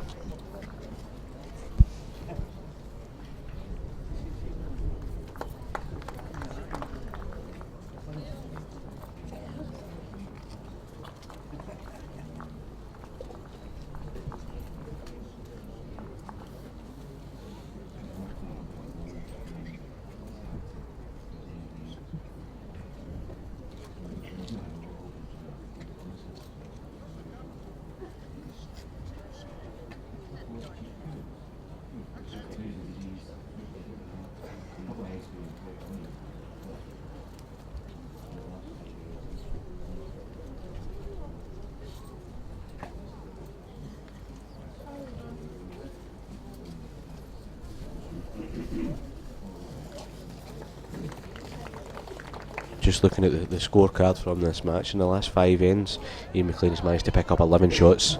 Ian Murray's only managed to pick up 1. I think that's been the difference so far, as we're saying. When he's had his chances, Ian McLean, he has taken his chances. Unfortunately, when Murray's had the chance to play the big ball to convert and make the head in his favour, he's not quite taken them. Whereas McLean now, I'm not saying he's relaxed, but he's not under any pressure. He knows he just has to. A couple of good balls, titles in the bag. Murray, on the other hand, he's chasing everything, but he's a valiant effort. There's maybe a shade unlucky there. Yeah, decent ball to come down off the forehand, but Ian McLean knows he's got a chance now. Much better sitting for him. He needs to just come inside, chap and line the ball. Looks to be very close to here. There's Ian McLean. He's coming down. He has to get the white. He's absolutely perfect. Well done, Ian McLean.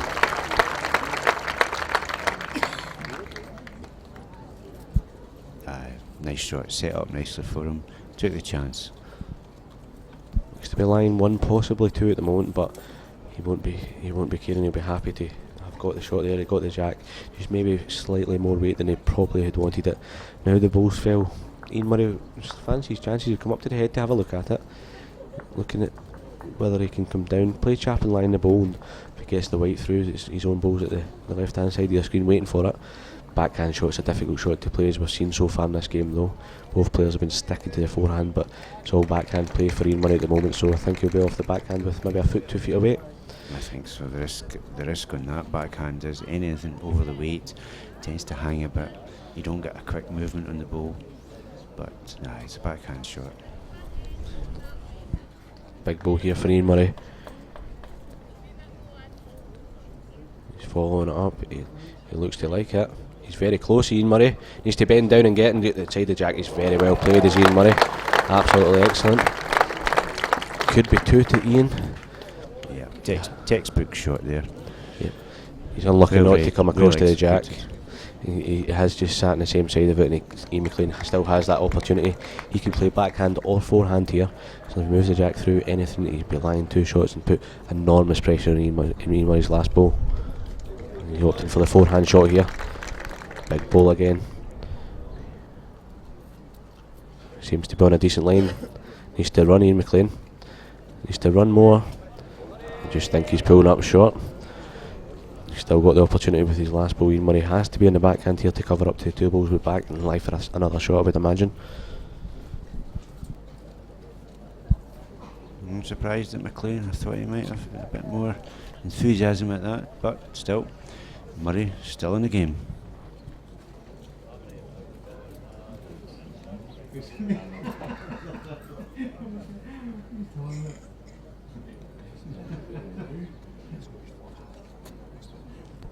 Backhand shot here for Ian Murray. Bit wider grass this time. He needs to run though. He needs to be careful. To get by Ian McLean's ball, he has to miss that now. He has to miss that on the inside. He could be counting for 2 if he holds up there. Could be counting for 2, possibly 3 at the moment. And this could be 3 for Ian Murray.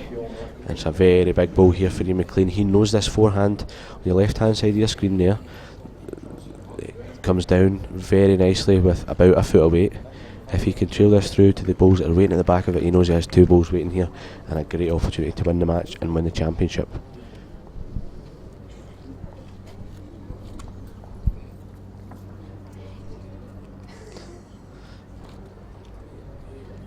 It's a nice calm delivery from Looks McLean. close if he's running. He needs to run, does Ian McLean? He's very close here. He needs to run, he needs to run, he needs to run. He's just fell out, just didn't have the weight for that shot there, and he's lost another one. Ian Murray back into the game again.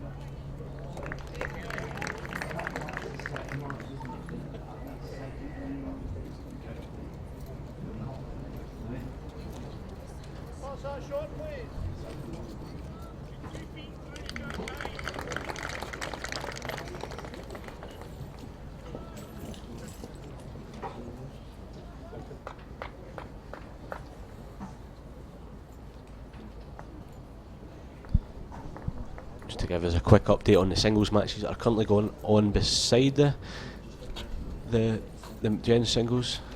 We have the ladies singles between Lorna Smith and Jane Telfer, currently 16-12 to Jane Telfer. Lorna, of course, is the reigning champion. And we have the gents junior singles, Gary Robertson 16-15 up against Martin McCalley. Very close match. And a very close match in the ladies junior singles as well, 15-14 to Kelly McDougall over Zoe Haining.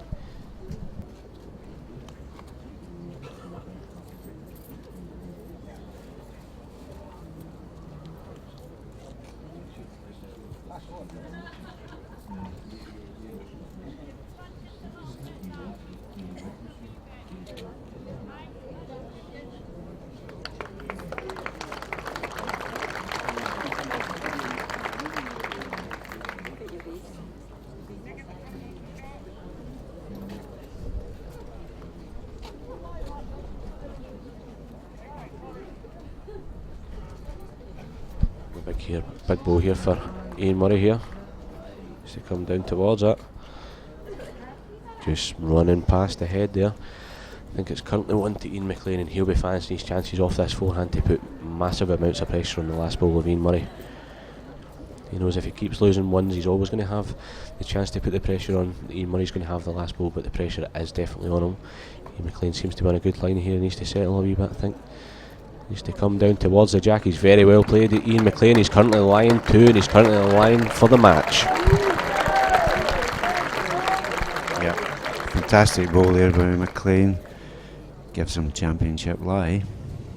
And Murray hasn't got an easy shot here to save this game. Do you imagine he's going to play this down the forehand, Derek? I think he has to. And he has to play draw weight and over, because he cannot be short, because it's over now. Good night, Vienna. Yeah, you don't want to be losing a game in a short ball. McLean might not even need to throw his last ball. So Murray. No pressure, but the game's against you. Here we go. The tension, you can feel it. Crowd are silent. Plenty of weight from Emi. Looks to be on the high side of it. It's high. Very, very high. Yep, and Ian McLean gets up the 2 that he needed. Picks up to 21-11 over Ian Murray. That's it. Ian McLean becomes the Scottish singles champion for 2013. 1 year in the Bowl Scotland National Finals. Another national title to his long list of achievements. Well done, Ian McLean. Unlucky Ian Murray. Yeah, you have to say well done, Ian McLean. He picked up himself, he picked his game up at the right times. 21-11 the final score in that match. So Derek, Ian McLean just had enough that he showed how he's been performing so far throughout this tournament. Obviously picked up numerous Scottish titles before, Scottish singles to add to that now, and you have to consider he is one of the best players in Scotland at the moment. And has been for a while.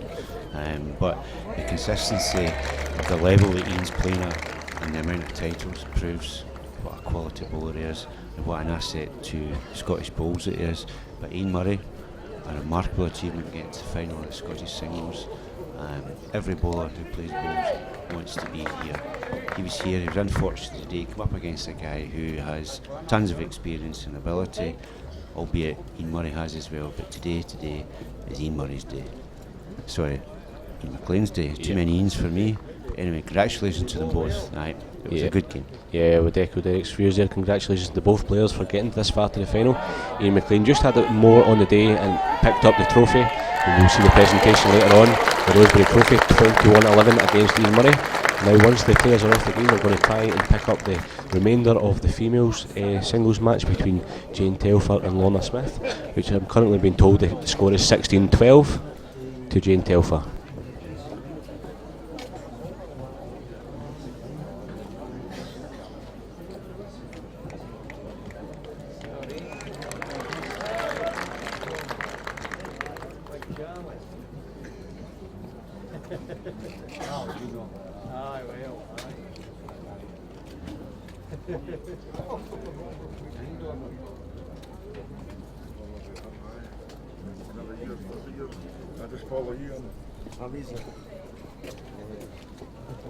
You can see the head there on rink number 3, which is the Ladies' Championships singles final match between Jane Telfer and Lorna Smith.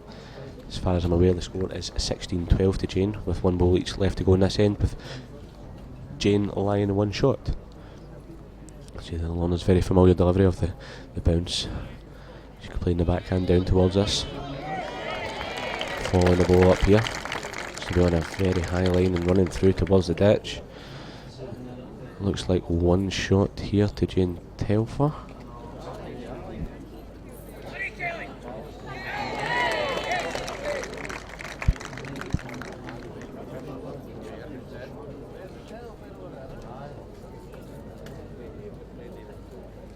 Well, by the looks of it here, Jane can increase her lead to 18-12. So not much of an overture for Lorna Smith, but still a long way to go in this. But Jane will be happy with this lead she's established.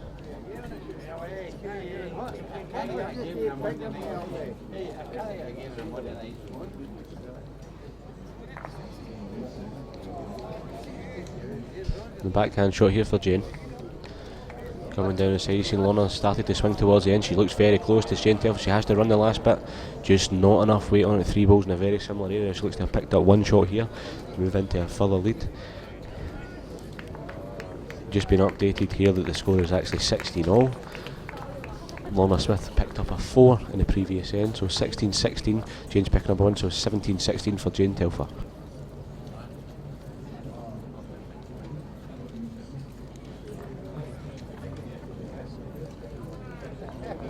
Apologies there for the satellite delay, we had the wrong score. So the current score is 17-16 to Jane.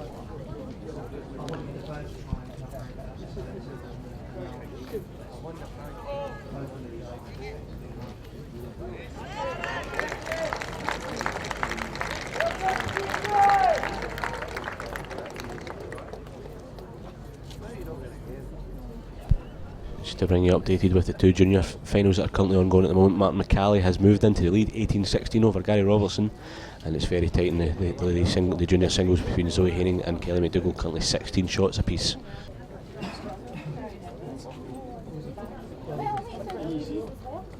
If you are just joining us, the Gents Singles Championship has been decided.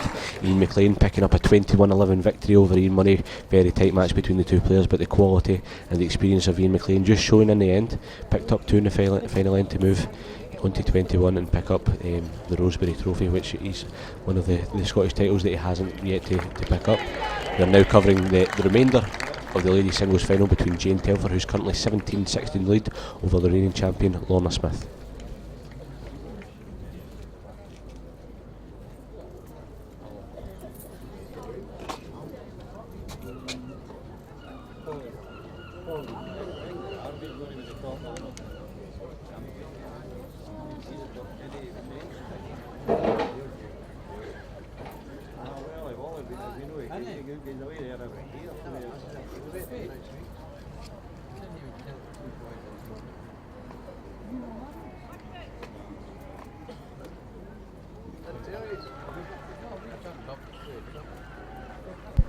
Very good bowling again from Lorna Smith.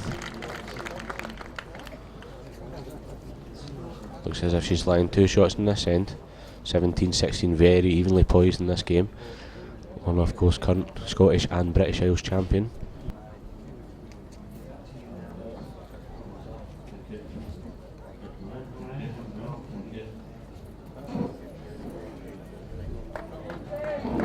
Just to take your attention away from the Ladies Singles Championships, joining us in the commentary box is Scottish Singles Champion for 2013, Ian McLean. Very well done, Ian. How did you think that he would perform there? Delighted to go over the line. It was a scrappy game to start, but felt as the game went on, I grew into it and played some good stuff. Yeah, I think at the start of the game we noticed both players, you and yourself and Ian, both kind of struggled slightly with the weight, but you both moved on to a decent enough game. But once you got to that stage where you picked up a 3, picked up a 2, and then within 5 ends, 11 shots, you pushed on from there and managed to get over that finish line. Yeah, I was delighted just to, obviously the conditions this morning, a lot of rain fell and you could tell the green was changing as the game went on. I was just delighted to adapt that a little bit better and get away from Ian. It was probably about 7 each or so. Yeah, it was very close up until that point, and you managed just to push on. You picked up, as I said, 11 shots in 5 ends, only conceding the 1, and conceding only 1 shot. Obviously, you know that you're within touching distance of that match, and just to get over the line. How do you think the green played? Did you think it was all right? Oh no, not a complaint. The rinks I've played this morning and yesterday have been great. Condition the greens are good, and I've been fortunate enough the rinks I've landed on have allowed good balls to be played. Yeah, very good balls to be played, as we've seen yesterday and we've seen today. That's Gents Singles Champion for 2013, winner of the Rosebery Trophy, Ian McLean. Well done again. Thanks very much.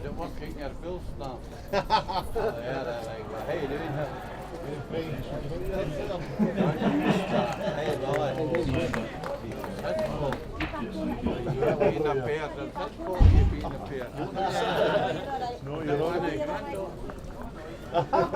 Very nice. You remind me of somebody.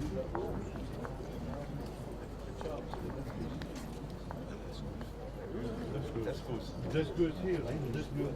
We didn't have a disco that day. We were up again.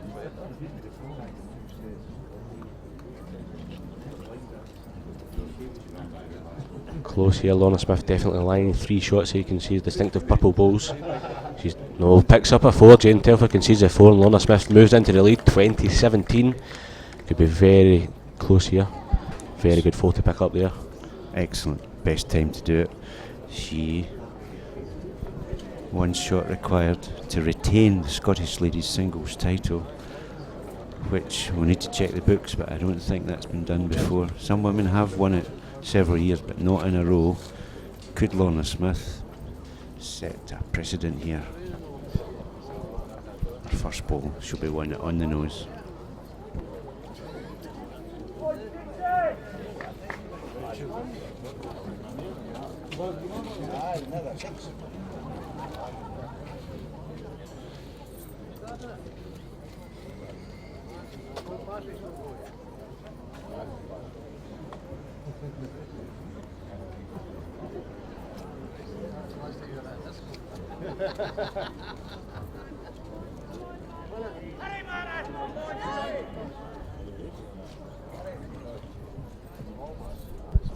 We've just checked the record books, and no ladies single player has won it 2 years in the trot. So this could be a first. First ball, very important. She'll win it on the top. Just to bring new folks updated, I know this is the last end, it could be the last end in this match, but to bring you updated with the gents pairs, the ladies pairs, triples and the fours in the gents pairs final. West Barnes currently 19-4 against Dudhope. Uphill Station are currently 12-5 down against reigning champions and going for fourth title, Cockenzie and Port Seaton. And in the gents triples final, it's very evenly poised between Airdrie Central and Mark Inch at 9-all. And in the ladies triples, 13-6 currently to Dumfries over Polton. In the gents fours final, Wellington Park seem to be pulling away from Adrian Bowling Club, 18-5 up. And in the ladies fours final, it's quite close between Townholm and Churnside, currently 12-9 to Townholm Bowling Club.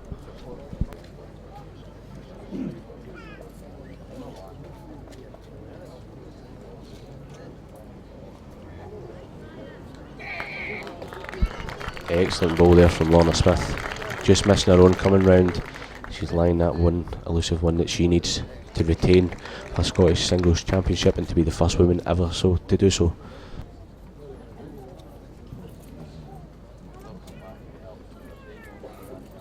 Jane's up looking, she's just sailing by.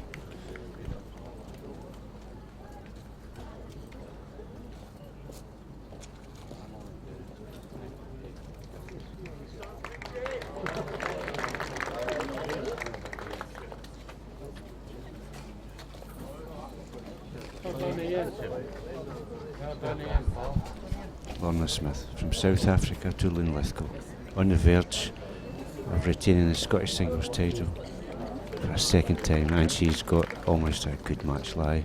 Jane's 2 balls to come to save the day. Yeah, just we've picked up this match just for the remainder of it to see who can go on and lift towards the Founders Trophy. Lorna Smith currently 20-17 in the lead. We haven't been watching this match, so we don't really know how it's been going. But Lorna Smith currently lying 2 shots. She needs 1 shot to push her over that line.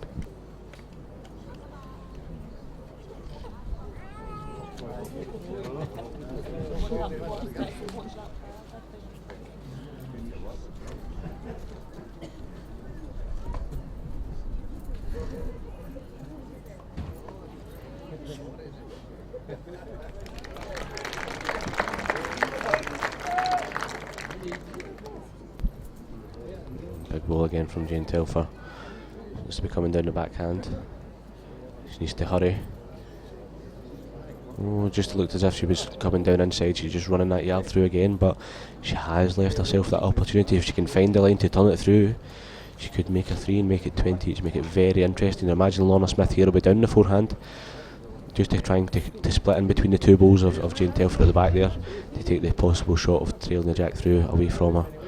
You don't be surprised if you see Lorna Smith just sailing by the head here.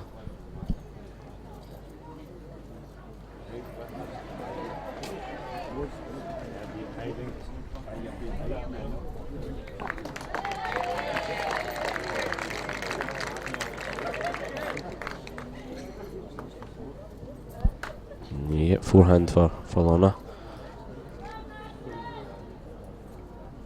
He just needs to slip past her own balls. He looks as if to come down to the balls at the back. Very well played from Lorna Smith.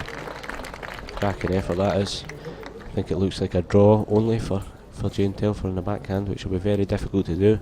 She did do it yesterday with her last bowl against Isabel Lang to knock out the senior singles champion.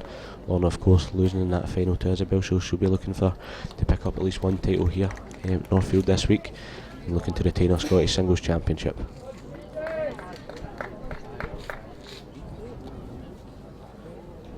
Last bowl of Jane Telfer, looking to see if she can draw to keep herself in the match. She's playing off the backhand again. She's walking up after it. She looks to be close to it. Does Jane Telfer just have to get the right inside edge? But Lorna Smith is the Scottish singles champion for the second year in a row. 21-17 victory for Lorna Smith. Congratulations to Lorna. Jane, very good performance from her to get to this stage in the competition, but Lorna shown her class, shown her maturity, and shown why she is a multi-time champion and internationalist, winning that match 21-17.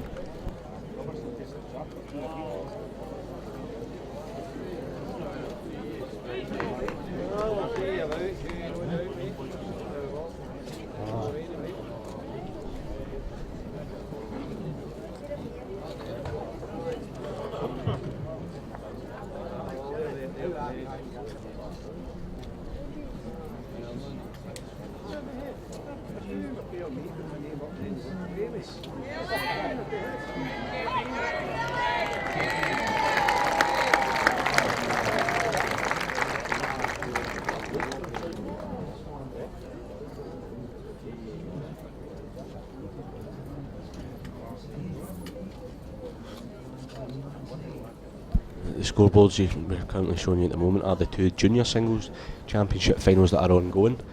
Current scores are, you can see that one you can see there is 19 all, and that's between Zoe Haining and Kelly McDougall, and Gary Robertson is currently 20-19 ahead of Martin McCallie. So very, very close games in the two finals here, possibly playing the last end, so see how these ones finish off. If you are just joining us here, the gents singles and ladies singles championships have been decided.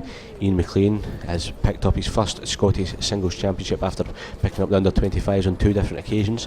He is 121-111 against Ian Murray, and picked up the Rosebery Trophy. And in the ladies singles championships, Lorna Smith has retained her Scottish championship with a 21-17 victory over Jane Telfer.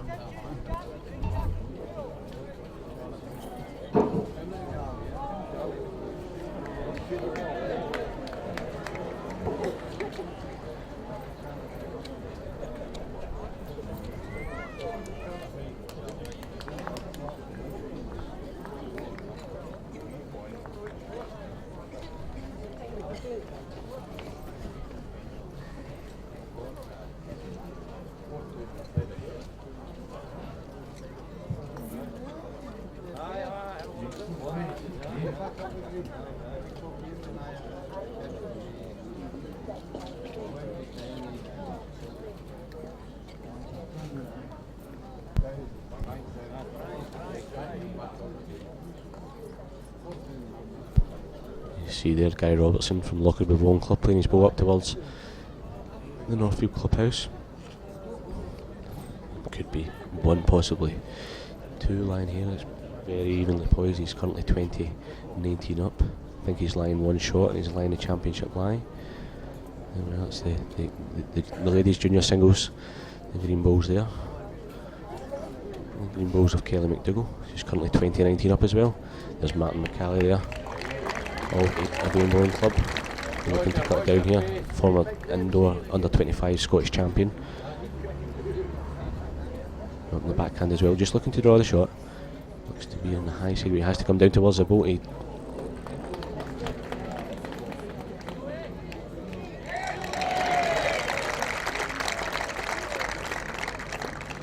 Very difficult to tell from the angle they have who is lying the shot there. The blue balls you can see are the balls of Martin McCallie. There's Kelly McDougall. And the green balls up towards away from the Northfield Clubhouse. She's currently winning 20-19 against Zoe Haining. Looks to be just pulled up short there. Back to the men's junior singles. Gary Robertson having them all and a think about it. could possibly be 1, possibly 2 down, could be match lie against him. He needs to watch. He's currently 19 up, so it's a very tight match in both the ladies and the men's juniors. Just picking up the end of these matches, the gents and the females. The singles champions have been appointed. Ian McLean with a 21-11 victory over Ian Murray, and Lorna Smith with a 21-17 win over Jane Telfer.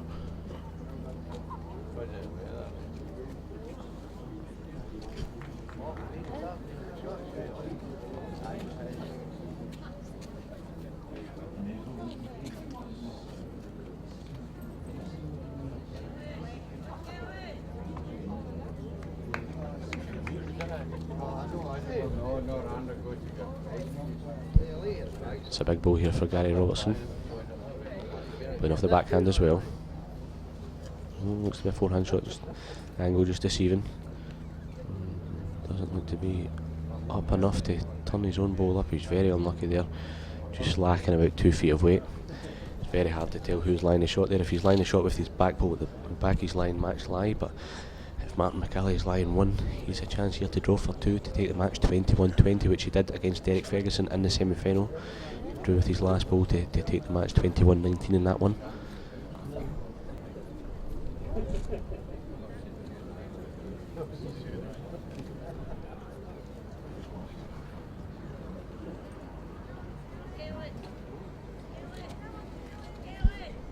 Big ball here for Martin McCallie.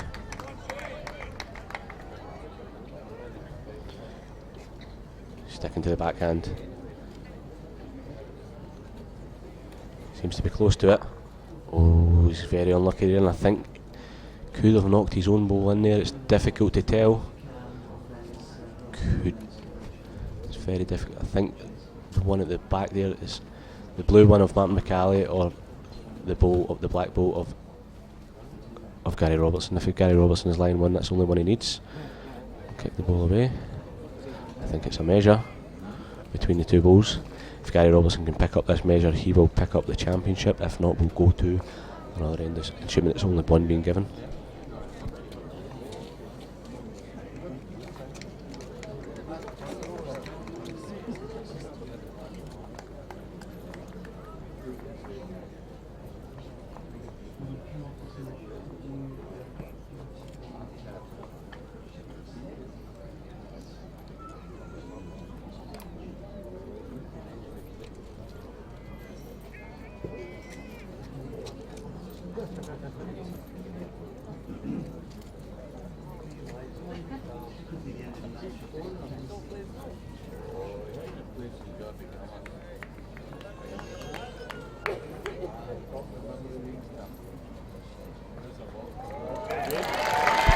And there we are, you hear the cheers from the crowd.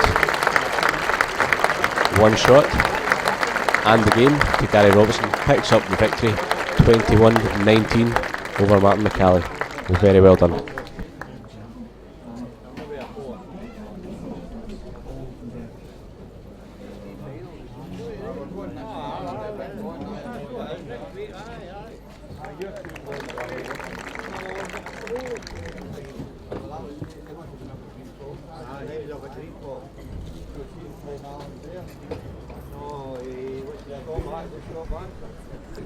And the gents junior singles has been decided now. Joining me in the commentary box is Lorna Smith. Lorna, ladies singles champion 2013 and for the 2nd year in a row. How do you feel? I feel fantastic. The best thing ever happened to me today. But I had to work hard the whole week, especially runner up in the over 55. You'd come and then win this 2 years in a row. That's fantastic. As far as we can tell from the record books, you're the only female who's ever retained her title. You know, when I won it, somebody shouted, "You're the only one that's done it." You know, and I feel I feel fantastic for doing that. Excellent. Especially Scotland's with all these top players, and you know. Yeah, there is a lot of good, decent players in the draw. We followed your match against June Marshall yesterday morning. At 9:30, come through that 120, 21-15, and then we followed your match against Kirstian this morning. You managed to come through that one as well, and then against Jane, very good game again. The last 3 games was brilliant. Could have gone either way, but I think a little bit of experience of mine just. Yeah, you could tell by the experience that you have of winning the competitions. Obviously, getting to the final earlier on in the week obviously gave you that extra bit of push to want to win. Very much so, very Yeah. much so. And Isabel, of course, didn't quite make it through to the final of this, but it shows the quality of women's bowls, especially from the over 55s, is definitely there Well, still. I'll tell you, my first game in the over 55, I played against a lady of 79 years old, and I wish there were youngsters here watching this game. She was the most wonderful drawer. But there was nobody around. But that's what bowl's all about: drawing, and then you get and play at the back when you get, after your apprenticeship, I say. So definitely, so a game against a 79-year-old, it just shows you the quality, the strength and depth that the bowls in Scotland has. So you've won the Scottish Singles Championship for the 2 years in a row, and now you're moving on to the British Isles, trying to retain that as well. Oh yeah, I forgot about that one. But I've got my one of last year. I'm going to New Zealand in November to play in the World Champion of Champion. And now, winning this one, I go back to New Zealand to play in the Champion of Champions. So I've got 2 chances, and when I played for South Africa, I've been 3 times in the Champion of Champions. So, yeah. Very, very well done to you, Lorna. I would like to say a massive congratulations from everyone at Bowl Scotland from you in retaining your title, and all the very best for the rest of the season. Thank you very, very much. Thank you.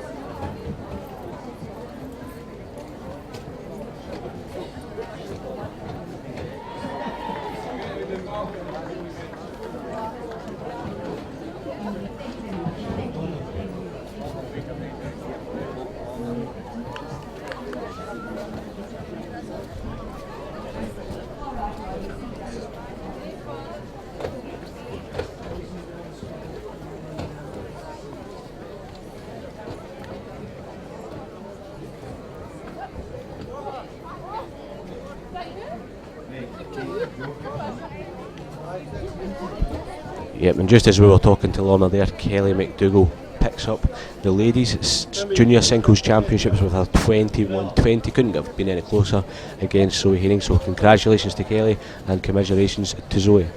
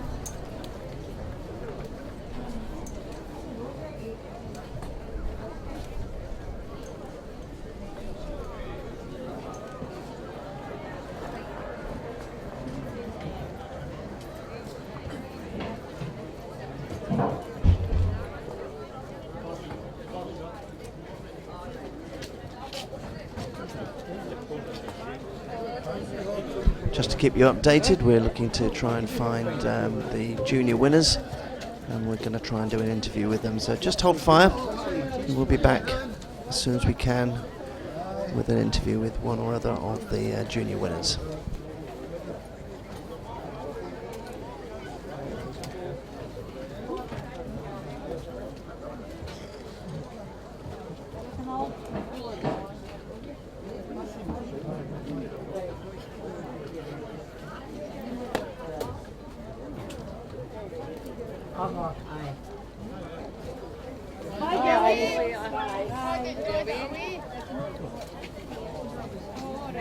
Nice to see you.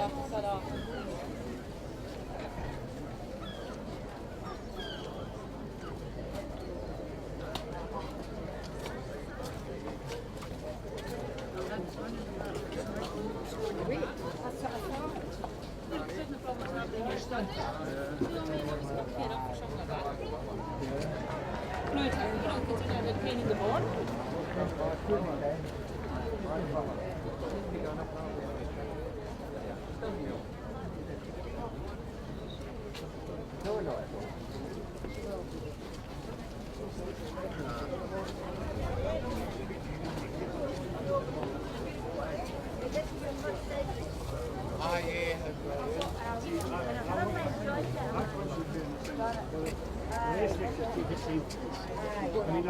I've got to say the singles, they're exciting.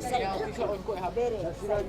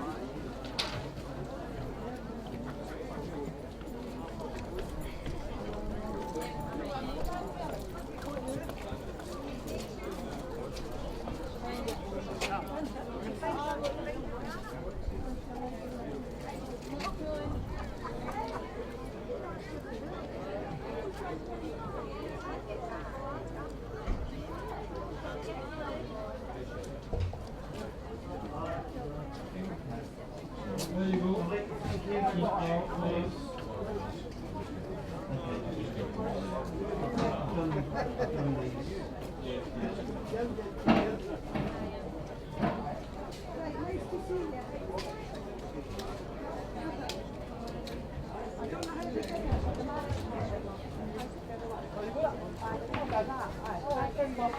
Thank you.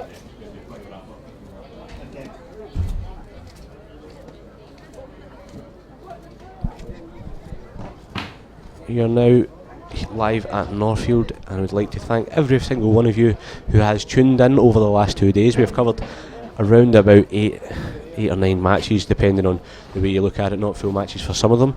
But I would like to pass on my sincere congratulations to men's singles champion Ian McLean, to ladies singles champion Lorna Smith, to the men's junior champions for the under 25 Gary Robertson, and to the ladies junior singles champion Kelly McDougall.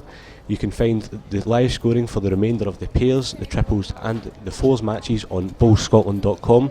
You can find the links to that through our Facebook and our Twitter pages, and we will be bringing you the presentation for all of the trophies live in about 45 minutes to an hour, so do tune back in for that. And thank you very much for watching the games. I've hoped you enjoyed the coverage. I've been Paul Fisher. Thank you very much for joining us. Goodbye.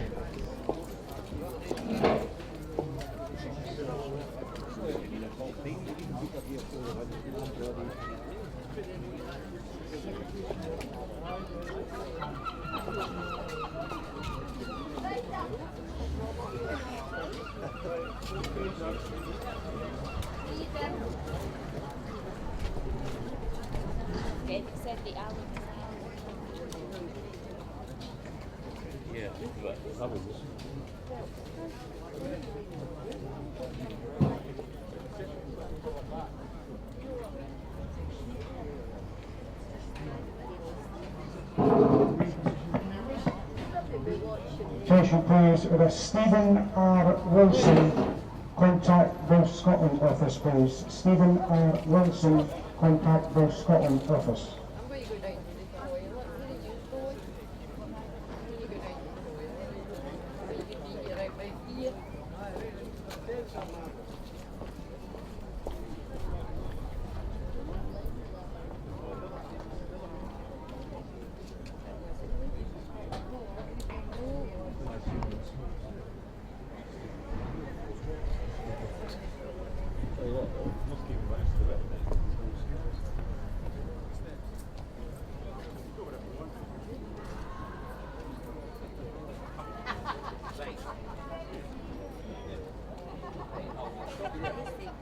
you heard the message that I left you?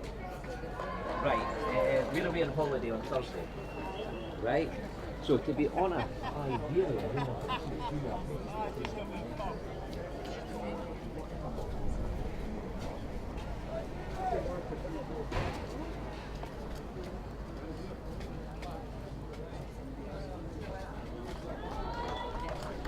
With issues. And I felt like could win me. I can't. I was standing and watching the fairs. Because I kept waiting for you. Oh, we went back to the station,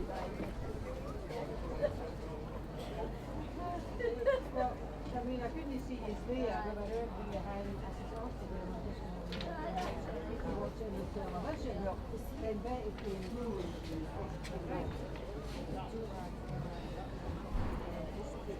The juniors. I won at one. Wouldn't be Martin the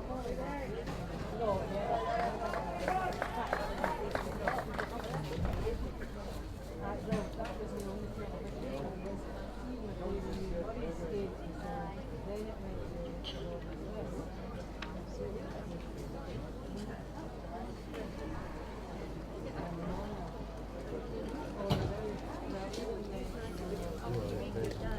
Está doendo?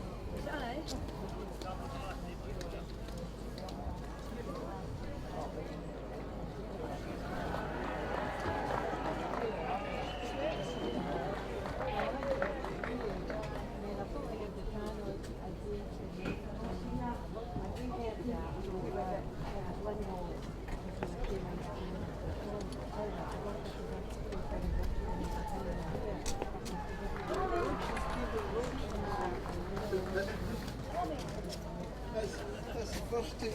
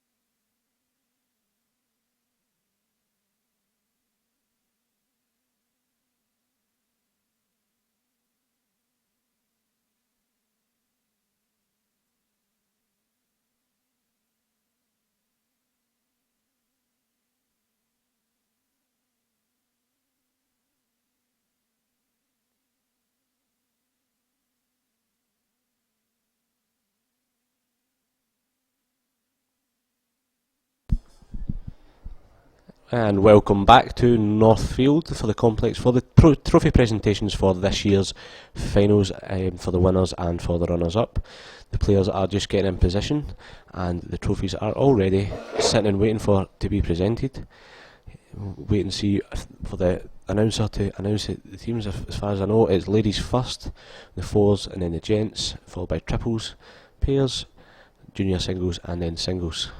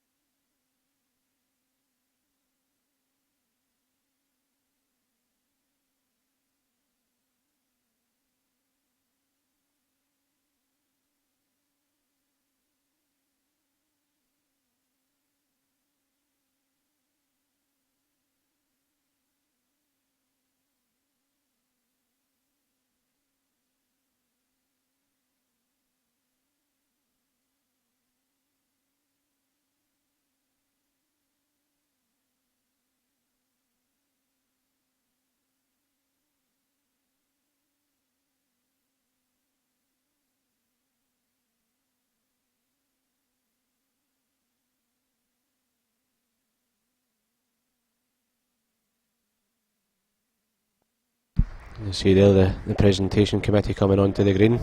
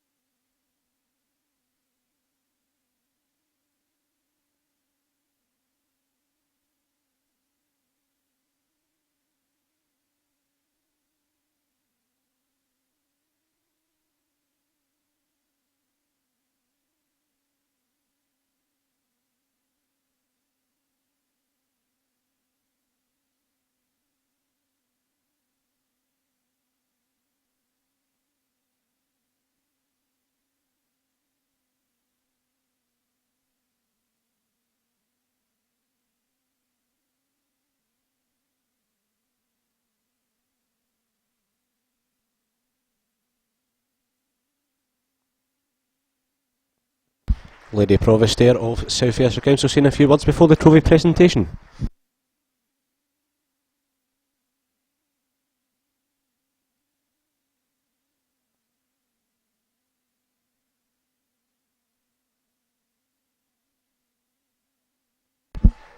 Yep, that's the ladies runners up in the fours. Churnside Bowling Club, Helen Kenny, Victoria Coburn, Veronica Coburn, Kay Purvis, and their skip, Sheila Douglas.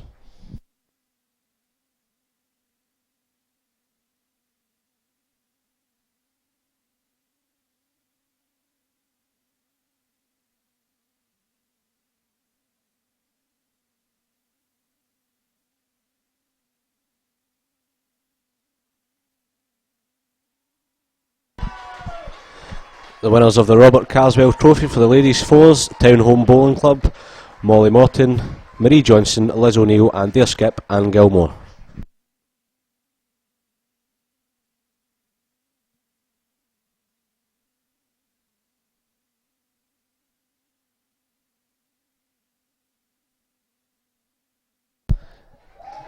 Congratulations to the ladies there from Town Home Bowling Club and picking up the Robert Carswell Trophy for the ladies fours.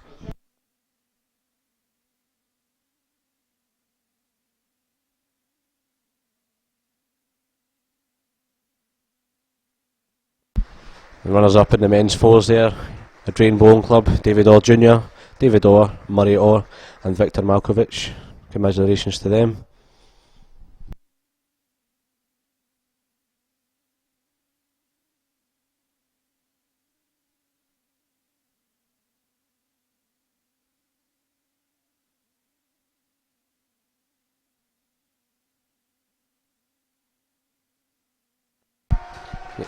Congratulations there to Wellington Park Bowling Club on picking up the McEwen Trophy. Sean Kelly, John McGilvery, Brian McLeese and Mark McLeese. Fours winners for Bowl Scotland 2013.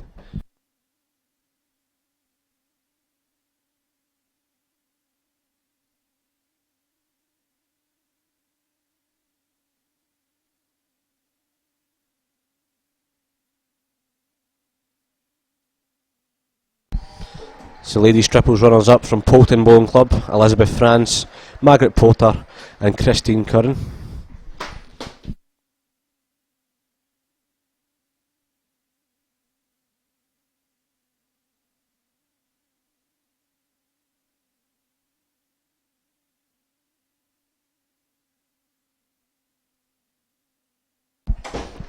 Congratulations to the ladies triple from Dumfries, Anne Matrone, Jane Austin and their skip Jan Oliver.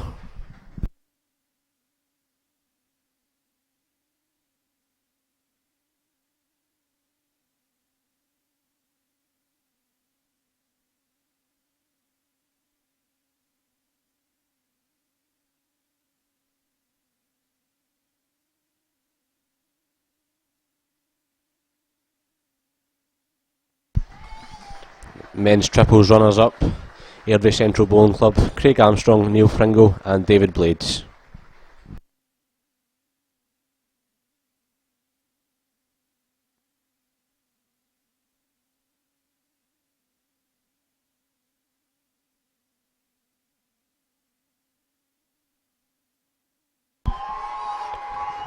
The winners of the 2013 National Triples Championship for the Coburn Trophy from Markinch Bowling Club, Tom Pettigrew, Ryan Crawford and Wayne Hogg.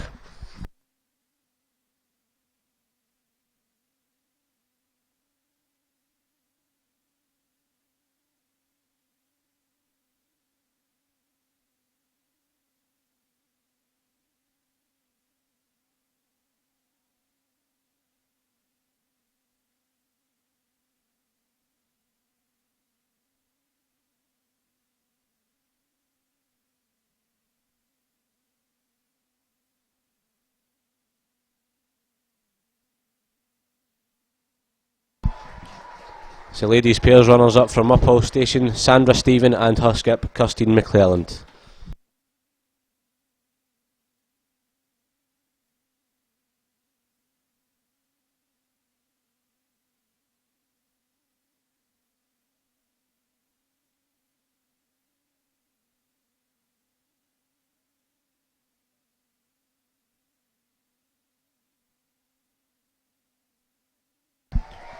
So ladies pairs winners from Cooksensie and Port Seaton, Leanne Bailey and Lauren Bailey. Congratulations to them.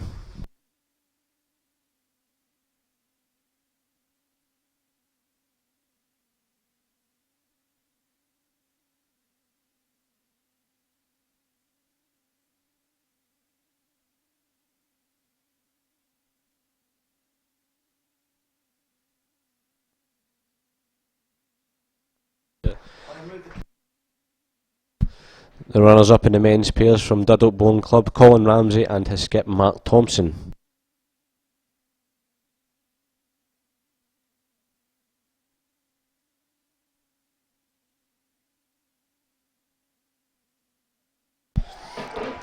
The winners of the men's pairs for 2013, picking up the Evening Times trophy from West Barnes Bowling Club, Alistair Kennedy and his skip, Billy Mellors.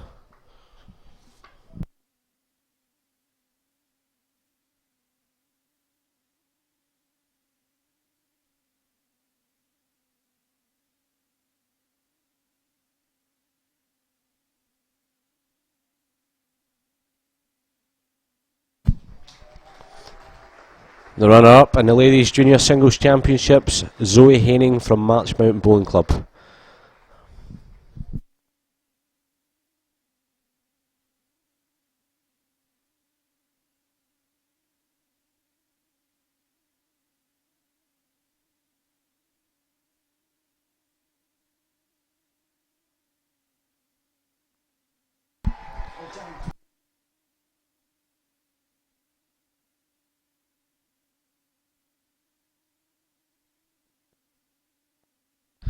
The winner of the Ladies Junior Singles Championship, the McRobert Thistle Trophy from S Mills Bowling Club, Kelly McDougall.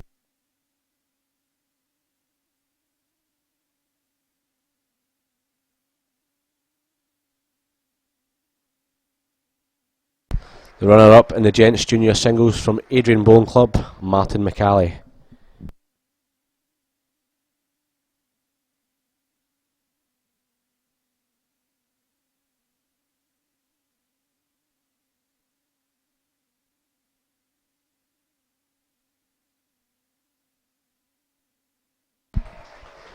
Winner of the 2013 Men's Junior Singles Championships from Lockerbie Bowling Club, Gary Robertson, who picks up the Dewar Trophy.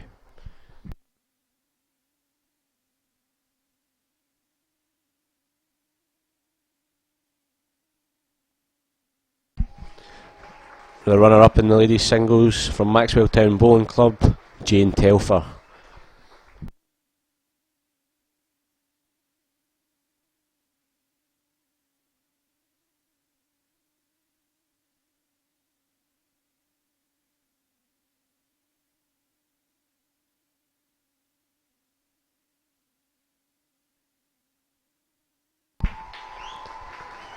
Ladies 2013 Bow Scotland Singles Champion, retaining her Founders Trophy from the Lithgow Bowling Club, Lorna Smith.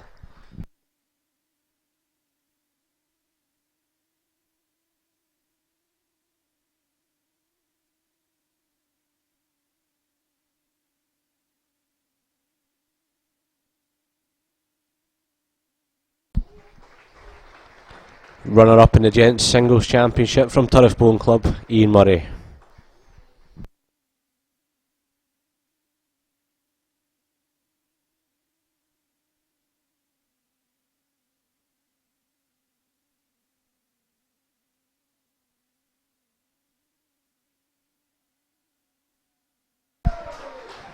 The winner of the 2013 Gents Singles Championships from Blackwood, Victoria, who picks up the Rosebery Trophy, Ian McLean.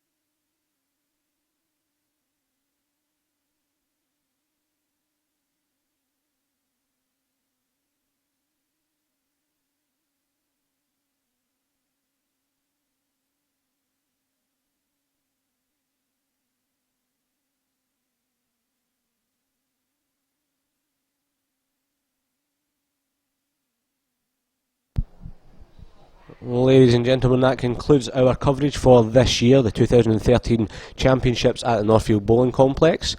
I would like to thank each and every one of you who have tuned in to watch, and for all the feedback you have given us over Facebook, over Twitter, and for all the people who have come up to us during the Championships to say they like the idea of the streaming that we've done, the commentary that we've done. I'd like to thank you all for that.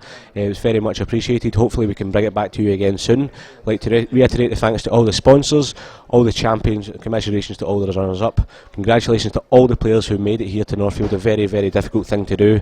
From all the winners for Thursday and from all the winners from today, a big congratulations from myself, from our very, very esteemed colleague Pete, who has been looking after the technical side of things for the whole week. He's been done an excellent job on his own and now has to drive down to Lincoln, for the 5.5 hours. He's not quite finished for the day. I'd like to say thanks once again for you all. I've been Paul Fisher. I've been your commentator for the Bowls Scotland National Championships of 2013. I hope to see you all soon. Thank you and goodbye.